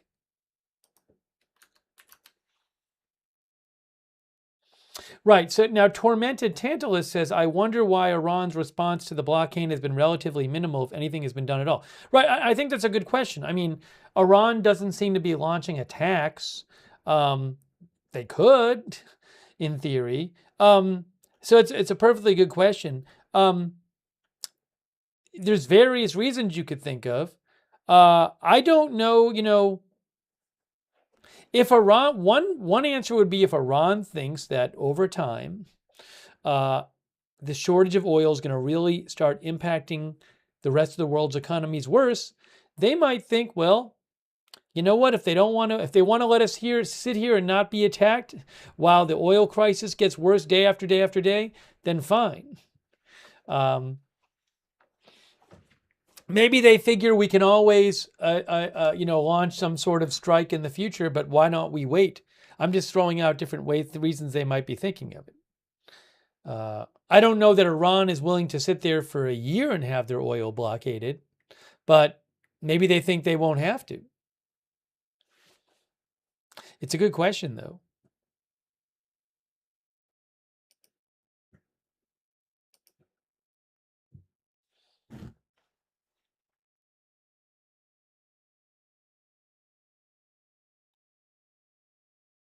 M102 thinks time is on Iran's side and Trump miscalculated. That's what M102, our viewer, says. Kashan? Container ship? Kashan left Libya, it says. Is that the one, or is there a different Kashan? I just looked up Kashan. It says it left Libya. Benghazi, Libya. And now it's, oh no.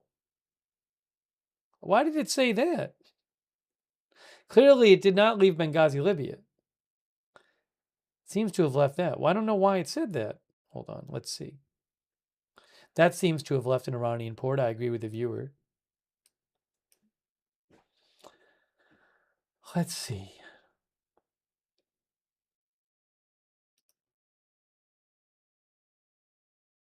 It's an Iranian ship. It's definitely an Iranian ship. Kashan is sailing under the flag of Iran. It is a container ship. Voyage progressed. Arrival location, India. It's going to India. It's going to India. It says departure from Benghazi.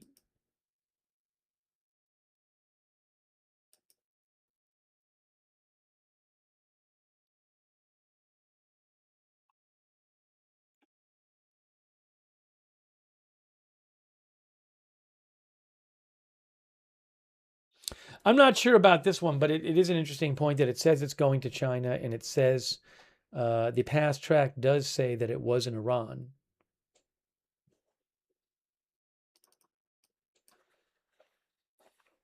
We'll see what happens.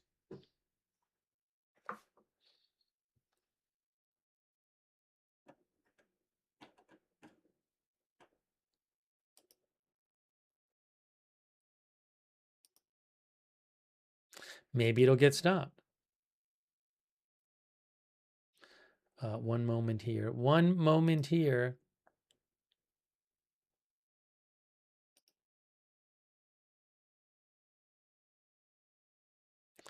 Dim Shadow says maybe Iran is testing what the U.S. will do.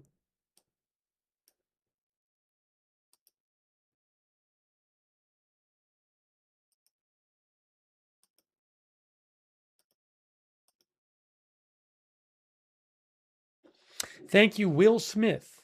Will Smith says Iran could transport oil by land to non-Iran ports.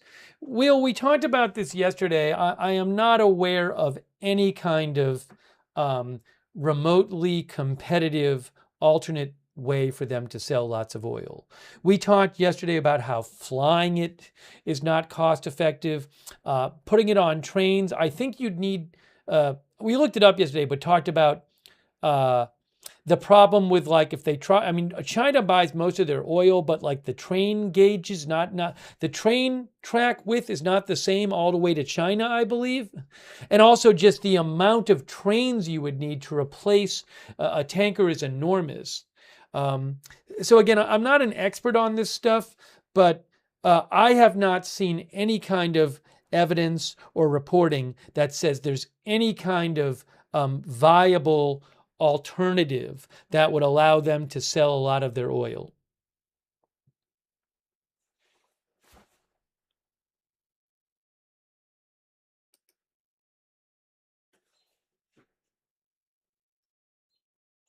Doesn't mean they couldn't sell some, but if you're gonna, you say transport oil by land to non-Iran ports. First of all, there's the cost of transporting it, and you need fuel to transport it. And then you're talking about the amounts we're talking about. Now, someone said there's pipelines. Elle says there are pipelines. Again, I have read lots of articles on this. I have not seen a single article or expert say that there is a viable way for Iran to otherwise sell a significant amount of its oil.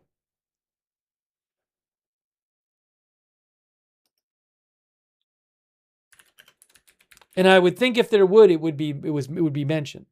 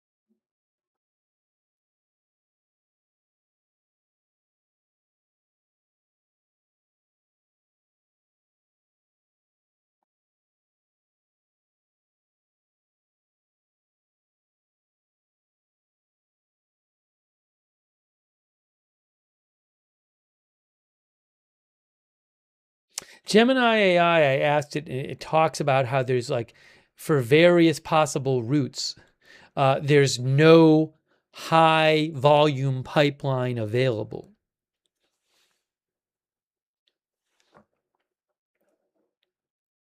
By the way, I don't mean to be picking on Will Smith. I appreciate Will's bringing up the idea of it. But again, I have not heard of any other viable way to sell a lot of its oil.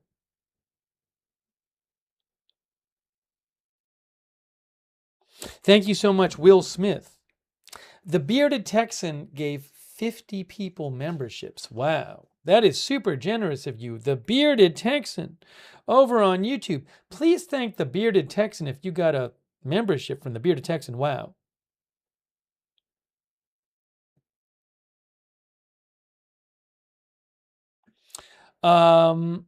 Thank you. And Bearded Texan also said, check out Cruising Earth and you can find submarine tracking.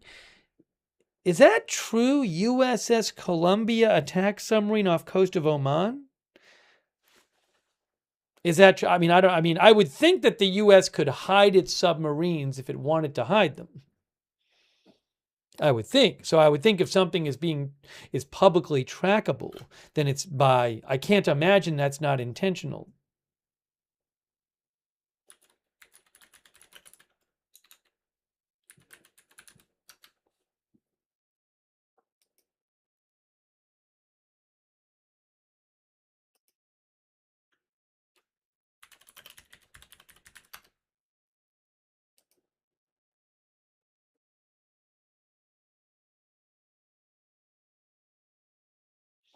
maybe we can get, it looks, I mean, if they're getting a ping, I would think you could get it here.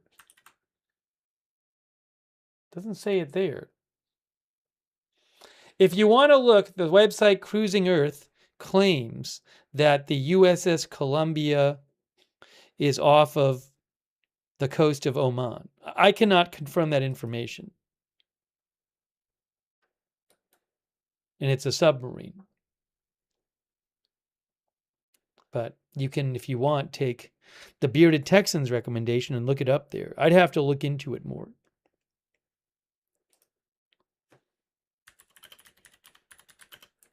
Thank you, the Bearded Earth, for the Bearded Texan for the recommendation.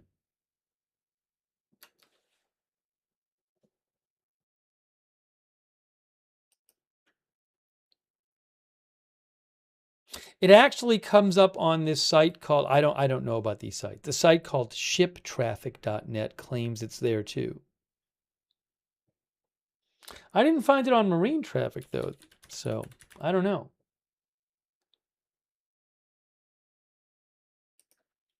Anyways, I direct you to that site if you want to look it up.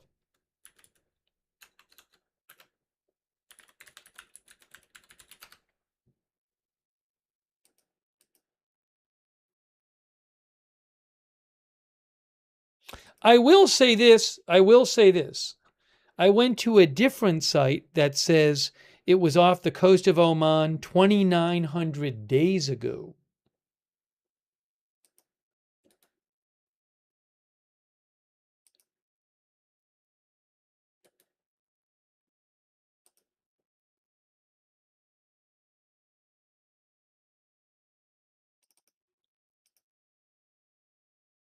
Yes, I just figured it out. So I went to Cruising Earth, and it says that the USS Columbia is off the coast of Oman. It says signal received 2018, May 11th. So, just to be clear, that's what it says. I'm looking at it right now, and it says signal received 2018. That could be why it's not on marine traffic. It could still be there. Castle Keeper says, I think it was launched that day. I don't know. Again, I don't know these various sites. There could be various sites like this that have different things. This is not my wheelhouse.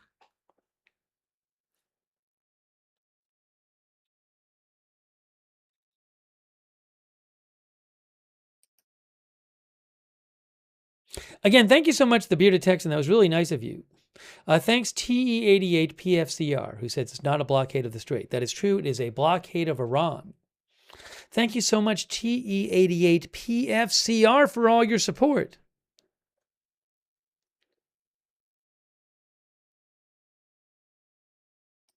Oh, Wheelhouse was a Boast reference. That's correct.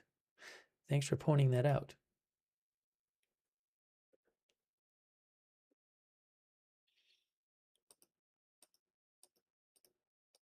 I wanted to mention the stock market again. We talked about it before, but I wanted to mention it again. Hold on.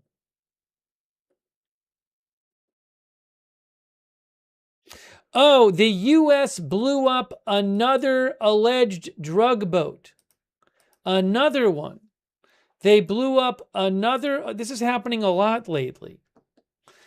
Southern Command on April 14th, at the direction of Southcom Commander General Francis L. Donovan, Joint Task Force Southern Spear conducted a lethal kinetic strike on a vessel operated by a designated terrorist organizations. Intelligence confirmed the vessel was transiting along known narco-trafficking routes in the Eastern Pacific and was engaged in narco-trafficking operations. Four male narco-terrorists were killed during this action. No U.S. military forces were harmed. There's been a bunch of these lately. I want to say like 3 or 4 in the last few days. I don't remember exactly, but there's certainly been a bunch lately.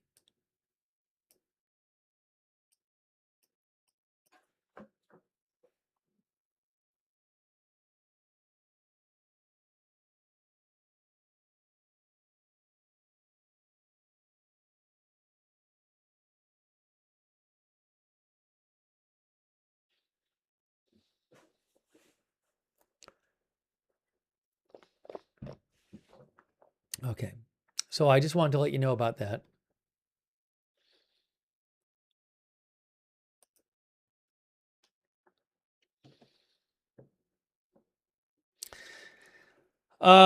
There was one yesterday they announced. They said yesterday there was one and that killed 2 people. Then the day before that, there was 2 days on April 11th. There was one that killed, or 2 blown up that killed 3 people, and that killed 5 and 1 survived. So in the last 4 days, there have been 4 bloats blown up. Just in the last 4 days.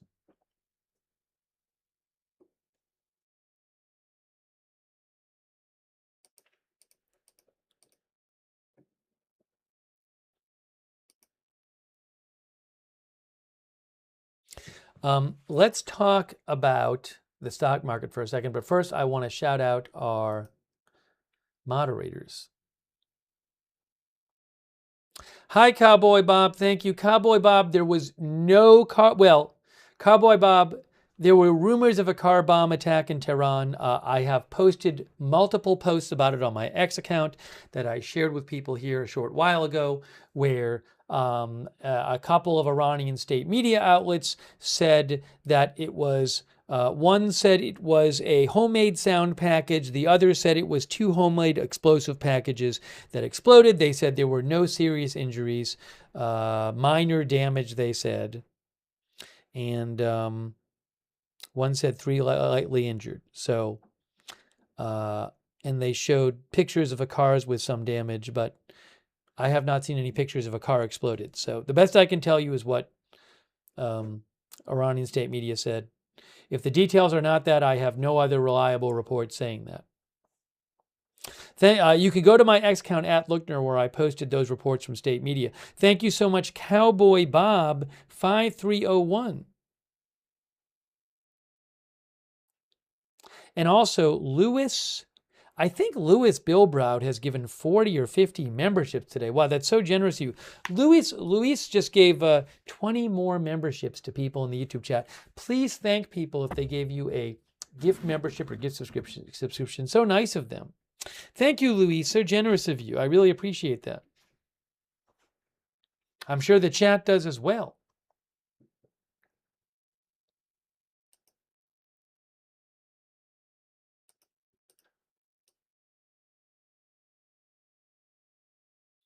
I want to thank the mods who are here.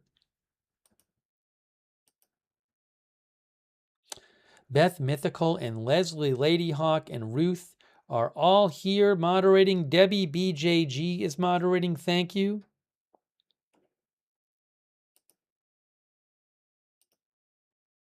So much. Also, they are the ones who allow us to have chat rooms, who keep things respectful in the chat.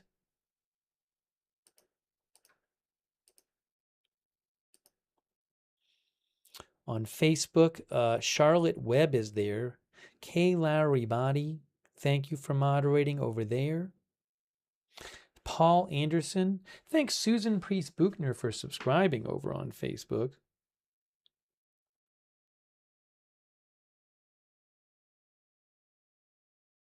Thanks Kristen McConnell Gates for the Facebook stars. Andrea Holder, thanks for moderating too. Thanks Susan Muno. Thanks so much, Susan, for the Facebook stars. Thanks, Brian Davio, for subscribing, and Juliana Martin.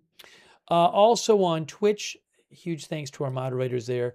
Big Ball of Yarns, Cerrero, Good Luck Duck, LB Prairie Dawn, I Got That Fire, Matthew Kohai 3. Thank you, Linda Bell, Larry, and Misha over there on X. Big thanks to all of our moderators. Also, thanks to Rofeth for subscribing on Twitch. Thank you. And TE88. TE88 says the Strait is open. All right, so it's physically open, possibly, depending on the mine situation. As we have said, thank you, first of all, thank you, TE88, for all your support. It's really kind of you. The Strait is effectively closed because Iran has attacked numerous ships during the war to the point at which ships do not want to go through. So as we have always said, the strait is not physically closed. It is effectively closed due to the threat of Iranian attack.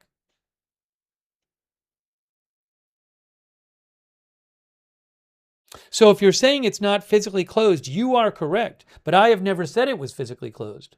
I have been repeatedly clarifying that the closure is not physical, it's effective due to dissuading, creating conditions such that ships do not want to go through.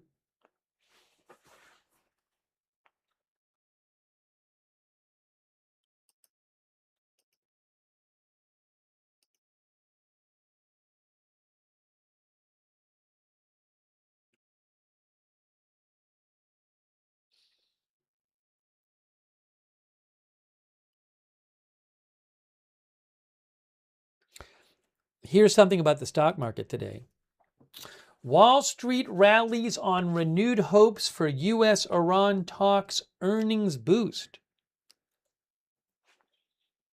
The Nasdaq climbed 2% today, Reuters says, while the S&P finished up 1% and near its record closing high on increasing optimism about the prospects for a Middle East resolution. While investors also assessed the latest batch of bank warnings and U.S. inflation readings, talks to end the Iran war could resume in Pakistan over the next 2 days, said President Trump to the New York Post today. After the collapse of weekend negotiations prompted Washington to impose a blockade on Iranian ports. By the way, I don't think people enough are considering the possibility that President Trump just does something different. We didn't know about the blockade until he declared it, right? That kind of came out of nowhere. He might have something else in mind that he's thinking of that we don't even know about. That all of a sudden it just happens.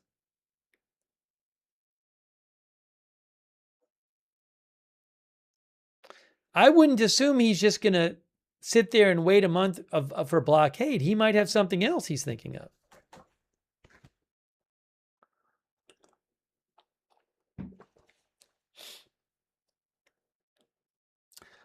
Meanwhile, the U.S. State Department said Israel and Lebanon had agreed to launch direct negotiations. Just a reminder, Israel has been negotiating today with Lebanon, the government of Lebanon. That is not Hezbollah. Hezbollah is the Iran-supported group in Hezbollah is the Iran-supported group in Lebanon that Israel has been attacking. There's no guarantee, even if the Lebanon government said, "Hey Israel, we agree with you. Let's disarm Hezbollah." There's no guarantee that the Hezbollah could be disarmed by the Lebanon government. With volatile oil prices dramatically impacting inflation expectations, the market has been highly sensitive to developments in the Middle East, with any headlines about setbacks sending stocks lower, while even tentative signs of an off-ramp have been sufficient to encourage investors eager for positive news. We don't have a resolution yet, but investors don't want to miss the rebound, said a portfolio manager, Burns McKinney.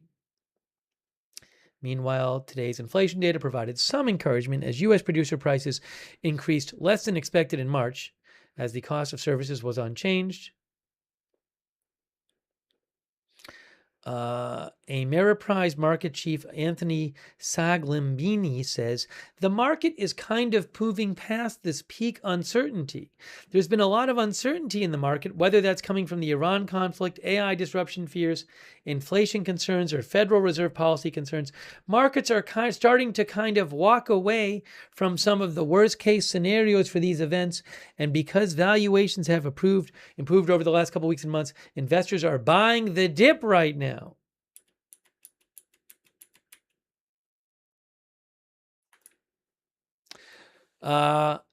Will that optimism continue, or will we have some kind of big downturn in sentiment in the market the next time something very negative happens with the Middle East? I don't know. That is from Reuters, by the way.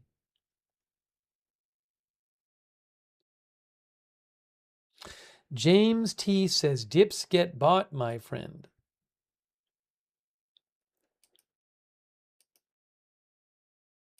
Ranker says the dip is gone for the moment.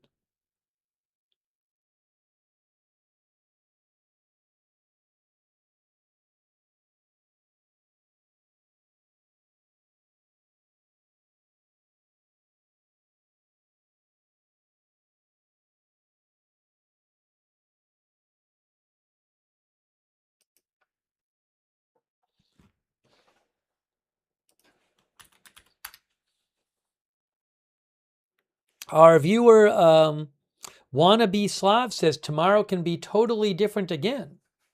I agree with you.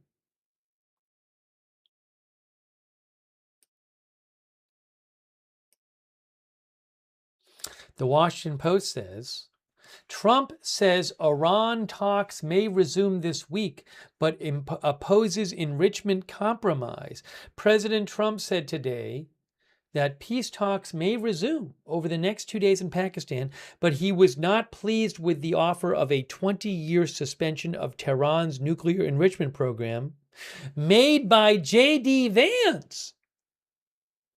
In an interview with the New York Post, Trump advised reporters who covered unsuccessful negotiations that ended Sunday to stay in Islamabad because something could be happening over the next 2 days and were more inclined to go there than other suggested venues, including Geneva.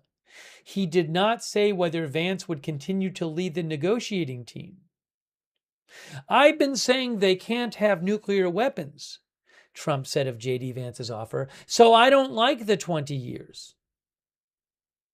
Asked about suggestions that a moratorium might encourage Iran to make an agreement, Trump said, I don't want them to feel like they have a win.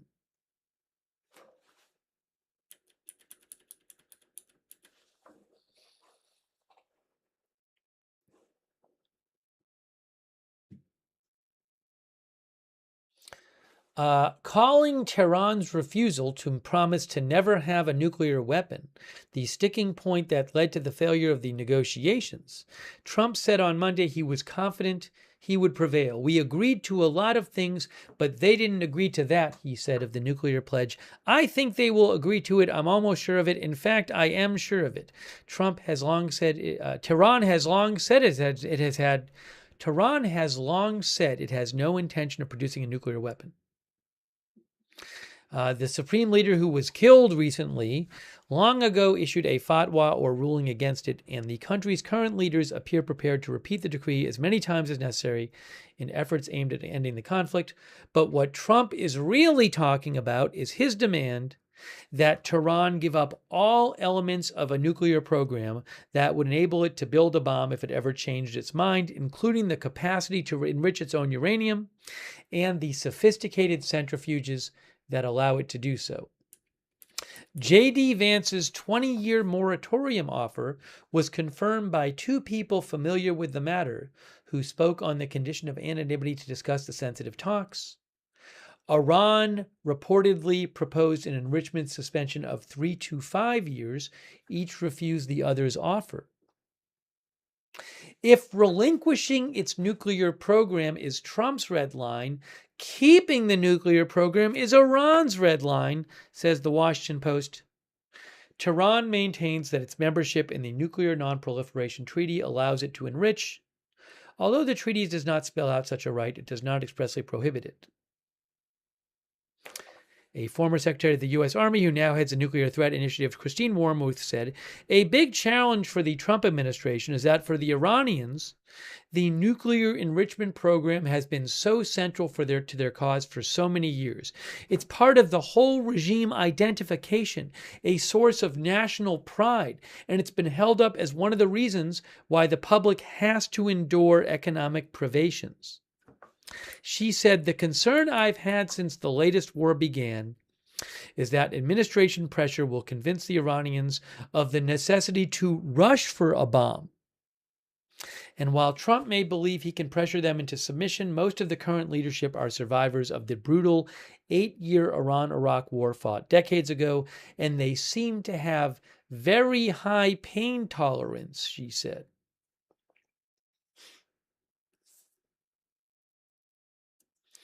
Iran is the only country in the world that has developed, without a nuclear weapon, that has developed and used advanced centrifuges to enrich to near weapons grade uranium that has no civilian purpose.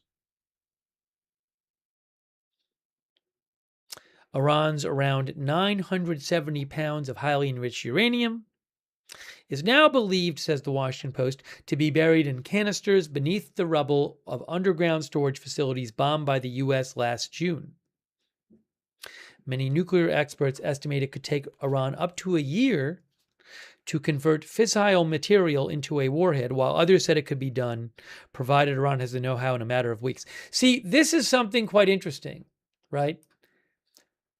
Given that this war has happened, the article was suggesting this, but given that this war has happened, right? Iran might think to itself, oh my God, look, we've just been attacked in this huge attack for weeks by the US and Israel. I mean, they're threatening our existence. So Iran might think, like, you know what we really need is a nuclear weapon. So if this war ends and Iran still has access to that enriched uranium, I assume there's a worry outside Iran that they might be like, we need to make this enriched uranium into a bomb as soon as possible, because that's the only way we're going to survive. So that's the war itself having taken place, the thinking would go, would make it more likely that Iran would rush to build a bomb if they still have the means to do so when the war ends. So if you're the US, if you're Trump, you might be thinking, we need to get everything. We can't leave this stuff there. James Perry says, bet that is exactly what they're thinking. Look at North Korea. So that provides a motivation for Trump to not want to give in on any of this stuff. Because if you let them keep the material there, who knows, maybe they'll find some way to get it and make it into a weapon. I don't know, but...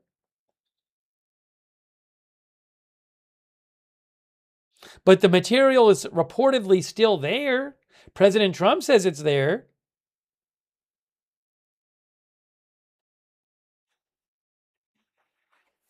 Now, President Trump says it's constantly under surveillance.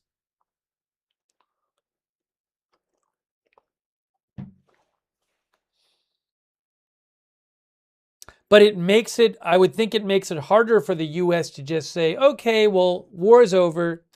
We don't need everything. Because I would think there's fear in the Trump administration that you leave and they just build a bomb if they have any way of doing so.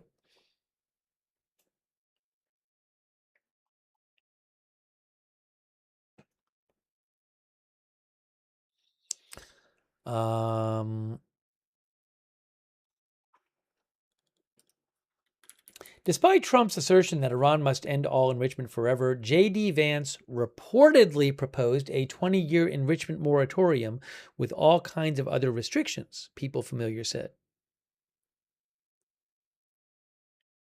That offer was first reported by Axios.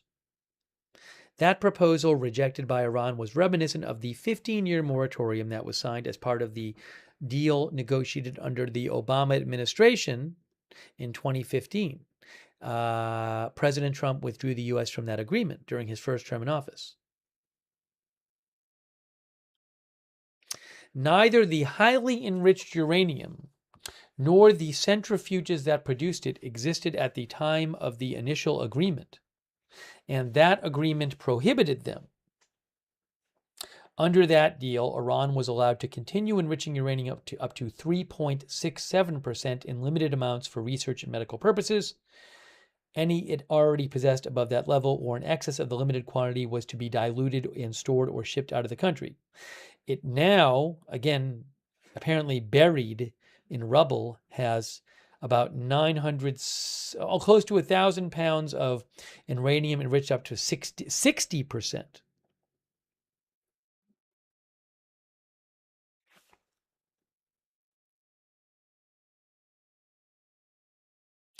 When Witkoff and Kushner first met with Iranian negotiators in Geneva in February, Iran first proposed an enrichment moratorium of 3 to 5 years and said it would dilute its stockpile of highly enriched uranium to a lower level. Witkoff called those negotiations not serious. Those negotiations ended with the abruptly with the U.S. and Israeli attacks that began the current war.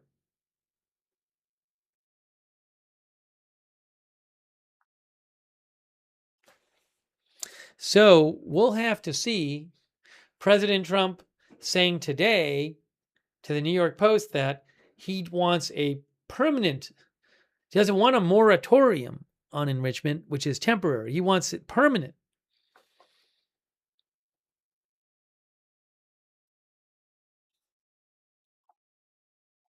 That's from the Washington Post. What do you guys think? Interesting article talking about the negotiations and where each side is at. Chris says that could have something to do with why they were more willing to negotiate with J.D. Vance. Now, I don't know. Maybe President Trump initially was okay with it and told J.D. Vance to try it. I don't know.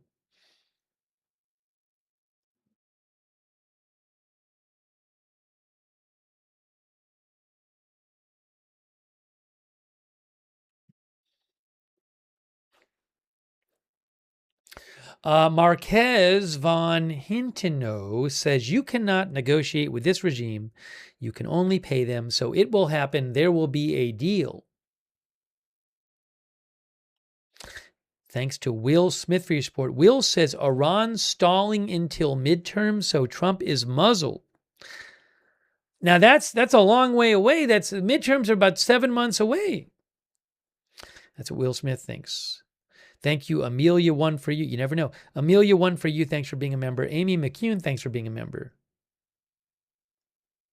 Sad for Gullibles, who says link blown up boats and missing scientists now. Thanks, Sad for Gullibles. One of the viewers mentioned this missing scientist story before. I know nothing about it. News Nation had some article about it yesterday or something. I got to read about it after this stream. I'm not getting into it right now. I need to research this on my own. This purported missing scientist story.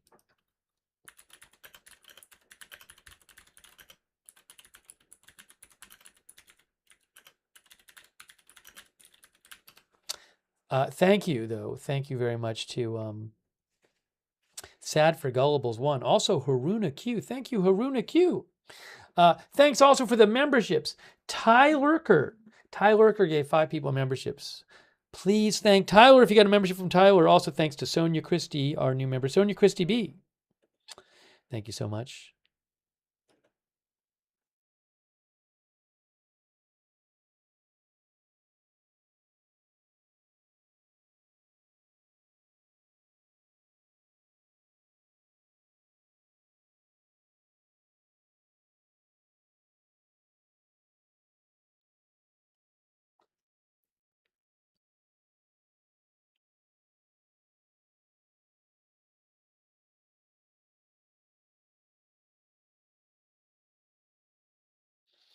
AI says the missing scientist narrative centers on a pattern of disappearances and deaths among high-level researchers tied to U.S. nuclear programs, aerospace technology, and defense-related pharmaceutical research.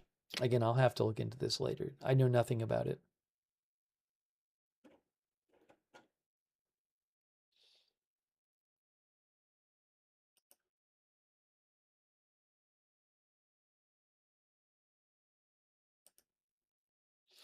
Dylan Descartes says, looks like Iran will back down. Oil prices still going down.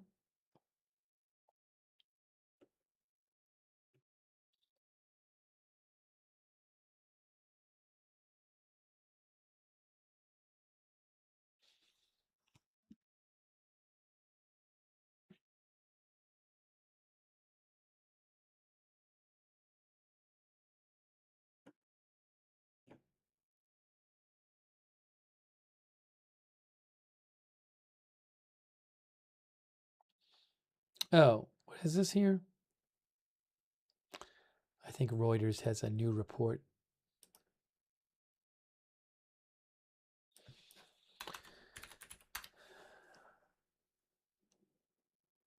Yes, they do. So remember, CENTCOM said that 6 ships yesterday went back to an Iranian port in the Gulf of Oman after they left the port, when they said during the first 24 hours, 6 merchant vessels complied with the direction from U.S. forces to turn around to re-enter an Iranian port on the Gulf of Oman.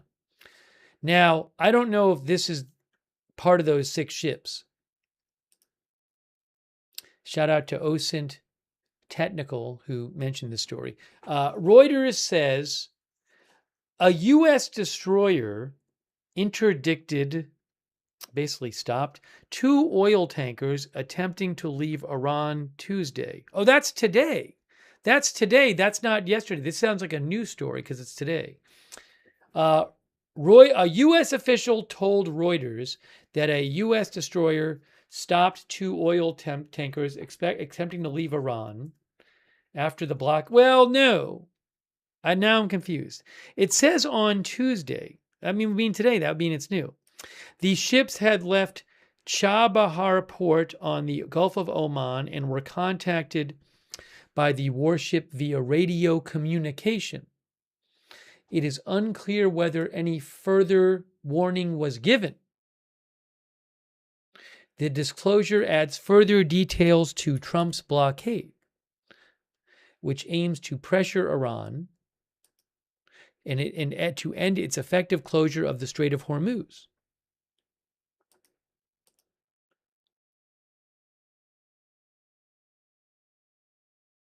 Where is this port? This supposedly happened today. Chabahar.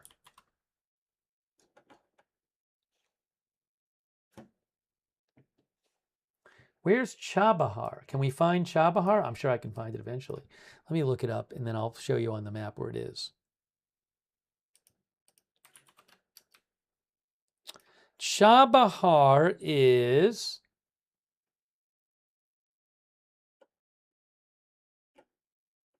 that's out here. It's out here somewhere. Chabahar. Hey, look, it's Chabahar. So here's the Gulf of Oman. There's the Strait of Hormuz. And if I zoom in, you'll see there's Chabahar right there. Maybe we can look up the ships, if we can figure out which ones they are. Now, Reuters says Trump is hoping the blockade will force Iran to accept America's terms for ending the war, including opening up the Strait of Hormuz. Experts are cautious. Noam Raidan at the Washington Institute for Near East Policy said tracking data did show 1 tanker making a U-turn after the start of the blockade, but cautioned that a lot of ships working with Iranian oil go dark. We just don't know how effective it is, the blockade. We are still in day 2, Raidan said. The U.S. official told Reuters the 2 tankers, oh, hey guys, it's not new in the sense of this. Kind of buried in the story. Look at what the story says. The U.S. official said the 2 tankers were among the 6 merchant vessels the U.S. Central Command said in a statement earlier on Tuesday had followed orders to turn around to re-enter an Iranian port on the Gulf of Oman. So we already knew that 6 ships had turned around, merchant ships. This reporting is saying that 2 of those 6 were oil tankers.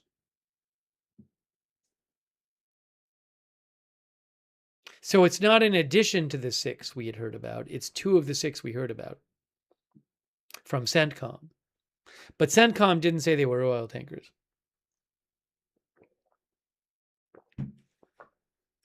Reuters says the blockade is a massive undertaking involving more than 10,000 forces, over a dozen warships, and I think they said over 100 aircraft.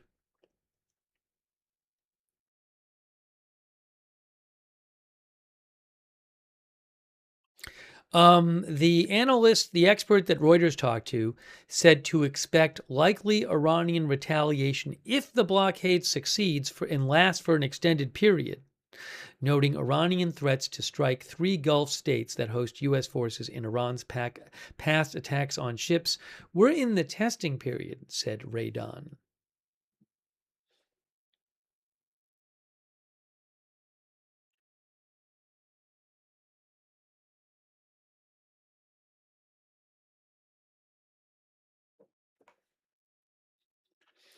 Wayback Rock thinks media is falling over themselves trying to find a ship getting through.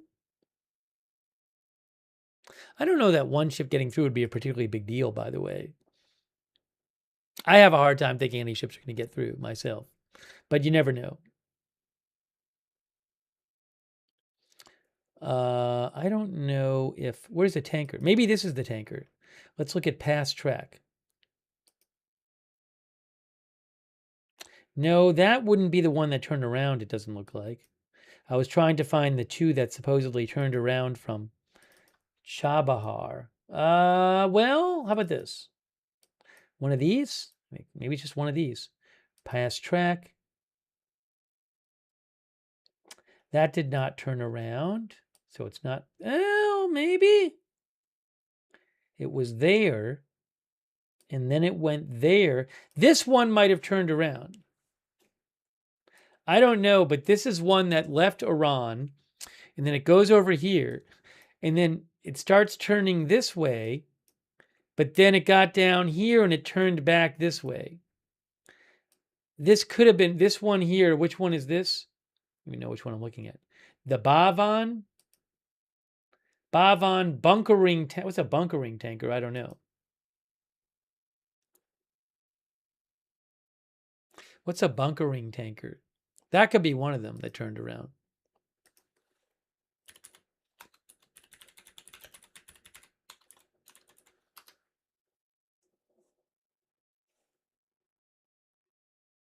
It's a floating gas station. Oh, I'm seeing online a bunkering tanker delivers fuels to other ships. Okay. So that might have not turned around. That might have just gone to another ship or something. A bunkering tanker brings fuel to other ships. Okay.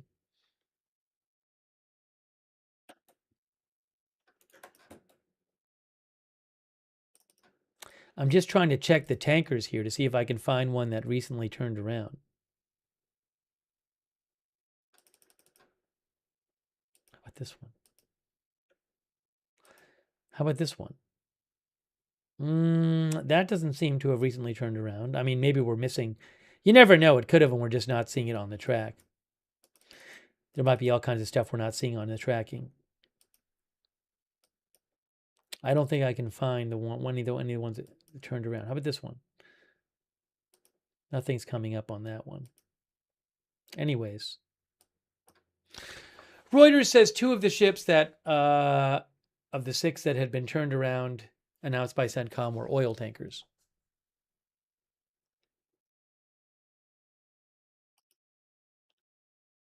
Why do a number of people in the chat today have said there's no blockade, exclamation point. I just don't understand why they're posting such a thing. Makes no sense to me. Do you think they're lying? The U.S. government? Are they just lying about the blockade? Is that the thought? Hey, thank you so much to Gregory Scherer.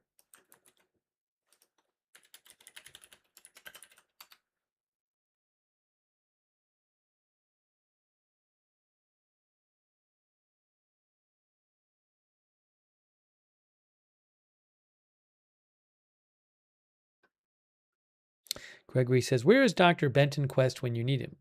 Thanks also Sonia Christie B, who gave 5 people memberships. Sonia gave 5 people memberships. Very nice of you, Sonia. Thanks for that. In our YouTube chat. Also, Elizabeth Nicole. Thank you, Elizabeth, for your support.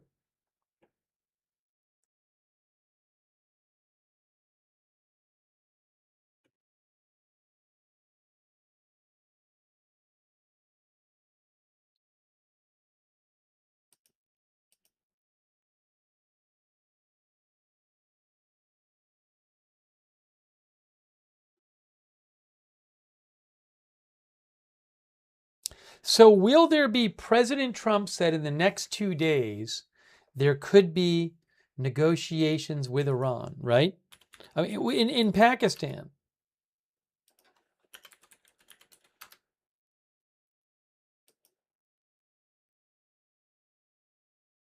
President Trump said a U.S. Iran peace talks could be happening over the next 2 days in Pakistan's capital. He told a reporter to not leave Islamabad. That sounds like a poll question to me. Let's do a poll question. Just in time for markets to close. Oh, markets close. Well, I mean, it's Tuesday, so we'd have to wait. We have several days.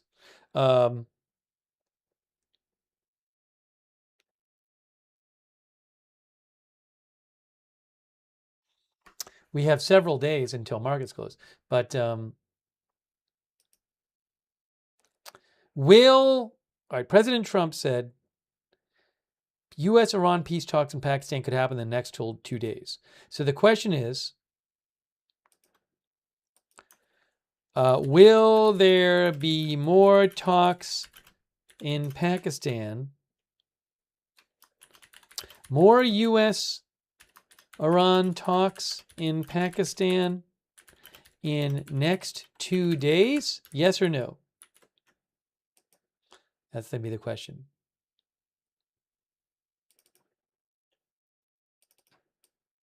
Will they actually happen in the next 2 days? I mean, it's got to happen pretty fast because it'll take the U.S. people a while to get there, I would assume.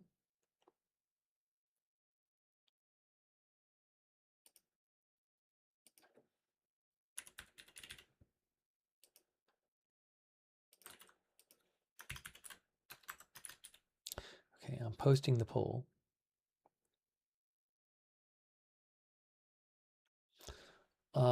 I got to post it one other place here.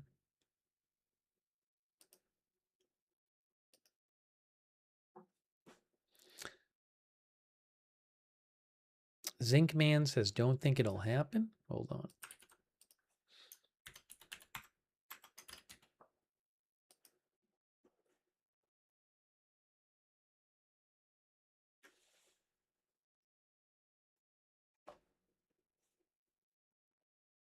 I think wasn't Rubio at the White House?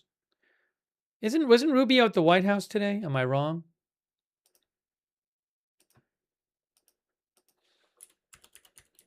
Or no? Where was he for the negotiations today? He was somewhere with representatives of Israel and U.S. host talks in Washington. Yeah, Rubio was at the White House today. He was in Washington. Maybe he was in the State Department. I don't know, but he was in Washington. All right. Anyways.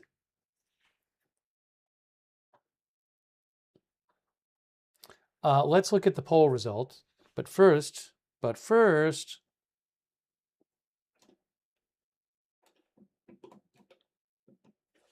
you need to think about it and then you vote.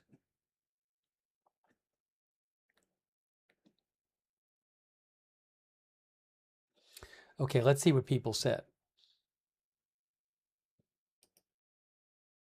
If there's going to be talks in the next 2 days, it's got to be announced soon. Maybe Trump's going to post it. I would not be at all surprised if President Trump suddenly posts more talks.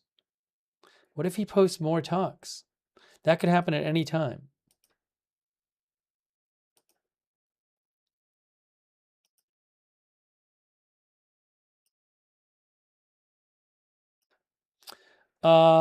Over there on YouTube, it's really split. 51% say no, 49% say yes. On Facebook, it is 72% no, 28% yes.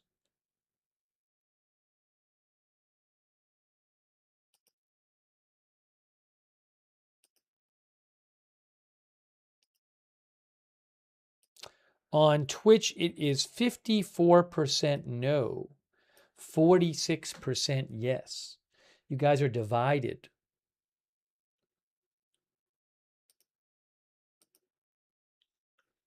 Give me one moment here. Whoa, whoa, whoa!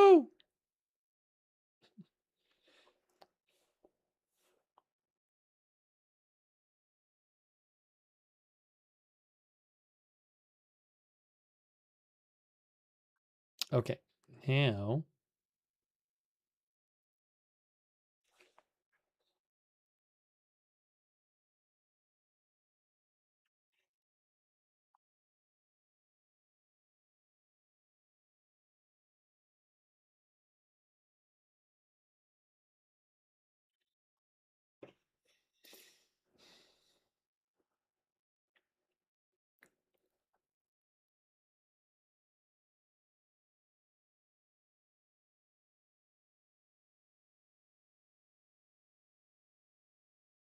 I would not be surprised if President Trump announced this. That'd be something if they had to fly all the way back to Pakistan again.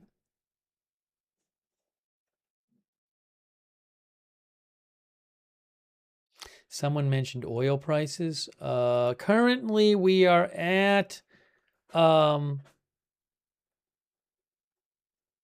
90 for WTI and 94 or so, 94 and a half roughly for Brent. Roughly 90 and a half for crude oil for what WTI and roughly 94 and a half for Brent.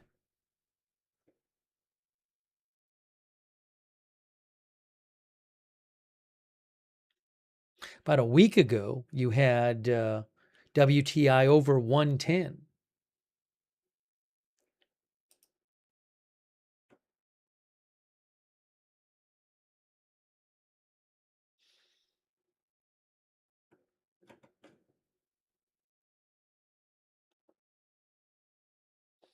Anyway, so we're about even there, slightly more no than yes on YouTube and Twitch.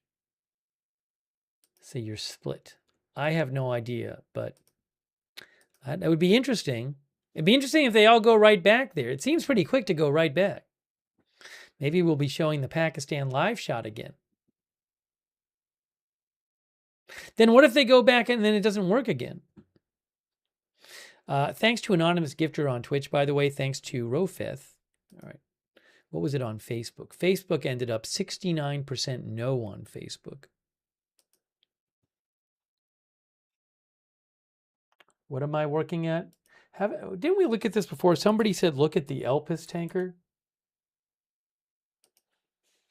Okay, here's the Elpis tanker. It's in the Gulf of Oman under the flag of Comoros. Reported destination TBO. Do we not know? And then if we look at the past track, I don't know if this one, I mean, it says it was off the coast of Keshem Island. That doesn't mean it was, if a ship is not coming from an Iranian port, then it's not blockaded. Does it say where this one originated? Just going through the Strait of Hormuz does not violate the blockade. It says it came from, it says it came from Bushehr. So this is a ship, all right. Well, it says that this ship was in Bushehr, which is an Iranian port, but it also says it was there on March 31st. So if this ship was on the water and not in a port at the time the blockade started, I don't know if the blockade applies to it. Maybe it does, but I don't know that it left Iran after the blockade started. Also, it's interesting that it seems to have been an oil tanker that came from Iran.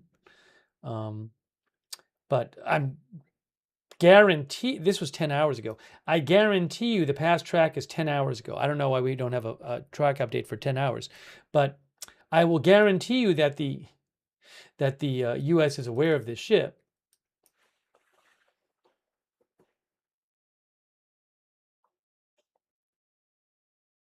Oh, hold on. Oh, it stopped. I'm sorry. Looks like it stopped. So maybe this one was stopped by the U.S. I don't know. That says right there. That's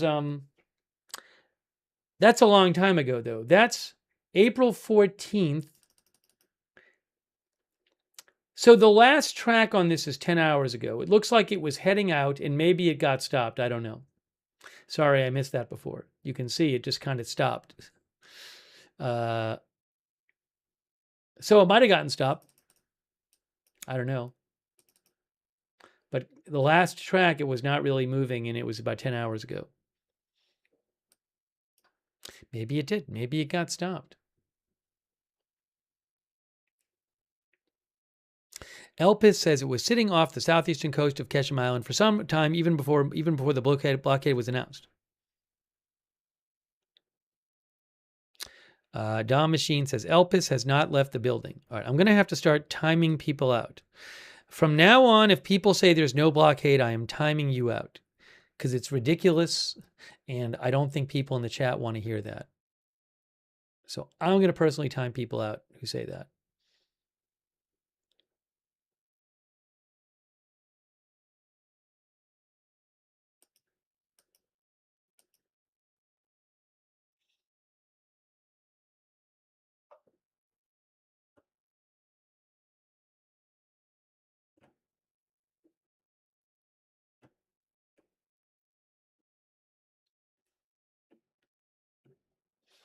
Let's see here.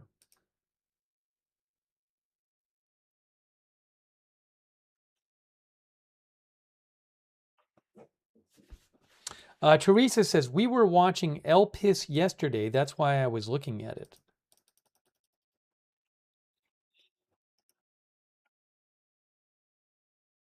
All right, here's what I'd like to do. I'd like to go a little longer tonight, past this, but I don't need to eat a full meal because I ate before I came on there. I need to take like 5 minutes or so and grab a snack if we're going to stream a little bit longer. Oops, look what I just did. I messed up everything. So if you can give me about 5 minutes, I can do that and then come back and we can do some more coverage. All right, so can you do that? Can you bear with me for about 5 minutes or so?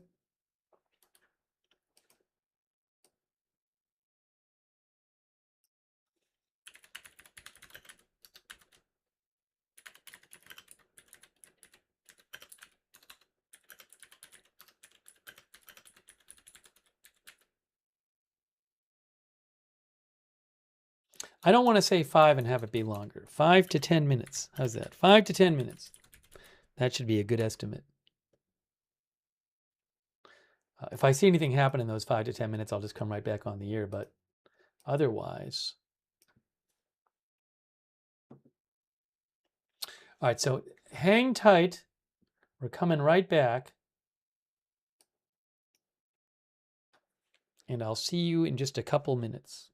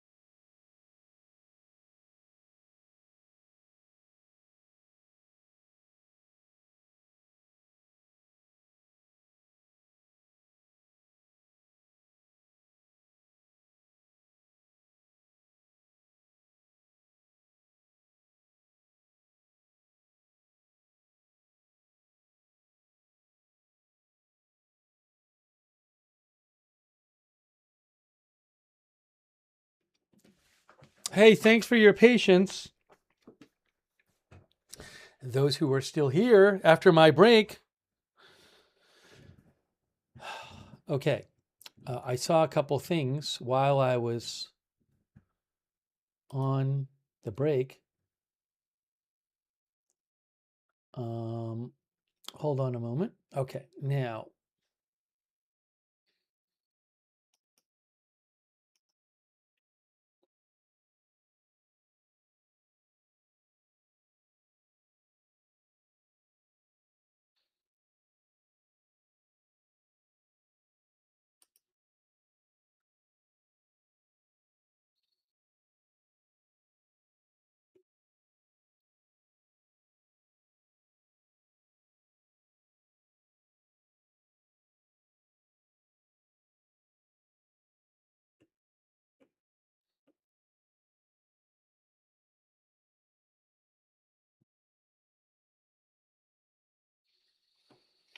A viewer mentioned that tanker trackers, which keeps track of tankers, they are a tanker news outlet. They said that a non-Iranian, hold on a second here. They said a non-Iranian, very large crude carrier supertanker capable of carrying 2 million barrels of crude oil, blacklisted by the U.S. Office of Foreign Assets Control for violating sanctions on Iran, has just made her way into the country via the Strait of Hormuz, all while her AIS was turned on, which I think means the ability to be detected, right? Automatic identification system. So, I mean, I would assume that the U.S. knew about that ship. Again, I'm going to read this again. This is from, they don't say what the ship was, but Tanker Tracker says a non-Iranian supertanker capable of carrying 2 million barrels of crude oil, which was blacklisted by the U.S. Office of Foreign Assets Control for violating sanctions on Iran, has just made her way into the country via the Strait of Hormuz, all while her AIS was switched on. So you might wonder, why did they, if that's true, why would the U.S. let this ship, dock in Iran? I don't know.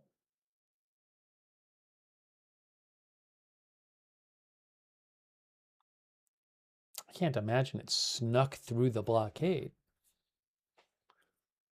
Maybe some of you, they didn't, again, Tanker Trackers doesn't say what ship it was. Some of you guys say it was a Chinese ship. Oh, this thing is doing this thing again. I've had this problem today with it was doing it earlier, now it's doing it again. This is some kind of issue with marine traffic, I believe, where it just starts blinking on a ship. It doesn't mean anything. There's no alarm. It's as if it like thinks I clicked on the ship and then it activates it. That's what it's acting like. So it shouldn't do it, but it just keeps doing it. If you weren't here earlier, we were dealing with this for like an hour, and I wrote to marine traffic about it. I don't know why it keeps doing it. But it's like acting like I'm clicking on a ship and I'm not clicking on the ship. It keeps, like you can't turn it off.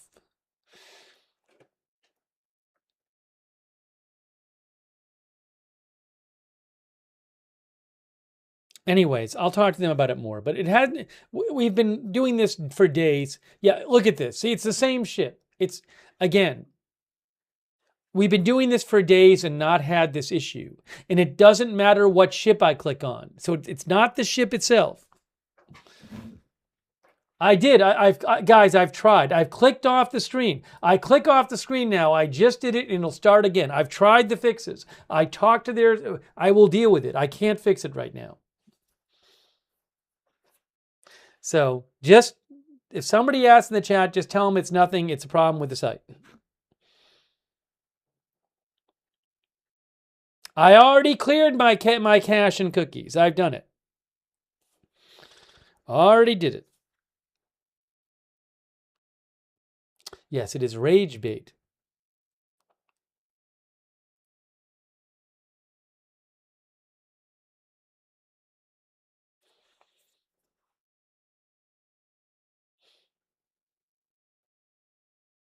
Yeah, again, it's just, you know, what can I do? It's the same thing. It's some kind of issue. I have no control over it. Not going to worry about it.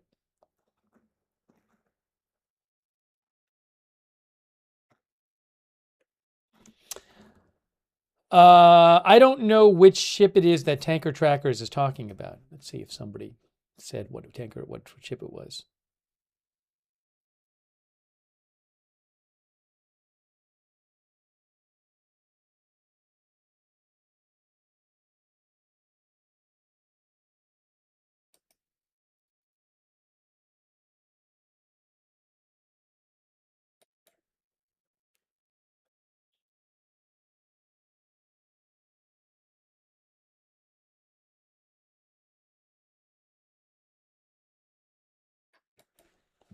Anyways,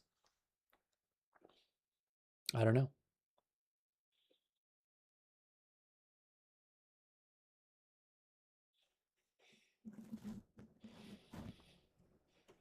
So if I hear more about that ship, that super tanker that Tanker Trackers said was allowed to go into Iran, I assume it was allowed. I assume it didn't sneak into Iran. I'll let you know. And there was something else I thought I saw. Oh.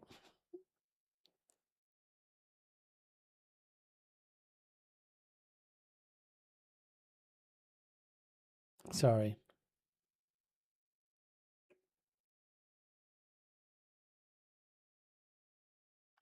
Yeah, I'm seeing this posted now. So Maria Bartiromo did a promo for this interview she did with President Trump. And she, in the promo today, she claimed Trump said the war was over. But I've seen several people post that he actually said it's very close to over. I haven't watched the whole interview, so I don't know what he said exactly, but Faytux News, AZ Intel, and Kelly Meyer from News Nation all said he didn't actually say the war is over in that interview.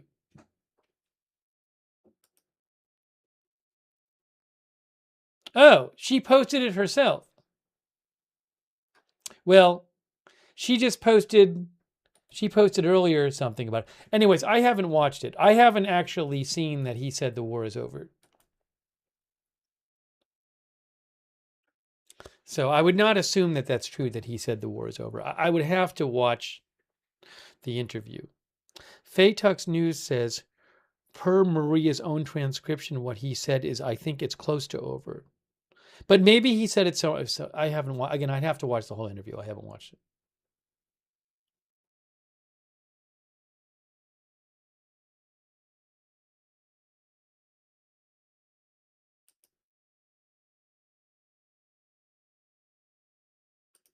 No, there's no emergency code. It just keeps, things keep blinking. It's a problem with the site, I think.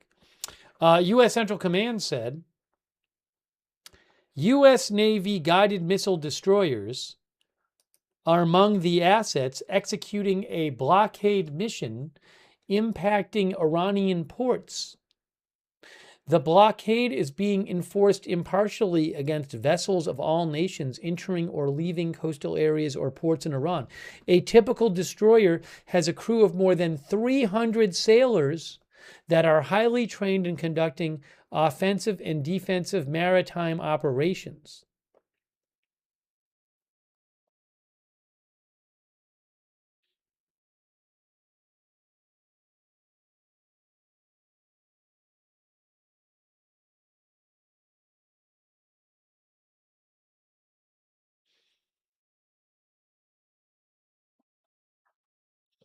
By the way, thanks so much to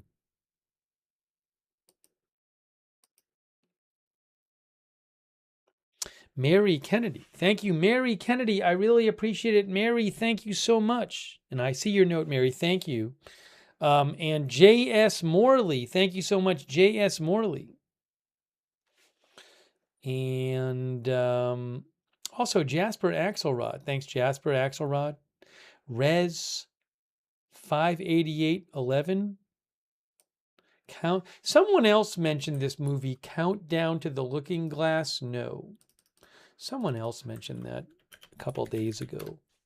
It is a movie in 1984, and it's a Canadian movie, and it presents a fictional confrontation between the U.S. and Soviet Union over the Strait of Hormuz. And it depicts the events that lead up to the initial exchange of nuclear weapons.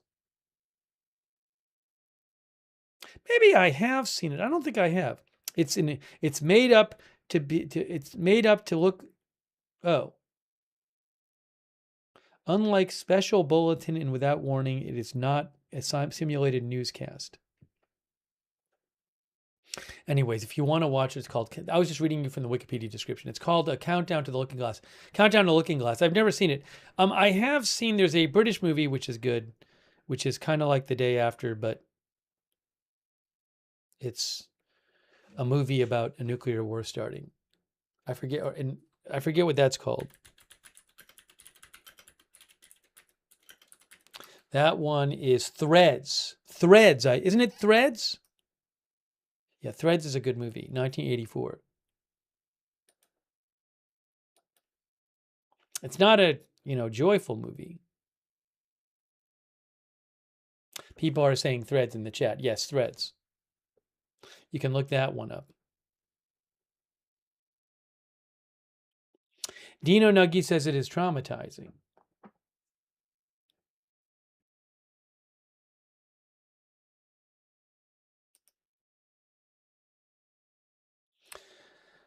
President Trump has not posted about this situation tonight. I don't believe. I haven't seen anything for hours of him on this situation. But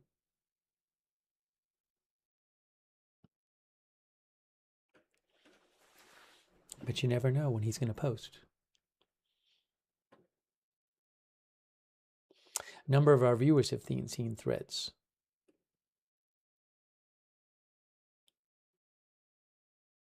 I think I have seen Special Bulletin, Michelle Batten, too. That's another one that came out in... I have seen that, actually, in early 80s. Oh, that's a movie that was made in 1983. Wikipedia says it is a movie, and it's showing you like a simulated news broadcast, and a terrorist group brings a homemade atomic bomb aboard a tugboat.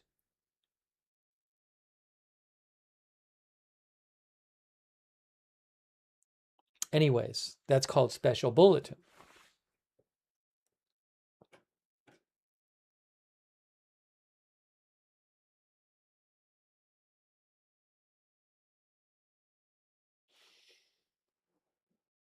Thanks, by the way, to Haley Girl. Haley Girl is one of our moderators. Thanks, Haley Girl, for the memberships. I appreciate that. Also, thanks so much to Soggy Sandwich.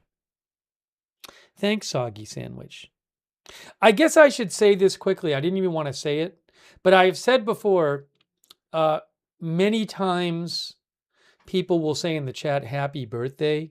And I've said before, I don't know why people are saying it. It's false. I don't know why people get this false information. This is the one day that it's true. So you might have noticed people saying it and saying, why is he allowing people to say it? Well, I allowed people to say it today because it was true today.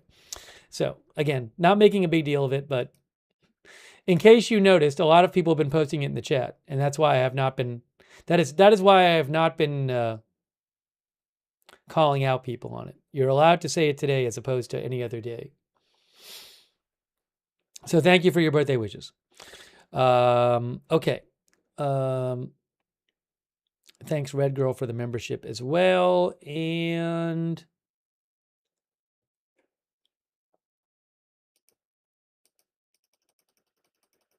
so now all of you know that if it's a different day and somebody's saying it, now you know that it's false.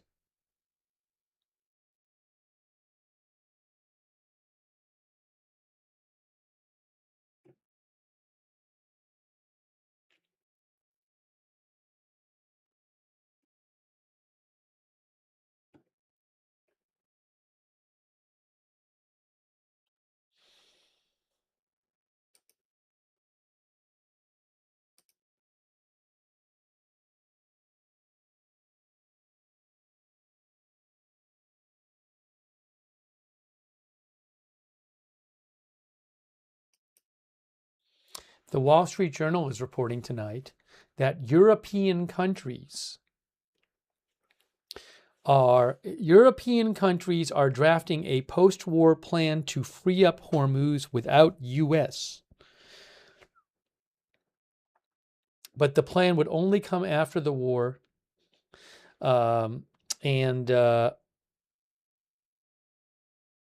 the goal is to give shipping companies confidence to use the strait after the fighting has ended.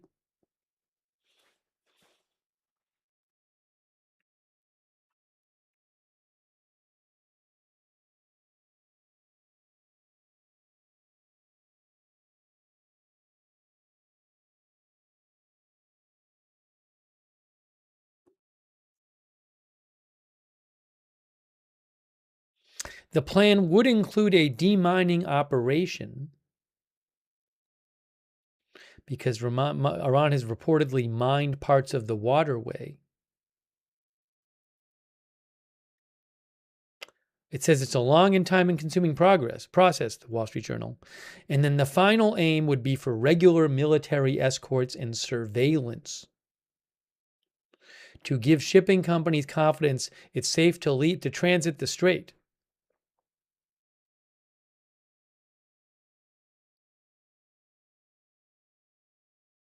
It's very interesting. The Wall Street Journal says that even if there is a durable ceasefire, analysts say Western military presence will be needed to get the waterway going again, like an escort system or a convoy system.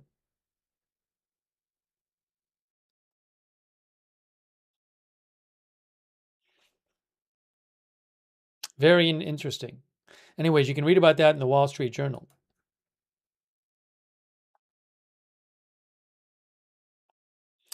UC6MZ says Europe coming in after all the hard work is done. I mean, in that scenario, it sounds like in that scenario where they're just talking about, there'd still be mines and they would still have to bring in military ships to escort. I mean, that would be after a ceasefire, I guess. I don't, there's all kinds of things that could be agreed to in a ceasefire.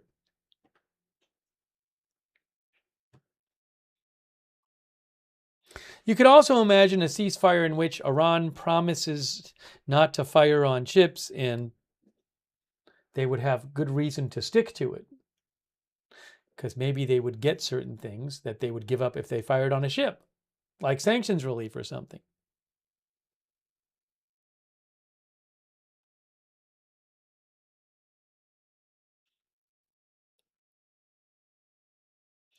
Zilch says, has anyone seen these mines? I mean, I don't know of any confirmation of mines like, hey, here's a video of a mine that we can verify. It's been widely reported, but I cannot personally confirm that. I don't know that the U.S. government has confirmed it. I'd have to go back through various U.S. government statements. Maybe Trump has mentioned it at some point, but I don't remember exactly.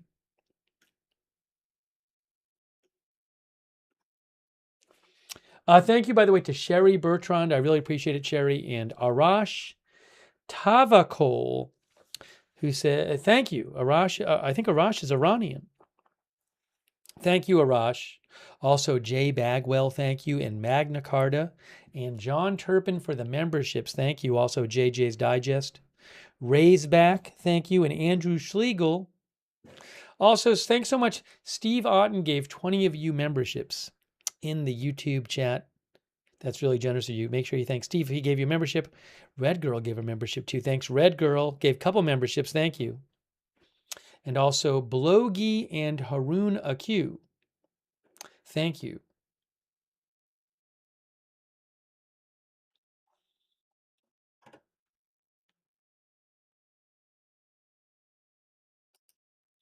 Also, Cephalon Wolf for subscribing over there on Twitch. And Mongo Mama. Thanks, Mongo Mama. I appreciate it.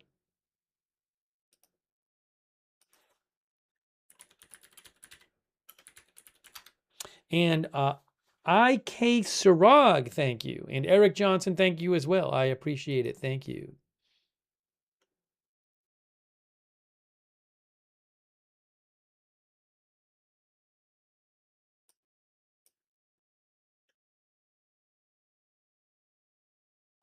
Yeah, 8 days left in the ceasefire, guys. The Financial Times today said in an article that experts said it could take longer than 8 days for Iran to feel economic pain from slowdown in oil exports. I've seen a couple articles where experts say that blockades usually take a while to have their impact.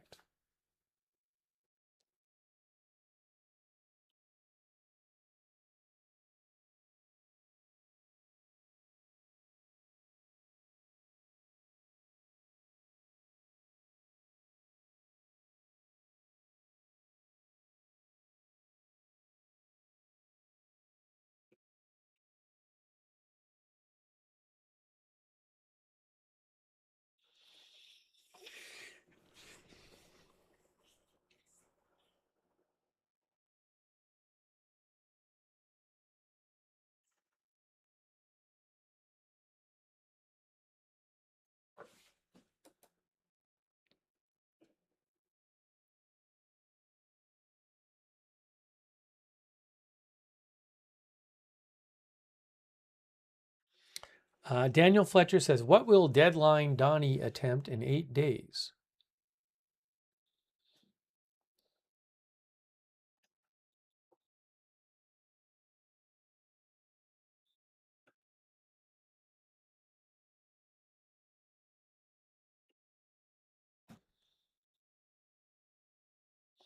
Wickedest Witch says, are we expecting too high a level of transparency concerning some things, like mine locations, clearing mines, just saying?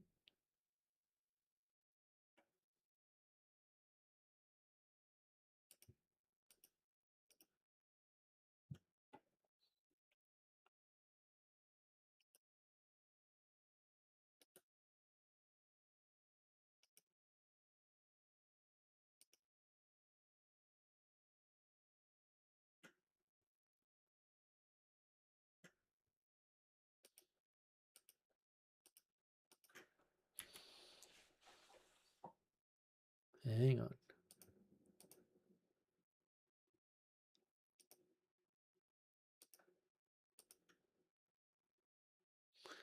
Diane Kelly said, Kashan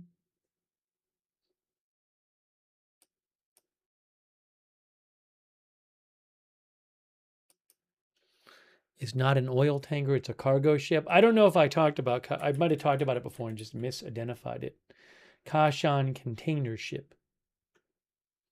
I don't know if we talked about it. Anyways, if we did talk about it and I said it was a tanker, that's false. It is an Iranian container ship.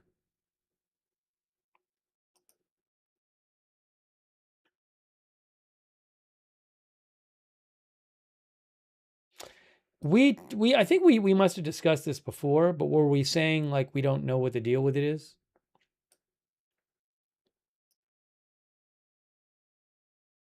There it is right now. Well, that's a few minutes ago. Yeah, so I don't know. I mean, this ship seems to have gotten out, but it left on April 8th, so I don't know if it was I don't know if it applies to it if it already had left port before the blockade.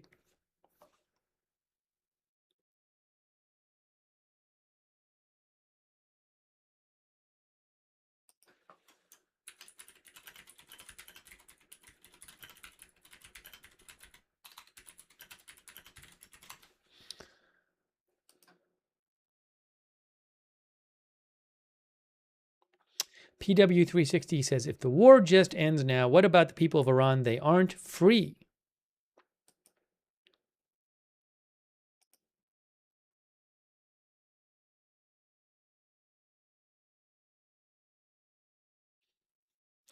Marcus says they're blockading so the minesweeper can do their jobs. I don't know if we don't know about that. First of all, they haven't shut down the Strait of Hormuz. In theory, it's open for ships to go through as long as they're not coming to or from Iran. I don't know how many will. We haven't heard reports that they've actually started demining. My understanding is that could be dangerous for the minesweepers. They could get fired upon. But regardless of that, I haven't heard that that has started yet.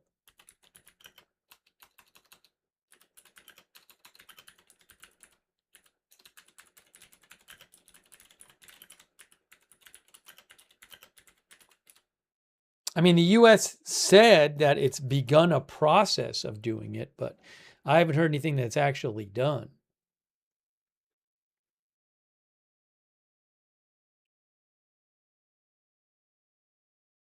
And I certainly think Iran could, in theory, target them.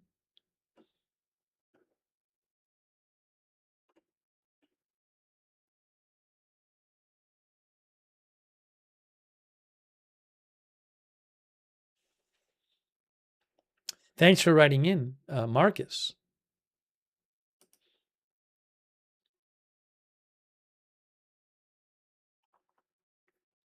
Oh, here's the other thing about the minesweepers, as I've said. People keep talking about mines. The mines are not what effectively closed the strait. What effectively closed the strait is Iran attacked large numbers of ships in and around the Strait of Hormuz with things like drones and missiles. That's what closed the strait. So even if you removed all the mines, they could still launch drones and missiles at ships. It doesn't become suddenly safe if you remove the mines.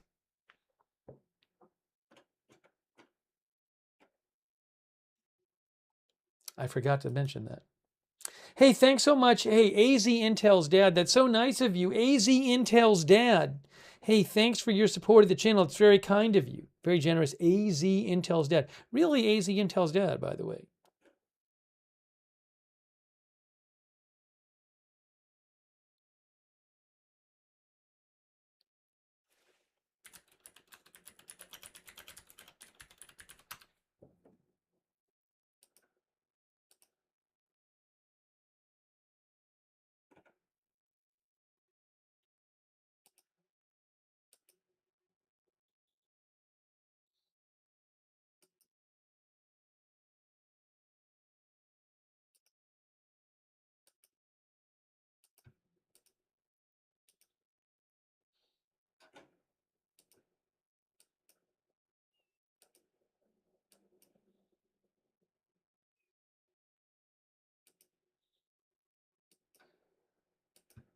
Sorry, some people have sent me messages. I'm trying to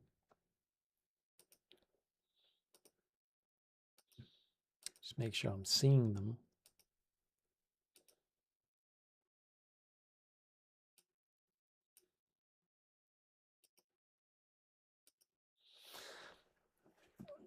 Thank you, Nuclear Melted Butter, who was one of the viewers who sent me a message about the tanker trackers post earlier.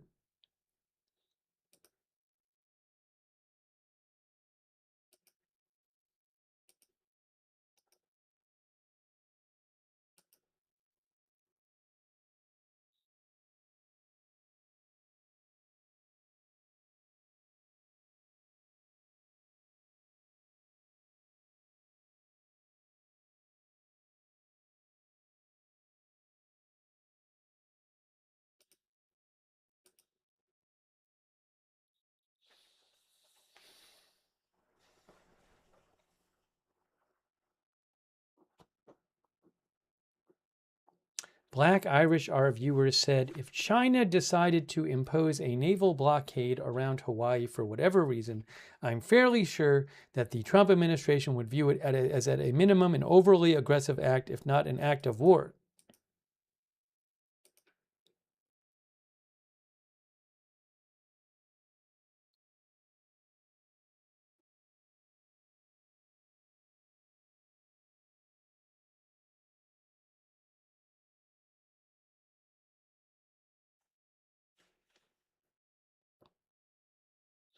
Thanks, by the way, to, what is this?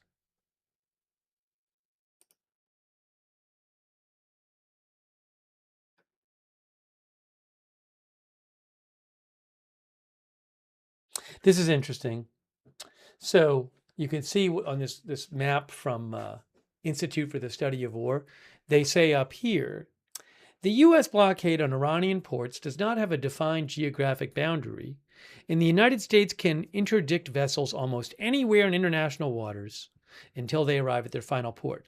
It is also unclear whether any of the vessels that left Iranian ports on, or I would say on April 14th, or before April 14th, were authorized to do so under CENTCOM's limited grace period. I believe CENTCOM had said that what did they say? Non-Iranian ships would have a grace period to leave.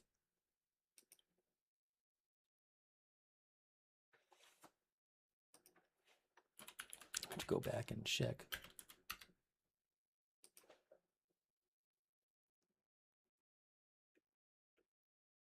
They said that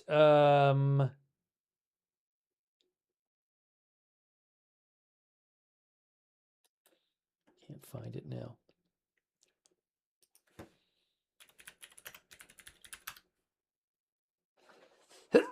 Woo, sorry about that.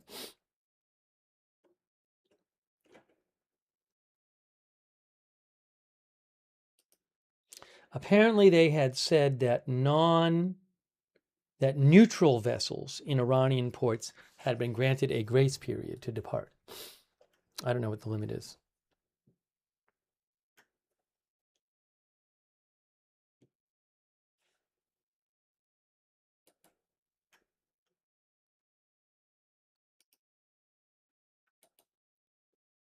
Thanks to Kina8442. Thanks, Kina, for being a member. Eddie C. for being a member. Thank you. UK Vocal News for being a member. Chris Renfro, thank you. South America Man, thank you. And also Louis Bilbrout. I think Louis maybe has given 50 or more memberships during this broadcast. I know it's at least 50. It might be more. Louis, it's so nice of you. Louis Bilbrout. Please thank Louis if you got a membership from Louis. So generous. Louis Bilbrout, thank you. Very kind of you. That's really nice of you to give other people in the chat memberships. Thank you.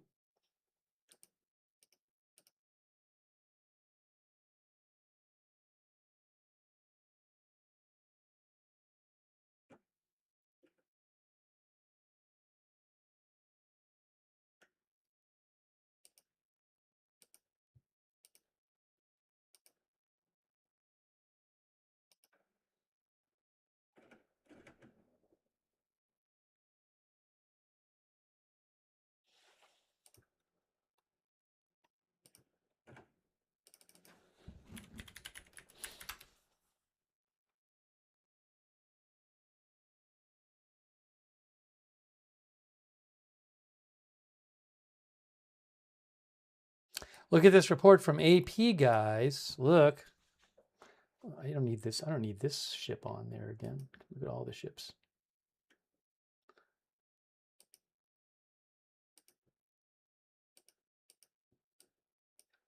Why is it off? Diplomats try to arrange a second round of U.S.-Iran talks during first full day of blockade. Diplomats worked through back channels today, guys, to arrange a new round of talks between the U.S. and Iran. President Trump said a second round of talks could happen over the next 2 days, telling the New York Post negotiations could be held again in Islamabad, the capital of Pakistan.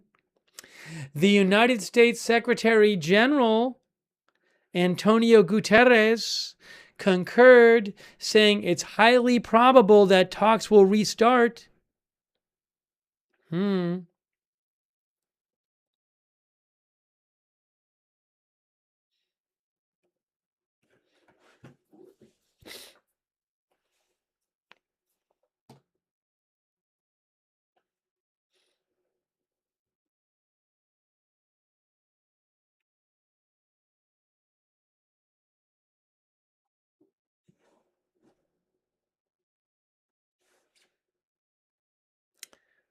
Veristic says we can't get no live footage. I don't have any live footage of ships in the blockade or whatever. This keeps happening.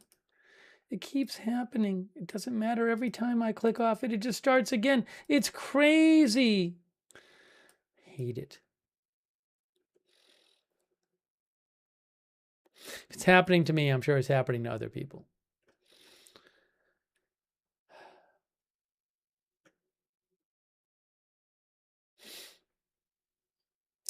Jane Jones says, why are we still there if nothing is going to change? Well, President Trump thinks things will change, I think.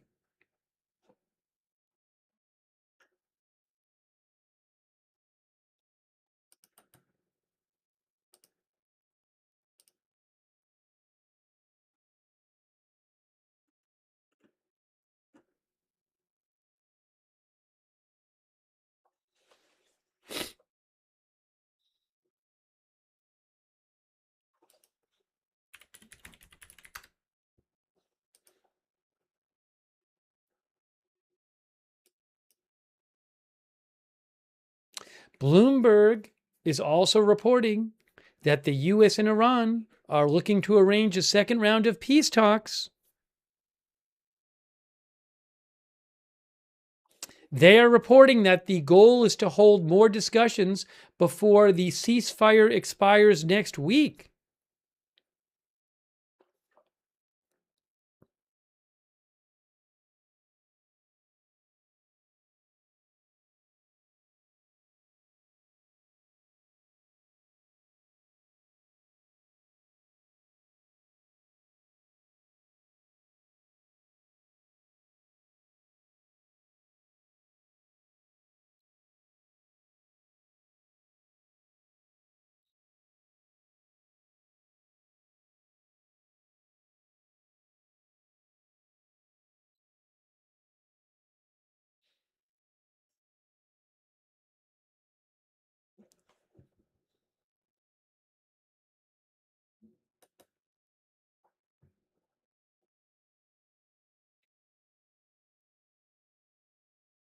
Mr. QQQ Crash says likely U.S. will have restocked everything by next week.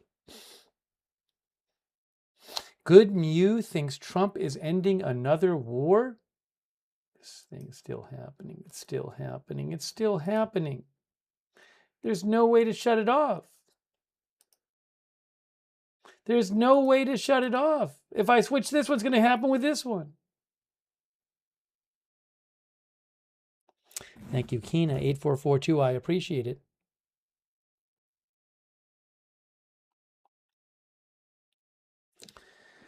Texas Chick Traveler says, Iran crawling back to the table. Who is their leader? Who is speaking for Iran? Who is in charge over there?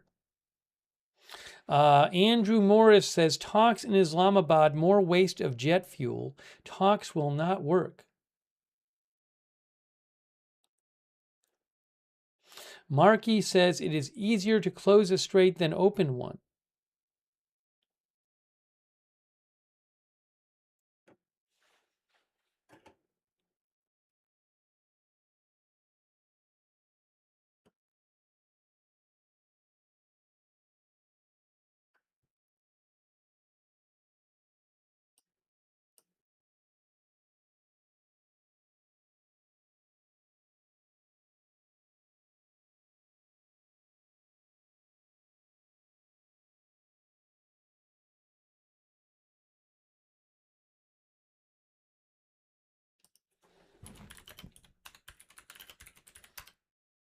In case you didn't see it, China was critical today of the blockade.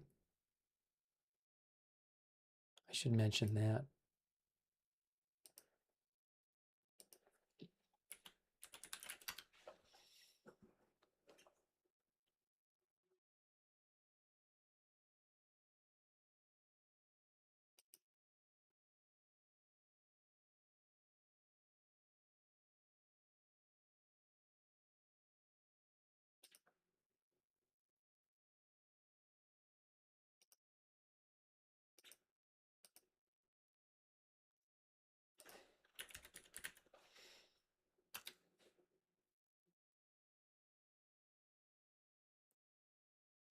Can I find it here?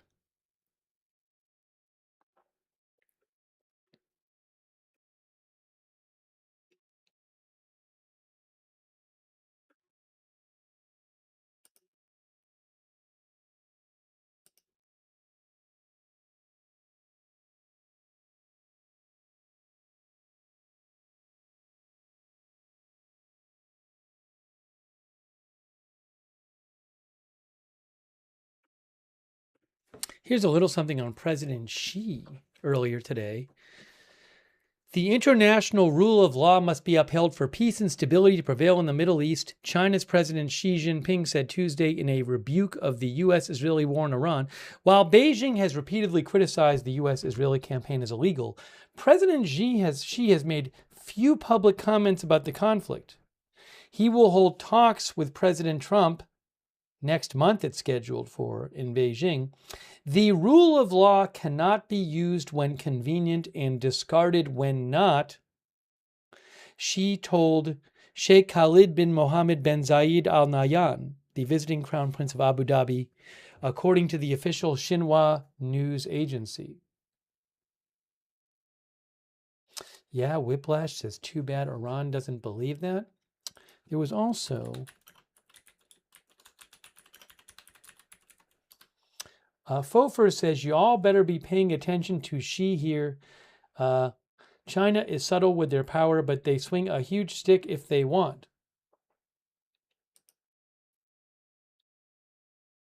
Oh, I think I have something from the Chinese Foreign Ministry spokesperson.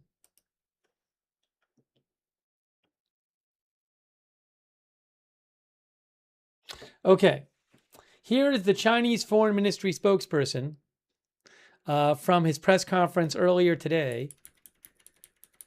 And he said, he was asked, according to reports, the U.S. Central Command announced it would begin a blockade. The parliament speaker of Iran said they would not Iran will not bow to any threats. Iran's Islamic Revolutionary Guard Corps has warned military vessels not to approach the Strait of Hormuz. Tracking data showed commercial shipping ground through the strait ground to a halt the night before the blockade. What is China's comment on the blockade situation? Foreign Ministry spokesperson, with the temporary ceasefire agreement still in place, the United States ramped up military deployment and resorted to a targeted blockade. This will only aggravate confrontation, escalate tension, undermine the already fragile ceasefire, and further jeopardize safe passage through the Strait of Hormuz. It is a dangerous and irresponsible move, he says of the blockade. China believes that only a complete ceasefire can fundamentally create conditions for easing the situation. We urge relevant parties to honor the ceasefire agreement, stick to the direction of peace talks, and take concrete actions to de-escalate the situation so that normal traffic via the strait will be able to resume as soon as possible.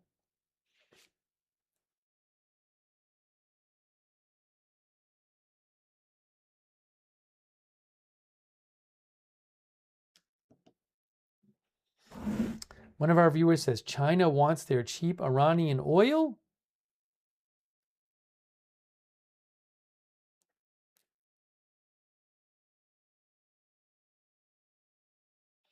Kevin Melb says, China being an honorable, yeah, alrighty. Dr. McRib thinks China is acting sensibly.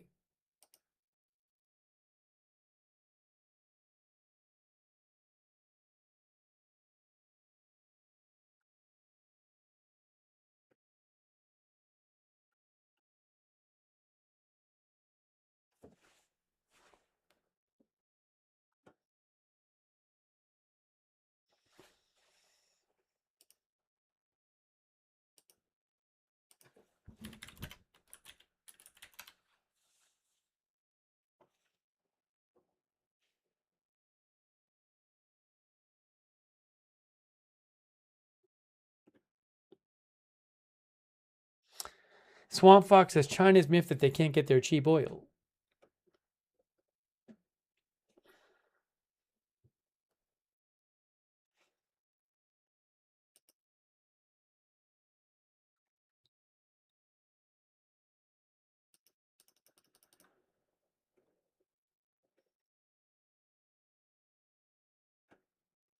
Thanks, by the way, to our member, Elite Warrior. Guys, I'm looking around. I think we may be getting close to that time. I don't know that I have any big updates at this moment left to tell you. I mean, if there's some huge update after we get off the air, I can certainly come back on the air. But I think we may be getting close to that time.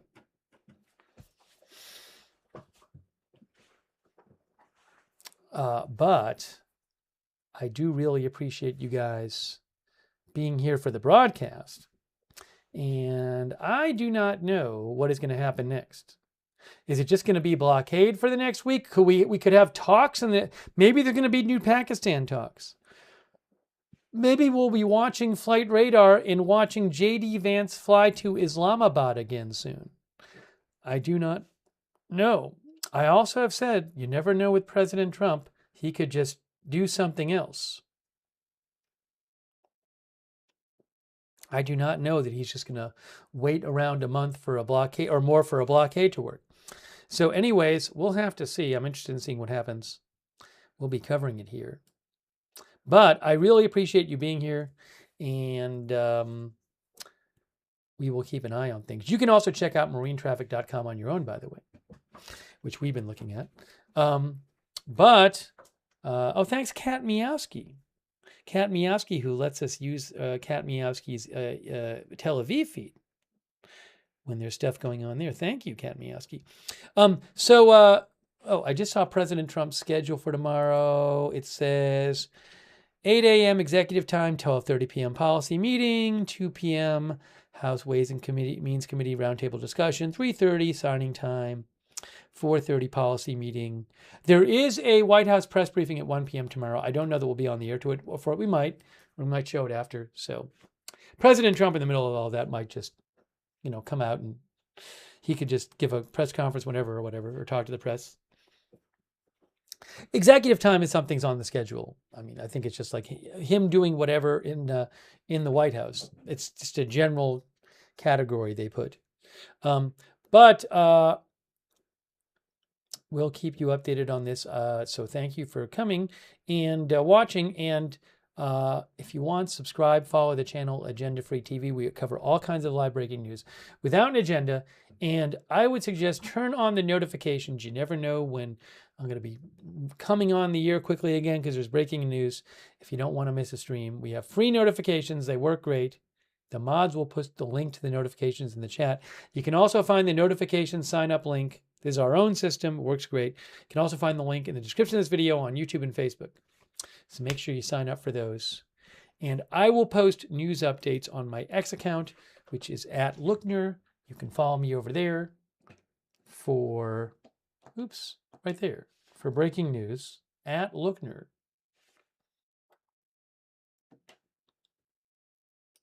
And as I mentioned, if there's some huge thing when I'm off the air, I can just come back on the air.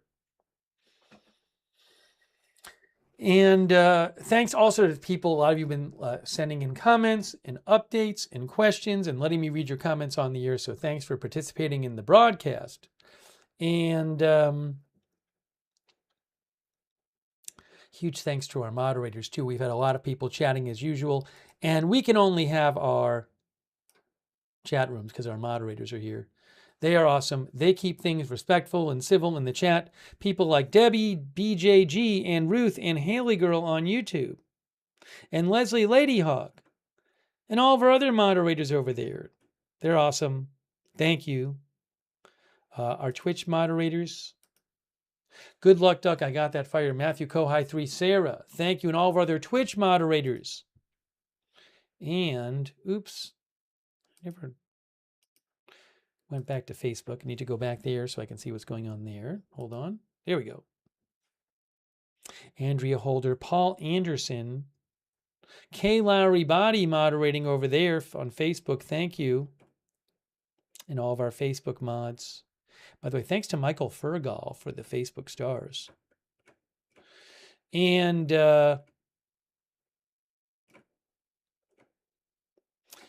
Linda Belk, Larry, and Misha moderate for us on X. Thank you so much to all of our moderators. And thanks also to everybody who supported the channel. Your support is what allows this channel to exist. So many of you tonight supported. That's so nice of you. Oh, and I also owe a thanks to Jason Quackenbush. Jason Quackenbush. What is this? Hold on a second. Where is this? Ooh. Also, I'm just seeing this here. Hold on a moment here.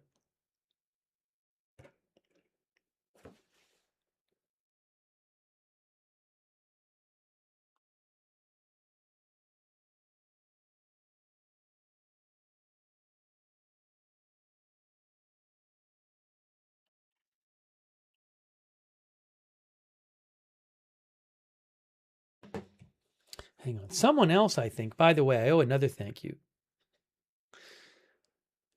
Thank you, Jason Quackenbush. That's so weird.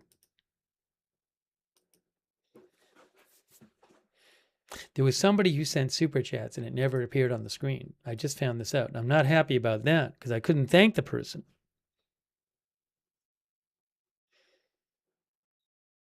Let me check something. Hold on. There's one way I can maybe check.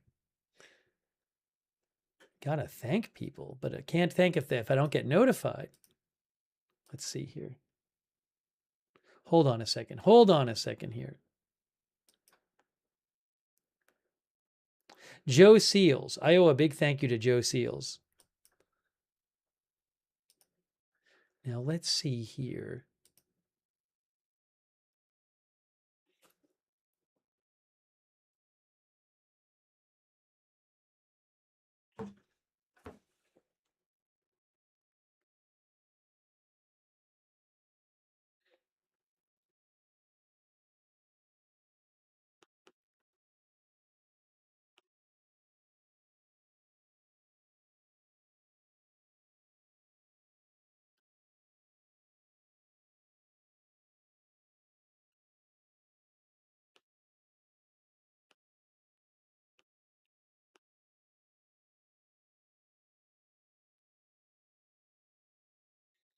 Sorry, I just wanted to thank Joe because I found out that there was an issue where the super chats never showed up.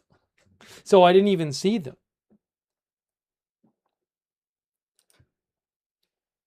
So thank you to Joe Seals. Very kind of you. I want to make sure I thanked everybody else too. Hold on. Let's see here. How about TechSlug? I need to thank TechSlug on Twitch and CC on Twitch and Kai Smooth on Twitch and Cephalon Wolfie. I think I thanked Cephalon Wolfie. Also, Wolfie Live, thank you. Thank you, Wolfie Live. I appreciate that. And everybody else, did I thank Elite Warrior? I don't think I thanked Elite Warrior before. So I think I got everybody else earlier, but thank you for your support. That's really nice of you guys. Again, that's what allows it's what allows the channel to exist is your support. So thank you.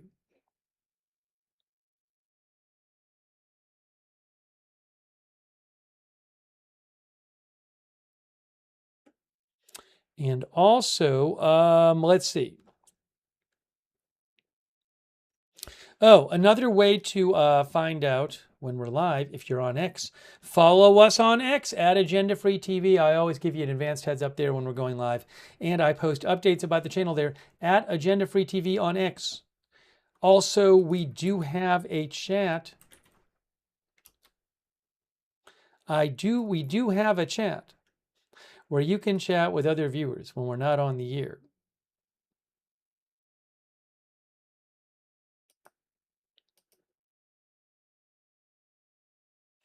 The Discord chat. A bunch of our viewers like doing that. It's free. It's the same link as the free notifications link. So if you want to check out the Discord chat.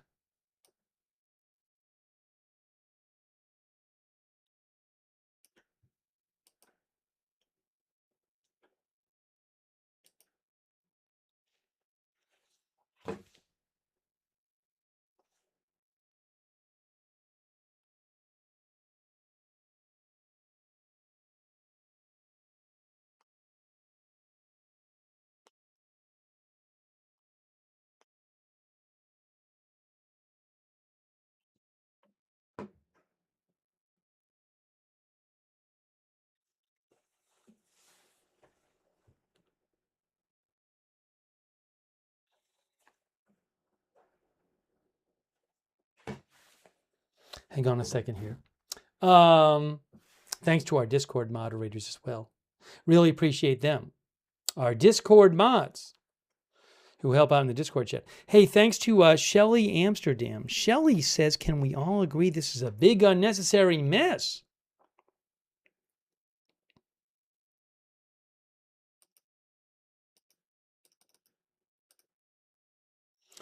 Hey, also for those of you who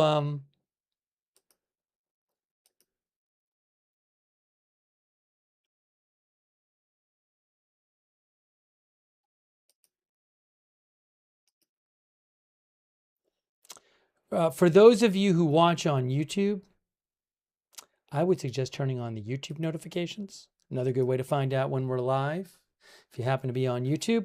But to do that, what you need to do is subscribe to the channel and then click the bell and choose all notifications. If you're already subscribed, make sure you click the bell and choose all notifications. And I want to thank our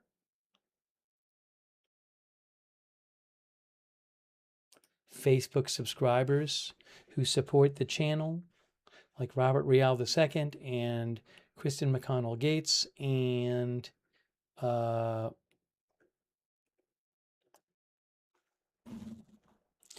Michael Clayton, K. Larry Body, Margaret Riley. Did I say Diane Allworth? Thank you. All of our other subscribers there as well. Thank you so much to our Facebook subscribers for supporting the channel, and our Twitch subscribers like Wall Street Shaggy, Tech Slug, Grant 74P, Wisco Joe, CC Canadian till the end VO, Matthew Kohai 3, Seed Music, LCS Fox, CC, Holistic, Judge Hat, Boba J. Fett. Hey, Tech Slug gave, I'm not kidding you, Tech Slug gave 14 gift subs on Twitch. Wow. 14 people just got gift subs from Tech Slug. Make sure you thank, I see a bunch of people thanking Tech Slug. Make sure you thank Tech Slug for getting a gift sub if you got one from Tech Slug. Tech Slug. Wow, 14 gift subs. That's really nice of Tech Slug. Thank you, Huge J, for being a subscriber. Kai Smooth, Grant 74P. Let's see, Transport PKMN, Uncle Fester, Leisure, Miss Math, Hugh J. Get Her Done, thanks for being a subscriber. All of our other subscribers here, thank you. Simp Nasty Scrim, thank you. And also all of our other Twitch subscribers and our YouTube members, shout out to you.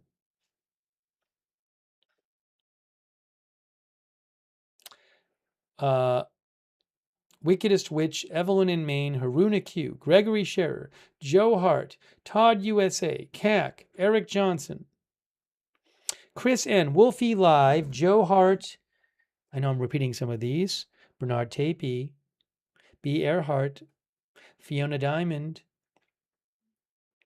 David Joe Klotz, Don Video Guy, Barney Rubble, RSE, thank you. Hey, thanks Cece for the bits. Thank you, Cece. Thanks Only One Unit for subscribing. Thank you. Thanks for the hype train there on Twitch. That's very nice of you guys. And also the one and only, thanks for being a member. So we're going to have more coverage for you. Thanks Romina for watching, Paula Terry, Dave Massioli, thanks for watching. The red ones are tankers, the green ones are cargo ships. Paula Thompson, Greg Sandridge, thanks for watching. Hey, Iron Marshmallow gave out 5 subs. Wow. Thank you, Iron Marshmallow, for the subscriptions over there on Twitch. So nice of you. Thank you. And RGE 1971, thank you, from Raleigh, North Carolina. So nice of you guys. And Tatsiki gave out 5 subs. So many new subscribers on Twitch. Wow. Thank you so much. More subscriptions. Very generous over there on Twitch. Slippy just gave out 5 subs on Twitch. People are going crazy giving out subs on Twitch. So nice of you. Thank you. Thank you, CC, again. Mr. Richard Belding, thanks for watching. Dayathon Legs, thanks for watching. Jody Scott, thanks for watching.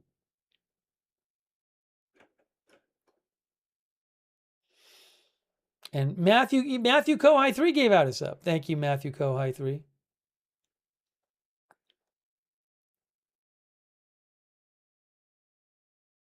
Guys, people keep mentioning the Maria Bartiromo story. Maria Bartiromo of Fox News Business claimed Trump told her this war was over. First of all, even if that is true, President Trump has said all kinds of things for weeks since the war started about how the war was just about ending. So even if he uttered those exact words, I wouldn't read that much into it. But I have not seen the interview myself, but several people I follow say he didn't actually say that. For example, Faytux News said that President Trump actually said, I view it as very close to over. Okay? But again, even if he had told her the war is over, I would not read into that much, because he has, again, frequently talked about how close the war is to being over, including towards the start of the war. So I would not read into that much. But again, I haven't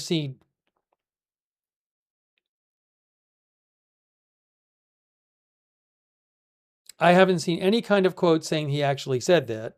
And I've seen a number of people saying, no, he didn't actually say that.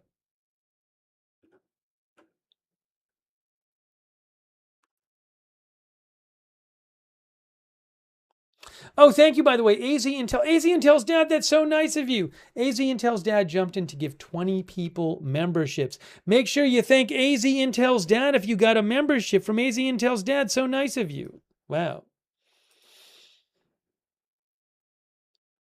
And thank you, B. Earhart. B. Earhart gave 10 people memberships. So many nice memberships and subscriptions given out tonight. That's so nice of you. Thanks, B. Earhart. I really appreciate that. All right, we're going to be wrapping this up now. Oh, and I also owe thanks to Woodland Creatures on Twitch, Tatsiki on Twitch, Cece gave out a sub on Twitch, Ma Florida gave out a sub on Twitch, Oxina gave out a sub on Twitch, and Ginger on Twitch gave out 5 gift subs. Incredible. Uncle Fester gave out 5 gift subs on Twitch. So many new Twitch subscribers. Incredible. Wow. Look at all the new Twitch subscribers. Crazy. And also Luis, who must have given out 60 or 70, if not more, memberships tonight. Some number like that. Luis just gave 10 more memberships. Luis Bilbrout. That's very kind of Luis Bilbrout. So many memberships from Luis tonight. Make sure you thank Luis. Just gave 10 more. And thank you, Ewoks and PCAPs. Twitch says the people in Twitch sent a new record with level 8 hype train. Very kind of you over there on Twitch. And thank you, Tatsiki, as well. And did I say that Ginger XXL gave out 5 gift subs on Twitch? Wow. So nice of you guys. Thank you so much. DeBear says, crazy train of subs. That's really generous of you. And Candy Larson just gave 50 gift memberships over there on YouTube. That's incredibly generous of you, Candy. The people who stuck around on YouTube got rewarded because 50 of them just got memberships. 50 of them. Wow, that's very generous of Candy Larson. I can see all the new people lighting up in the chat. Wow. Very nice of you. And I owe a couple more thanks. I have to thank everybody for the new hype train on Twitch.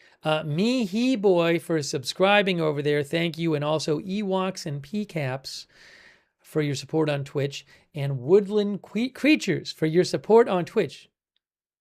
I think it wasn't level 8 before. It's level 8 now. So thank you. Wow, so nice of you guys. Thank you. It's neat that other people are getting free memberships and free subscriptions too. Okay.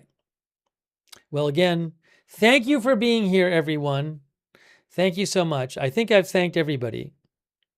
And I think it's time for us to wrap up this stream. But before I wrap up the stream, I'm not kidding you. This just happened. TechSlug just gave out 14 more gift subs. on Twitch. Texlug, that's so nice of you to do level 9 hype train. Wow. Things are going crazy over there on Twitch now, in addition to YouTube. So thank you. And Ewoks and PCAPs, thanks as well. I was trying to get off the air, but I have to. I can't not thank people. Birthday hype, exactly. Thanks, Night Owl. Night Owl subscribed as well. Thank you so much, Night Owl. Thank you. All right, we'll try this again. We will try this again. I'm going to wrap it up. Hey, by the way, I got to thank Surge Dog. Now I have to thank Surge Dog on Twitch. Thank you, Surge Dog. Shug Dog, not Surge Dog, Shug Dog. Shug Dog, thank you. Ewoks and PCAPs, thank you. Woodland Creatures just gave out 5 more gift subscriptions on Twitch. Wow. Yup, and yup, thanks for your support on Twitch. And Twitch just told me setting a new record on Twitch over there for hype, I guess. Thank you. Crazy. Yes. Shadow of Fall says you can't end while the hype train is still going. So we'll let it run out. Thanks to Ewoks and PCAPs again. You're stuck with me for another couple minutes. And also RGE 1971, for those who stuck around on YouTube, just gave 10 of you memberships. Crazy. Thank you guys so much for supporting the channel. It's so kind of you. And so kind to your, so nice to your fellow chatters. Thanks, Richard McJunkin, for subscribing as well. Thank you, Richard. Kai Smooth, thank you for the cupcake emojis. Wow, crazy. Ewoks and PCAPs. Thank you, Ewoks and PCAPs. Yeah, we're still live. I still have to, I mean, what can I do? I'm not going to not thank people. Short Shadow 08 just gave 10 more people memberships on YouTube. So make sure you thank Short Shadow if you just got a new membership from YouTube, from Short Shadow 08. Very nice of you. Also, I got to thank Kylera1, who subscribed on Twitch. Thank you, Kylera1. Radioactive 917. Thanks for your support on Twitch very much. Magic Jack 75 gave out a gift sub on Twitch. Thank you. Ewoks and PCAPs. Thanks for your support again. Wow.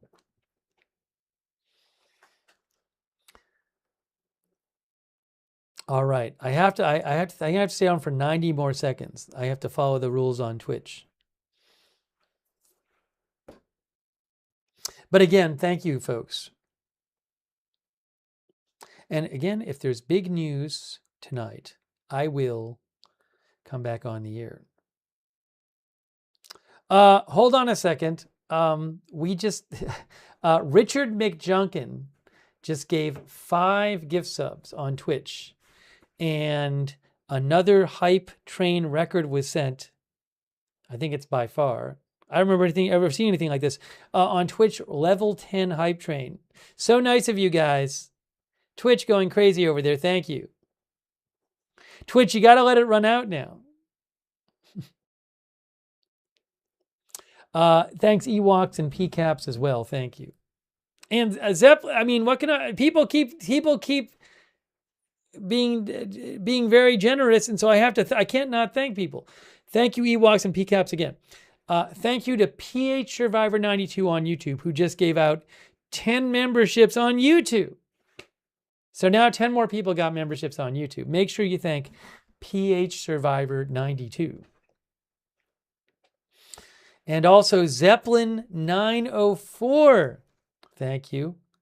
Ewoks and PCAPs, again, thank you. Shadow Falls, thank you for subscribing. Crazy. It's crazy. Oh, John Turpin gave a membership too. Thank you, John Turpin. Boba J. Fett just gave out 5 subs on Twitch. So many new subscribers on Twitch. Look at that. Thank you, Mark86016 on Twitch. Thanks, Shugdog over on Twitch. Thank you also to, hey, Heather Westbrook, that's so kind of you. Heather Westbrook, thank you. Very kind of you. Thanks for your generous support. Heather Westbrook. There are now more YouTube new members. I got to thank Joe H7 for memberships. Please thank Joe H7 if you just got a membership, because Joe gave out 10 memberships. Thank you, Woodland Creatures, for your support. Thank you, Ewoks and PCAPs, again for your support. Over on Twitch, 5 more new members from Biketown. Biketown gave up 5 memberships. Yup, and Yup gave 5 memberships again. There's another 5 memberships. Freddie Pines, thank you on Twitch. It's going crazy. Candy Larson. I don't think we've ever seen so many gift subs and gift memberships at one time. It's crazy. Candy Larson just gave 10 more memberships over there on Twitch, on YouTube. Thank you. And wow. Rita, thanks so much, Rita. I appreciate that, Rita. Thank you. Very nice of Rita. Crazy. Thank you, Mishun, for the member. Mishun just gave a person membership on YouTube. Thank you, Ewoks and PCAPs. It is crazy. Click says this is crazy. It is crazy. It is crazy. I think I'll be allowed to leave in about 90 seconds. I think. Very nice of you guys. Thank you so much for supporting the channel. It's so nice of you, and I love to see people giving to their fellow chatters. AZ Intel's dad has been so generous. AZ Intel's dad just gave 20 memberships on YouTube. So 20 new people got memberships on YouTube from AZ Intel's dad. And you know what just happened on Twitch? We just did Hype Train level 11, which is so far beyond where we've ever gone before. Wow. Twitch, crazy. Tutmaster J gave 10 gift subs on Twitch. All right, so that's from Tutmaster J. Thank you. Shadow Falls gave 5 more gift subs on Twitch. TechSlug, I'm not kidding you about this. TechSlug, I think for the 3rd or 4th time, just gave out 14 gift subs on Twitch.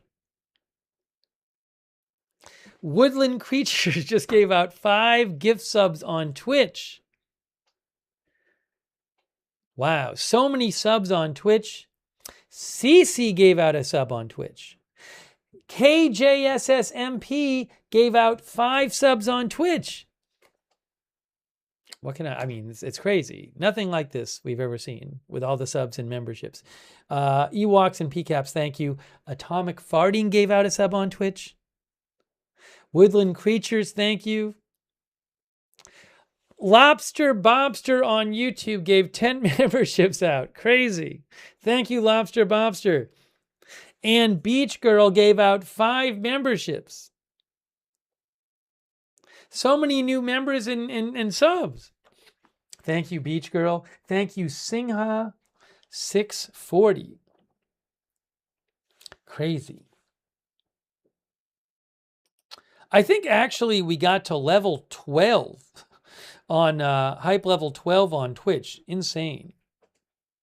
Billy Cusack gave out 5 memberships on YouTube. Make sure you thank Billy Cusack if you get a membership from Billy Cusack. B. Earhart just gave out 10 more memberships on YouTube. Make sure you thank V. Earhart if you got a membership from B. Earhart. Wolfie Live just gave out 5 memberships on YouTube. Make sure you thank Wolfie Live. Yo, It's Hassan gave a membership on YouTube.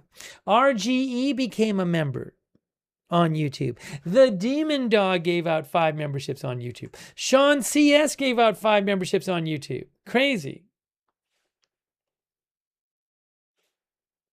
There's going to be like one person on YouTube left who's not a member. They're going to be very sad. Thank you to Halala426 who gave out 5 memberships on YouTube. Sean CS gave out 5 memberships on YouTube. Luis, who's given out so many memberships tonight. Luis just gave 10 more memberships on YouTube. Luis Bilbrout.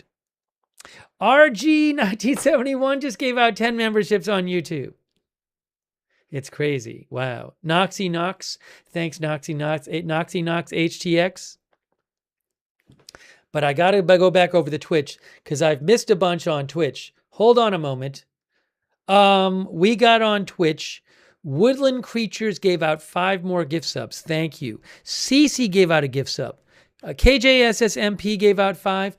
Atomic Farting gave out 1. And then we have Woodland Creatures gave out 5 more. Ewoks and PCAPs, thank you. Anarchy and Bedrock, thank you. Stratix404 gave out 5 gift subs on Twitch. Wow. Woodland Creatures gave out 5 gift subs on Twitch. Mauket gave subscribed on Twitch. Slowpoke X2 gave out 5 gift subs on Twitch. Wow. And Anonymous Gifter gave out 1. And no joke, somehow we achieved, I believe we achieved a level 13 hype train on Twitch. Unbelievable. Unbelievable. Thank you. But I can't stop yet because I owe some more thank yous. Roy1822 gave 5 more memberships on YouTube. So thank Roy1822. Thank you, Kina. Thank you, Kina.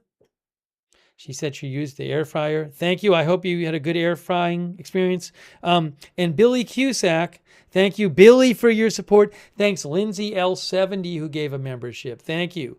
The Sofa King gave 5 memberships on YouTube. Deadwing, thank you. Cyrus the Virus, thank you. You guys have been so much, even more than insanely generous. Thank you so much. Jonathan Sharp just gave 5 memberships. Lobster Bobster gave 5 more memberships. I haven't been able to stop thanking people because people keep giving things. Haley Ann, thanks on Twitch. Simp Nasty Script gave another membership. I think I thanked Slowpoke, but I'll thank Slowpoke again on Twitch for the memberships. Anonymous Gifter, thank you. Robe Warrior, thanks for subscribing. Gamoff, thanks on Twitch. Unbelievable. The Bearded Texan, who had already given out 50 memberships, just gave 50 people in YouTube gave 50 more people a gift membership. That's from the Bearded Texan that just happened. Gave 50 more memberships. Crazy. Thank you so much, Bearded Texan. That's very generous of you. Thank you. Noxy Knox HTX gave 5 more memberships. Thanks so much. Sean Britton, thanks for becoming a member. PA Jeeper, thanks for being a member. For giving a membership. RSE, thanks for giving a membership. Sean CS, thanks for being a member. Cosmic Grooves gave out 5 gift subs on Twitch. Tech Slug just gave a ton of bits on Twitch. Unbelievable. Goat Fur is Warm subscribed on Twitch. Shadow Falls gave out 5 more. Shadow Falls have given a ton of gift subs on Twitch. Thanks, Haley Ann on Twitch. Unbelievable. Unbelievable. Thank you, Snow BF Z1M. It's crazy, but people keep giving memberships and subscriptions. Snow, thank you for the membership. Singha, thanks for being a member. CC, thanks for the bits on Twitch. Atomic Farting, thanks for subscribing. It is crazy. Wow. Things are going crazy. And no joke, we just achieved Hype Train level 14, as insane as that is, on Twitch, with Stratix giving a bunch of bits, putting it over Hype Train. I think it's 14 right now. Or is it, do we get to 15? Do we actually get to 15? Is that what happened? Did I miss it? Am I messing it up? Where does it say it? Where does it say it? Oh, it says level 15. So we're at level 15. Well, I guess we have now reached level. No, it said high. It's confusing. I can see it. It says new hype train all-time reached level 14. I think when it says level 15, that's like the next one. And it's look, regardless, it's amazing either way. Thank you. But while I was talking, Douthis gave 10 people subscriptions on Twitch. Thank you, Douthis. I really appreciate that. Freddie Pines, thanks for the bits. I think Luis Bilbraut just gave 10 more memberships. Luis is probably like 100 or more or something at this point tonight. It's incredible. Thanks, Luis. Thank you, Ken Lance. I appreciate that. Tallulah A. Bell, I appreciate it. The Hope Bringer is here now. Thank you for being a member. And shoot me please .net. Thank you for being a member. Wolfie Live just gave 10 more people memberships. So many people are getting new memberships on YouTube now. Wolfie Live just gave 10 of them. Patricia Grace just gave 5 more people memberships. Thank you. Hopebringer is here now. Thank you for being a member. Zots DCS on Twitch gave out 5 gift subs. Thank you, Zots DCS. Slowpoke gave out 5 more gift subs on Twitch. Incredible. Thank you, Slowpoke. K.E. Garcia subscribed on Twitch. Chief Hung subscribed on Twitch. Valor subscribed on Twitch. EJ Rod, thanks on Twitch. Crazy. RSE, thank you. Vanilla Coke gave out 5 memberships on YouTube. Slowpoke just gave out 10 more subs on Twitch. The people getting rewarded if they stuck around and hadn't gotten a membership or subscription, because a lot of them have gotten memberships or subscriptions at this point. Woodland Creatures just gave out 5 gift subs on Twitch. Thank you so much. Crazy, crazy, crazy. Tallulah A. Bell gave her membership on YouTube. Thank you. Candy Larson, who's given so many memberships, just gave out 10 more memberships on YouTube. It's crazy. Next stream, so many people in the chat are going to be members or subscribers. There were a lot anyway. But next stream, think of all the people going to be members or subscribers in the chat. Thank you. Woodland Creatures, did I get you 5 more subscriptions on Twitch? Incredible. Thank you so much, guys. Crazy. Red Squirrel, thanks for your support. Nefarious Stitcher, thank you for subscribing. Crazy. And we did reach, I just got a message on my Twitch that says, new hype train high, all-time reached, level 15 this minute. It just said it. Crazy. Thank you, Ailey XO, who gave a gift sub on Twitch. I know it's crazy that I've just been saying this for how many minutes, but I mean, I have to thank people when they do this. I can't not thank people. United Bates gave 5 of you memberships over there on YouTube. Thank you, United Bates. RSE gave 5 more people memberships. Thank you so much, RSE on YouTube. Heather Pernock became a member. Thank you. Androne became a member. Thank you. Wolfie Live gave 20 more people memberships on YouTube. So many new members. So many new members and subscribers. Wow. AZ Intel's dad just gave 20 more memberships. Unbelievable. Thank you for all your generosity, AZ Intel's dad. That's so nice of you. Rita, thanks for being a member. Zeppelin 904, thanks for being so generous. Just gave 5 more memberships. Candy Larson, who's been so generous, gave 10 more memberships. Unbelievable. Good Luck Duck gave a gift subscription. Thank you, Woodland Creatures, for your support. Thank you, Hippie AU, for your support on Twitch. Unbelievable. Unbelievable. Roy1822, thank you, and thanks for the cake emojis. Thank you, Donna Simmons, for the message. Unbelievable. Guys, what can I say? I mean, I'm speechless. I'm speechless except for wanting to say thank you for people like Lobster Bobster. Thank you so much again, Lobster Bobster. Unbelievable. It'll be really cool next stream to see all the new members and new subscribers. Hey, VKLD1DV also gave 5 memberships over there on YouTube. Thank you. Unbelievable. Wow. So nice. All right. Maybe we'll see what happens.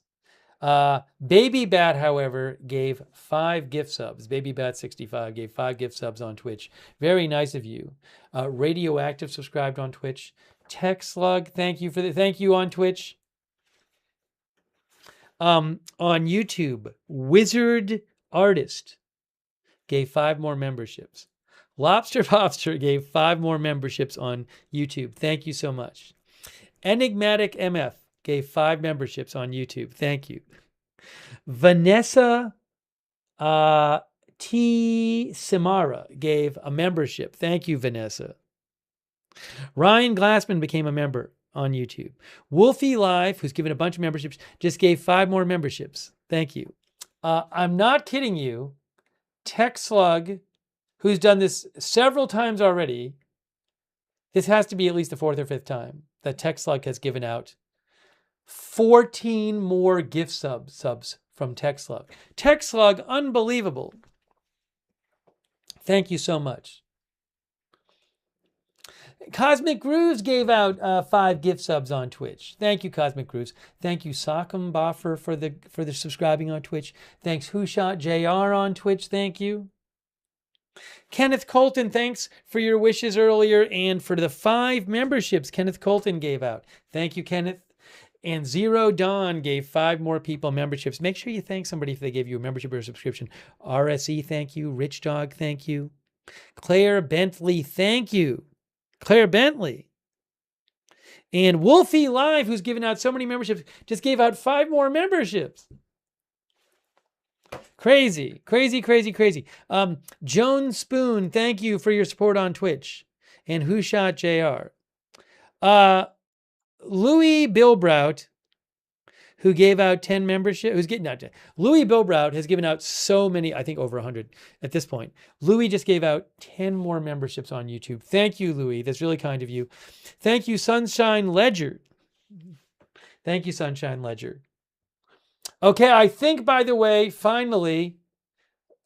finally ran out in spite of Tatsiki's best effort by giving 10 gift subs at the last minute. It finally ran out. Oh, I think I can open a hype chest for you guys. It says that you guys got an emote. There's a new emote people got, I think. Is that what happened on Twitch? Check out and see if you have a new emote on Twitch. It's like a purple thing or something. Hey, but thank you, Tatsiki, you tried. Thanks to Tiki, you gave out 10 gift subs, and also Nezoman over there on Twitch. Thank you. So, let's see. I'll make sure that I gave them their emojis. Hey, and thanks to Red Squirrel as well. Thank you, Red Squirrel. All right, I think we're just about. That was crazy. That was crazy, crazy. Oh, I gotta thank Sniff Swifts for subscribing. Thank you, Sniff Swifts, and also RSE. Thanks for your support. And Wolfie Live just gave out more memberships. Wolfie Live, crazy. Thank you so much. And Kina, thanks for another membership. Kina, thank you. All right. Did people get the emoji or not? Did people get the emoji on Twitch? Is it a purple thing? I don't know. It had me open a chest and it said, there's an emoji. Do you want to share it? And I just said, share it. Oh, they did. People are saying they got it. Okay. Okay, good. Or the emote or whatever it's called. Oh, it's the heart. Is it the heart thing? The heart thing? Is that what it is? Okay. It's the heart thing, I guess. Very cool. There you go. I hope we get it permanently now.